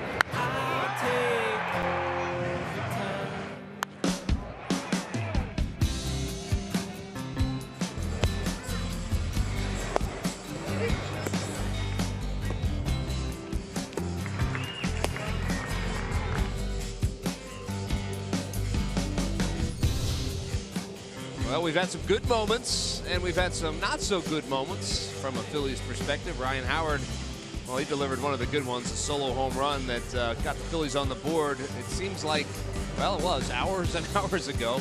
Derek Dietrich tied it up in the 8th inning, and that's where we stand right now as the Phillies and the Marlins play baseball here in the 12th. Frank Herman will be the new pitcher for the Phils. He's 0-2 with an ERA of 9.31 since being called up to the big leagues with the Phils. 16 strikeouts for Marlins pitching on the evening. That is an awful lot of strikeouts. For the looking variety. Xavier Scruggs is the pinch hitter for the Marlins. He'll face Frank Herman here in the 12th. First pitch to Scruggs. Foul back. It's 1-1. Peter Borges also into this ball game now. He's your new right fielder for the Phils.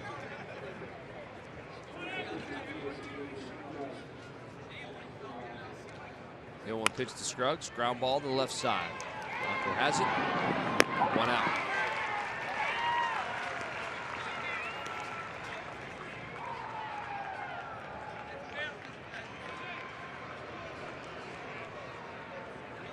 So nice play by Blanco. 5-3 goes the put out. And that'll bring up Chris Johnson, who struck out back in the 10th inning after replacing Justin Bour in this game.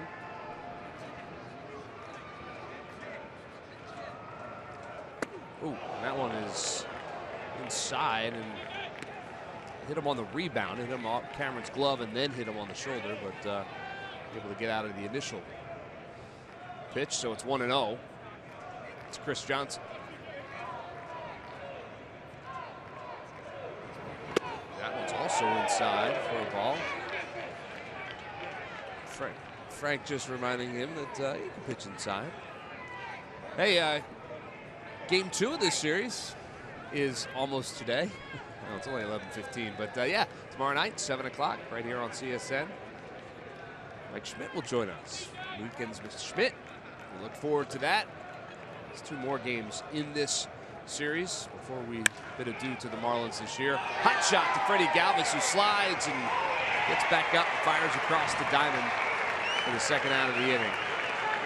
He makes it look easy sometimes. That was a nice play by Freddie Galvis. Ball smoked and goes to a knee.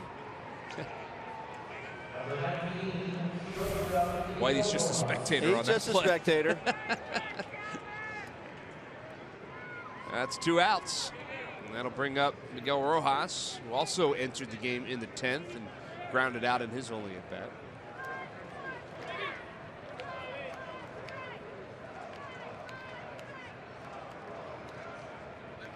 First pitch, big swing and a miss. And Rojas may have gotten a piece of Cameron Rupp on that one. He was not looking to shoot that ball to right field. You don't think? No.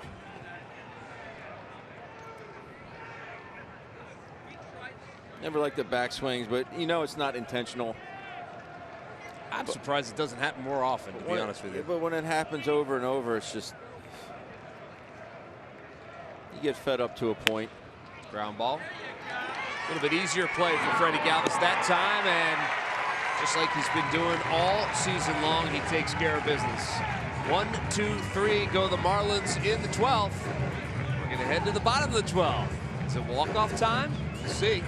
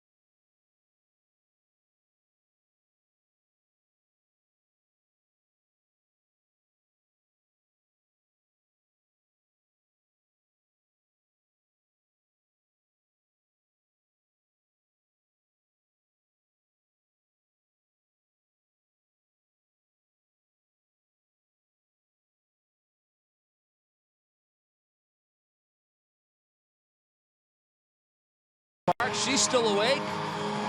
Seems like a pretty good time to just win this ball game. We head to the bottom of the 12th. AJ Ramos is in the ball game. He is the closer for the Marlins. Don Mattingly has decided to bring him in at this point. They got him up a couple times. Yeah. They figured might as well bring him in. So some of the kids are still wide awake. Rally caps on. They are ready for a walk-off win. Longest game for the Phils this year, 12 innings against the San Francisco Giants. That was back on August the 3rd. You remember how that one ended? No. It was a win for the Fighting Phils. I'd like to hear. Yes. So history has a tendency to repeat itself, Ben. So let's see what we can do. Has a history of repeating itself too. Oh, we're getting punchy. Tommy Joseph will step in. He'll be the first to face Ramos here in the 12th. Line drive, first pitch swinging into center field. That's going to fall for a base hit. Yelich gets it back in, but a leadoff base runner for the Phils here in the 12th. Nice piece of hitting by Tommy Joseph. It was. And sometimes when you play the no doubles defense, sometimes it hurts you, sometimes it helps you. Normal straight up defense is probably an L8 right there. Line out to center field, but ball gets down. Like to see it. So that'll bring up Cesar Hernandez, who's 1 for 5. He singled in his last plate appearance. Just throw over to Tommy Joseph. Well, I don't think he'll be going anywhere, but so just want to remind everybody that he's over there. He takes his lead off first. Hernandez steps in.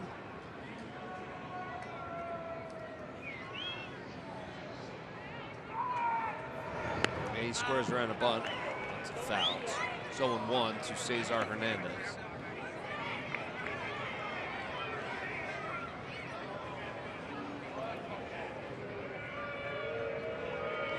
Keep that on, I think. Yes. Move Tommy over into scoring position with 2, 3, and 4 coming up. Once again, Joseph gets his lead off first. And in comes the infield, and Cesar pokes at that one and calls that one back. So down to the count 0-2 now is Cesar Hernandez. We've seen it with Cesar. We've seen it with Freddie. It almost seems like they do better bunting for a base hit. I mean, he squares around so early. And I wouldn't mind seeing him maybe bunt for a base hit there. You get it down and maybe you get a bonus. Maybe you get an infield hit yourself. Well, that one is lined into right field. That's going to fall for a base hit. So he gets the job done unconventionally, but nonetheless another base hit for Cesar Hernandez. So good for him. Runners on first and second with nobody out here in the 12th. Just setting them up, Murph. Yeah, it's all part of the game. Nice job by Cesar Hernandez. A lot of runners left on base tonight. The Phils hoping that does not continue here in the 12th. The Phils have left 8. They're 2 for 6 with runners in scoring position. But the Miami Marlins have left 15 men on base tonight. 2 for 13 with runners in scoring position. But the Phils have a couple cracks at it. With the runner in scoring position now at second base, Tommy Joseph. Roman Quinn is the batter. Must bunt this ball towards the third baseman. Want Martin Prado to field that. Well, now they're going to have a conversation in the infield. Are the Miami Marlins, much to the chagrin of the fans here at Citizens Bank Park.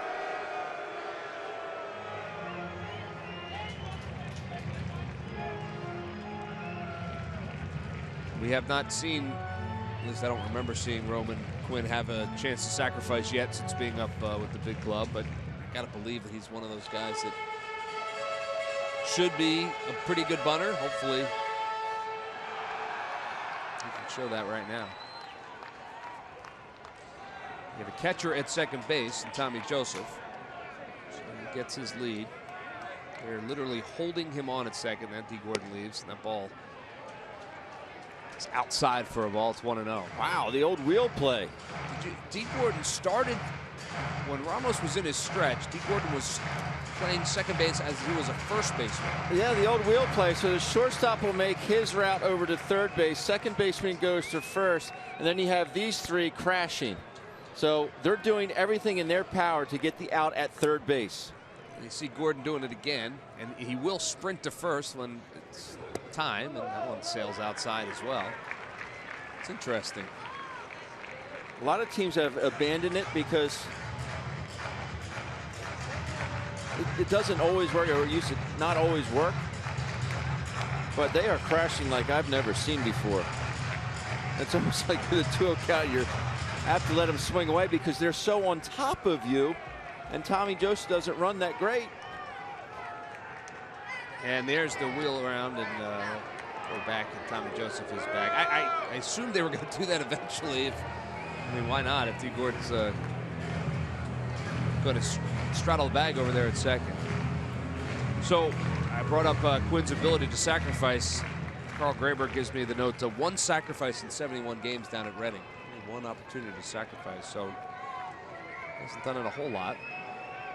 This is amazing. This alignment, it's. And he is swinging away, and he swings through that one. It's 2-1. Does that make him think a little bit? No, I think he's going to be back to bunting here, but I like that move because you look at, yeah, you got 3 guys. Johnson's is breathing fire down Quinn's neck right now from first base. Prado's charging hard, and obviously Ramos is going to be bouncing off the mound. Counts 2-1. Wheel around and throw back to second. There's a lot of movement going on right now out on that infield.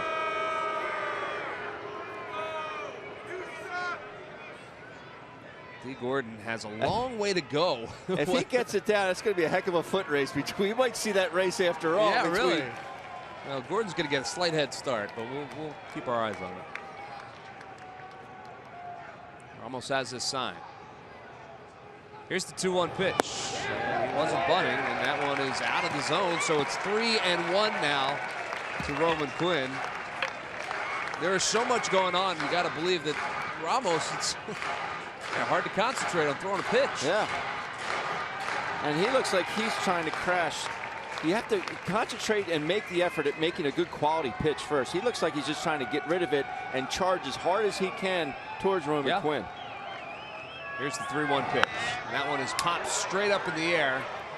Going over to take a look is Chris Johnson, but that's going to be out of play. 8 rows deep, so 3-2 now is the count. But Roman Quinn's still alive up there, shaking his head just a little bit.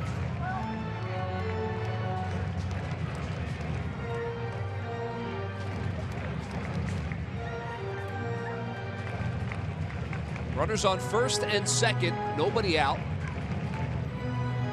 Bottom of the 12th, all tied at 3. Roman Quinn against A.J. Ramos. The count is full.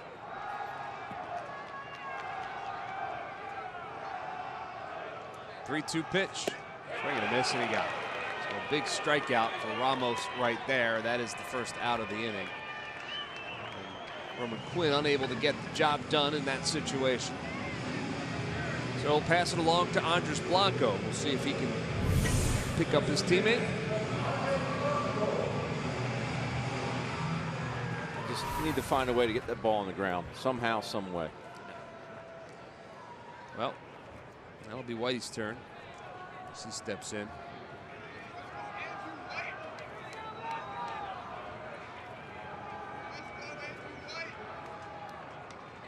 Runners lead off first and second. Ground ball back up the middle. It's caught by Ramos over to second for 1. Over to first. Double play. Worst case scenario for the Phils right there. 1-6-3 double play. And the threat is over in the 12th. We're headed to the 13th. Still all tied up at 3.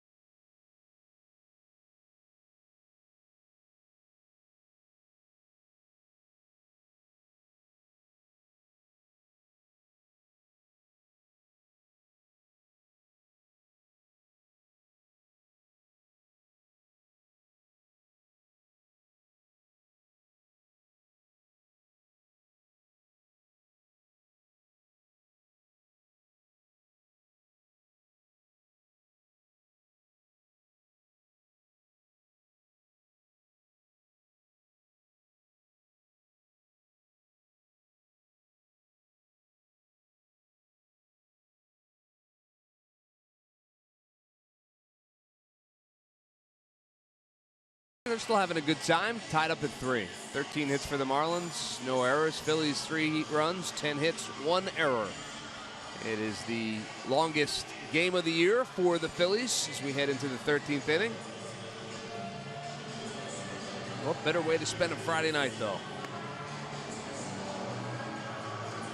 Tom said, I'm headed out to the coast, have a few laughs. Murph, sit on in. It's my first one in 16 days. But it's always fun. Always fun. So Frank Herrmann back in for his second inning of action on the mound for the Phillies. D. Gordon, his 7th AB of the night. He's 3 for 6 tonight. Not a bad night for D. Gordon. Andres Blanco in on the grass. And the first pitch from Herrmann is outside for a ball. It's 1-0. This will be the 5th time tonight that he's led off an inning. 5th. He is he's been effective. He's gotten, you know, his job done for sure. He fouls that one straight back. It's 1-1. It's a couple stolen bases, right? 3 hits. Scored a run back in the 5th.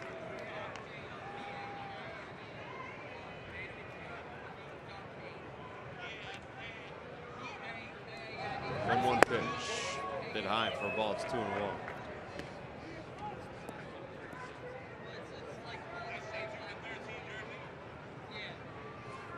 You know, who's still watching this game? Michael Barkan and Marlon Anderson, because they're going to bring you Phillies post-game live when this is all said and done. Frank Herrmann misses outside. Ball 3, 3-1. That's good that Michael B's doing it. He doesn't work enough.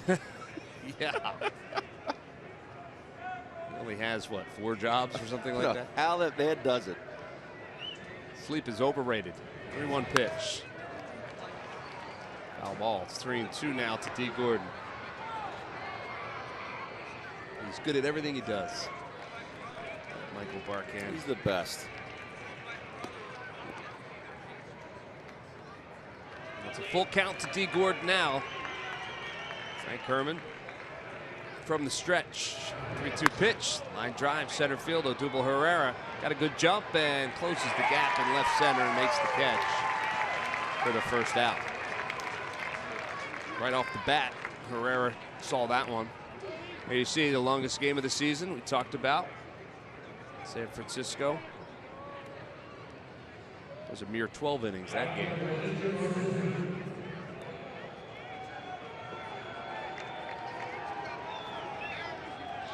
So Ichiro Suzuki is in. He's 0 for 2.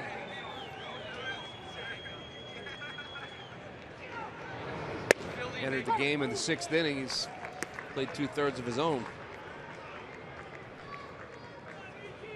Takes that first pitch over for a strike. It's 0-1.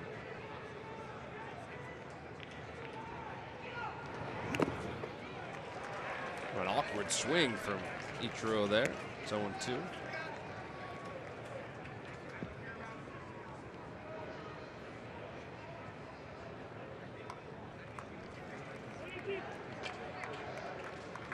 Bounce it. And lets that one up a little bit, but it's lazy fly ball to center field. Herrera doesn't even have to move. He makes the second out. So 2 up, 2 down here in the 13th. Now, last time the Marlins and the Phillies played each other in a 13-inning game, Ben, was June 26, 2014. Not that long ago. They played 14 innings that night. You know how that ended? No. That was a win for the Fighting Phils. 5-3. Nice. Yep. Sensing a trend. So Martin Prado, who also is 3 for 6 tonight, steps in and takes that first pitch over for a strike. Nice job by Frank Herrmann so far in his innings of work tonight.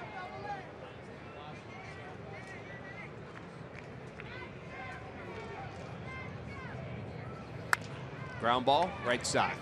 Cesar Hernandez. 1, 2, 3. Go the Marlins in the 13th. We'll say it again. Another chance for the Phils to win this one in walk-off fashion. Why not right now? We'll be right back.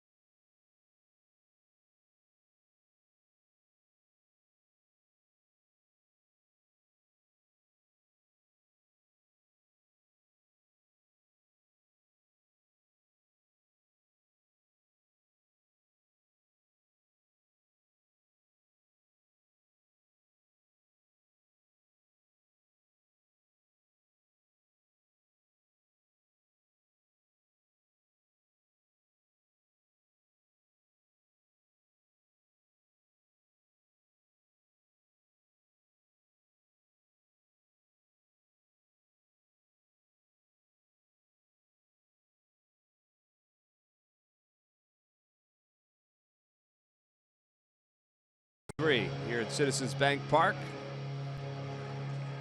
Phil's hoping to do some damage here in the bottom of the 13th and put an end to this one in winning fashion. And Peter Borges will be the first one out for the Phils. He gets his first plate appearance tonight. AJ Ramos still in the game for the Marlins. And first pitch swinging is Peter Borges, and he's aboard with a base hit. So for the second straight inning, the Phils get their leadoff man aboard. Some speed on the base paths as well in Peter Borges.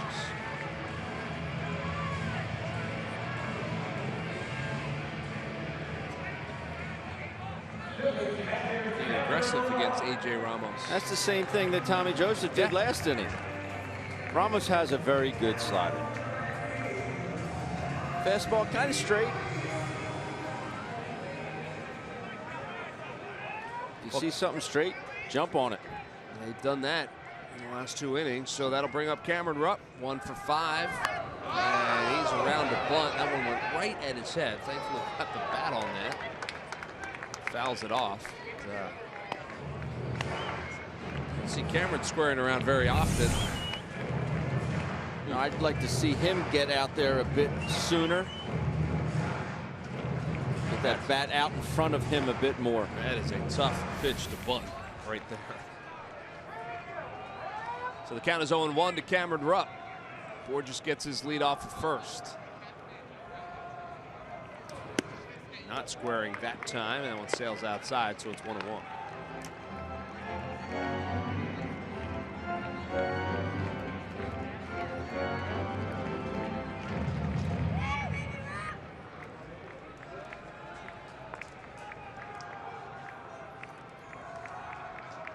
Ramos has his sign, the 1-1 pitch. Outside for a ball. It's 2-1.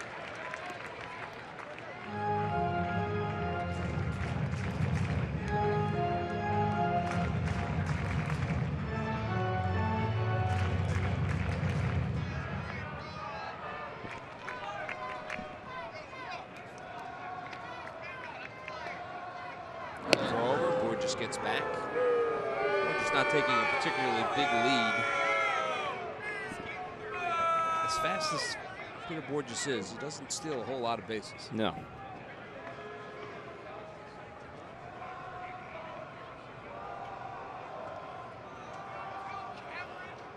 Two-on pitch. Swing and miss. It's 2-2. Bet you wish you had your jacket now. I'm not cold, Greg. All mental.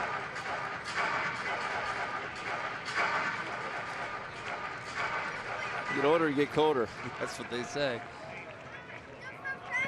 Borges is lead off first. 2-2 pitch.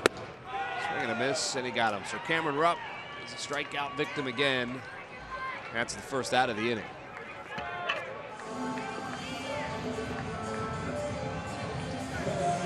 So that'll bring up Odubel Herrera. 1 out. Herrera's had a pretty good night. 2 for 5. He had the RBI double back in the 8th inning.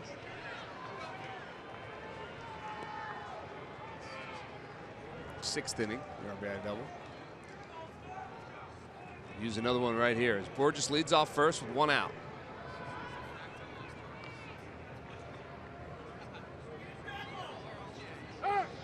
Timeout is called.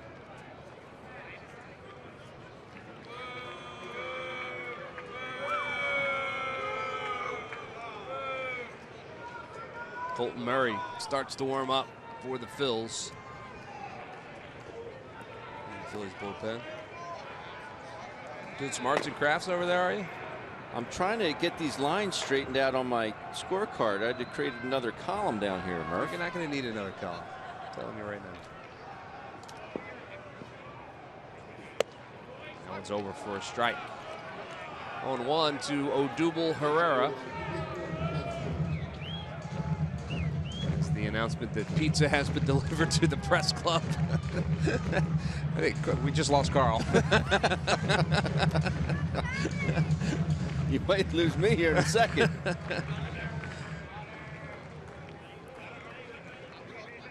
Borges leads off. And quick throw over. He's back easily.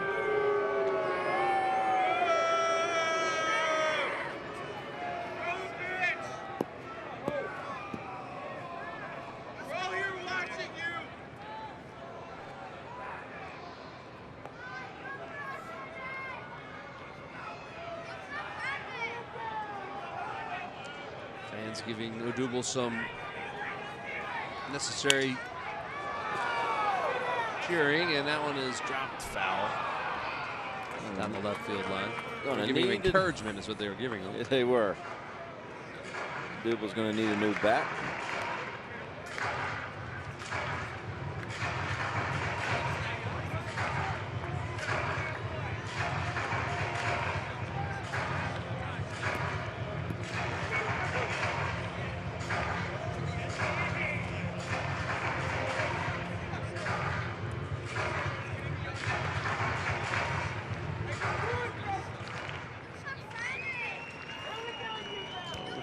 Step back in with the count 0-2, 1 out here in the bottom of the 13th.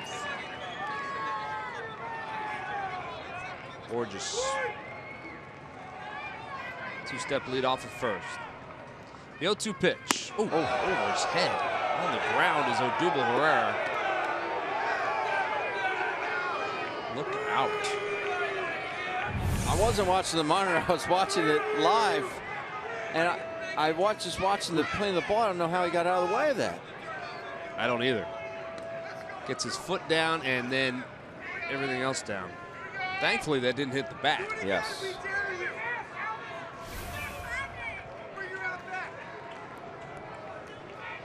Everybody has an opinion. Yes, they do.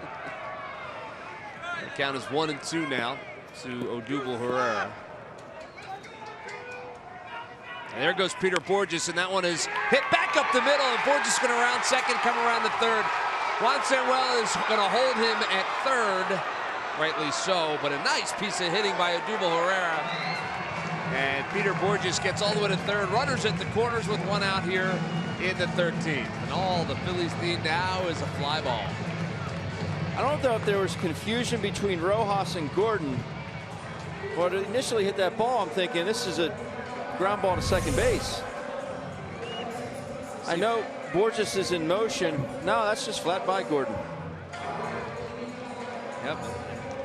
Juan gave the late stop sign, which was the right call for sure. He would have been a dead duck at home. And Peter Borges anchors down at third base.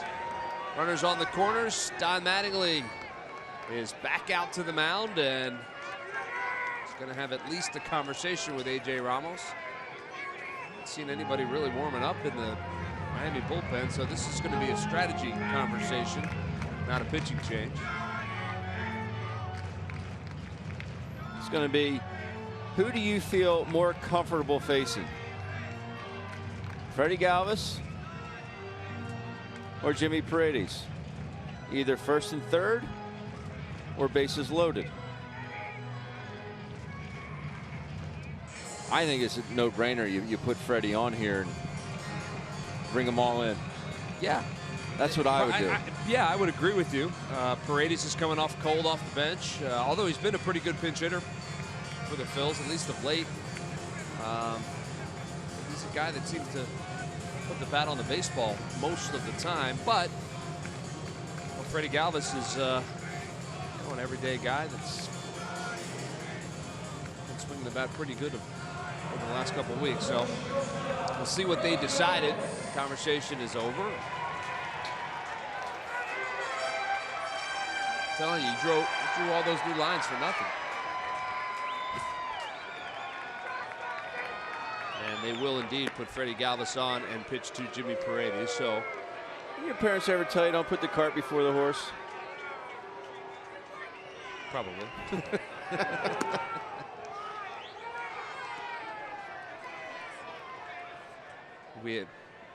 We have been delivered pizza from Kita. Thank you very much.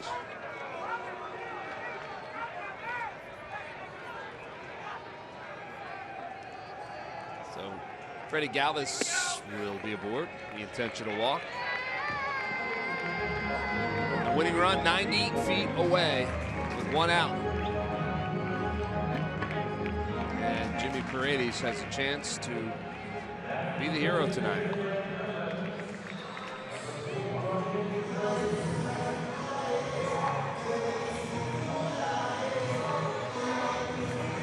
So the thought process for Paredes is really what? Just bat on the ball and try to elevate? Yes. Ball in the air. somehow, some way. You see his numbers, pinch hitting wise, pretty good for Jimmy Paredes. And now we're going to have a very interesting defensive lineup for Don Mattingly. We'll take a peek at that in just a second. They have brought in one of their outfielders. Trying to figure out which one. Is that Marcell Ozuna that's come in? Yeah, so Ozuna has come in to play as the 5th infielder. Now they're waving the other infielders or outfielders in as well to play nice and shallow, because anything that deep, Peter Borges is going to score on anyway. So we'll try anything at this point. So 5 infielders behind Ramos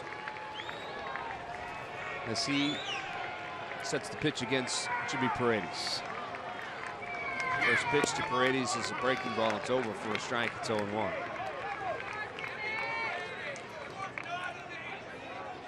Smart pitch. Very aggressive hitter.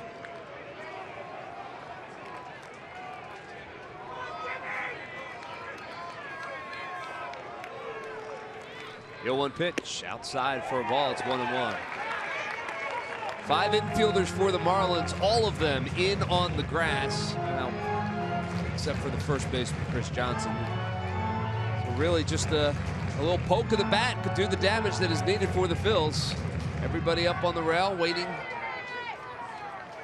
hoping that this one will be put in the books. That one is a bit high for a ball. It's 2-1 to Paredes. Tommy Joseph waits on deck. The Phils would just as soon end it right here.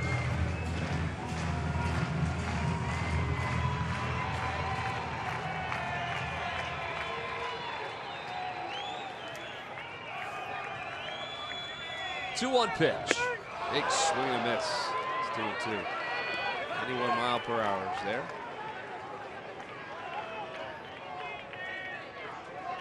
It's a big swing, and it's just not needed.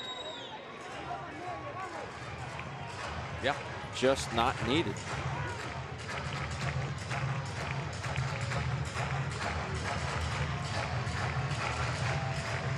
Rally caps are on. Fans on their feet. Ramos bends at the waist.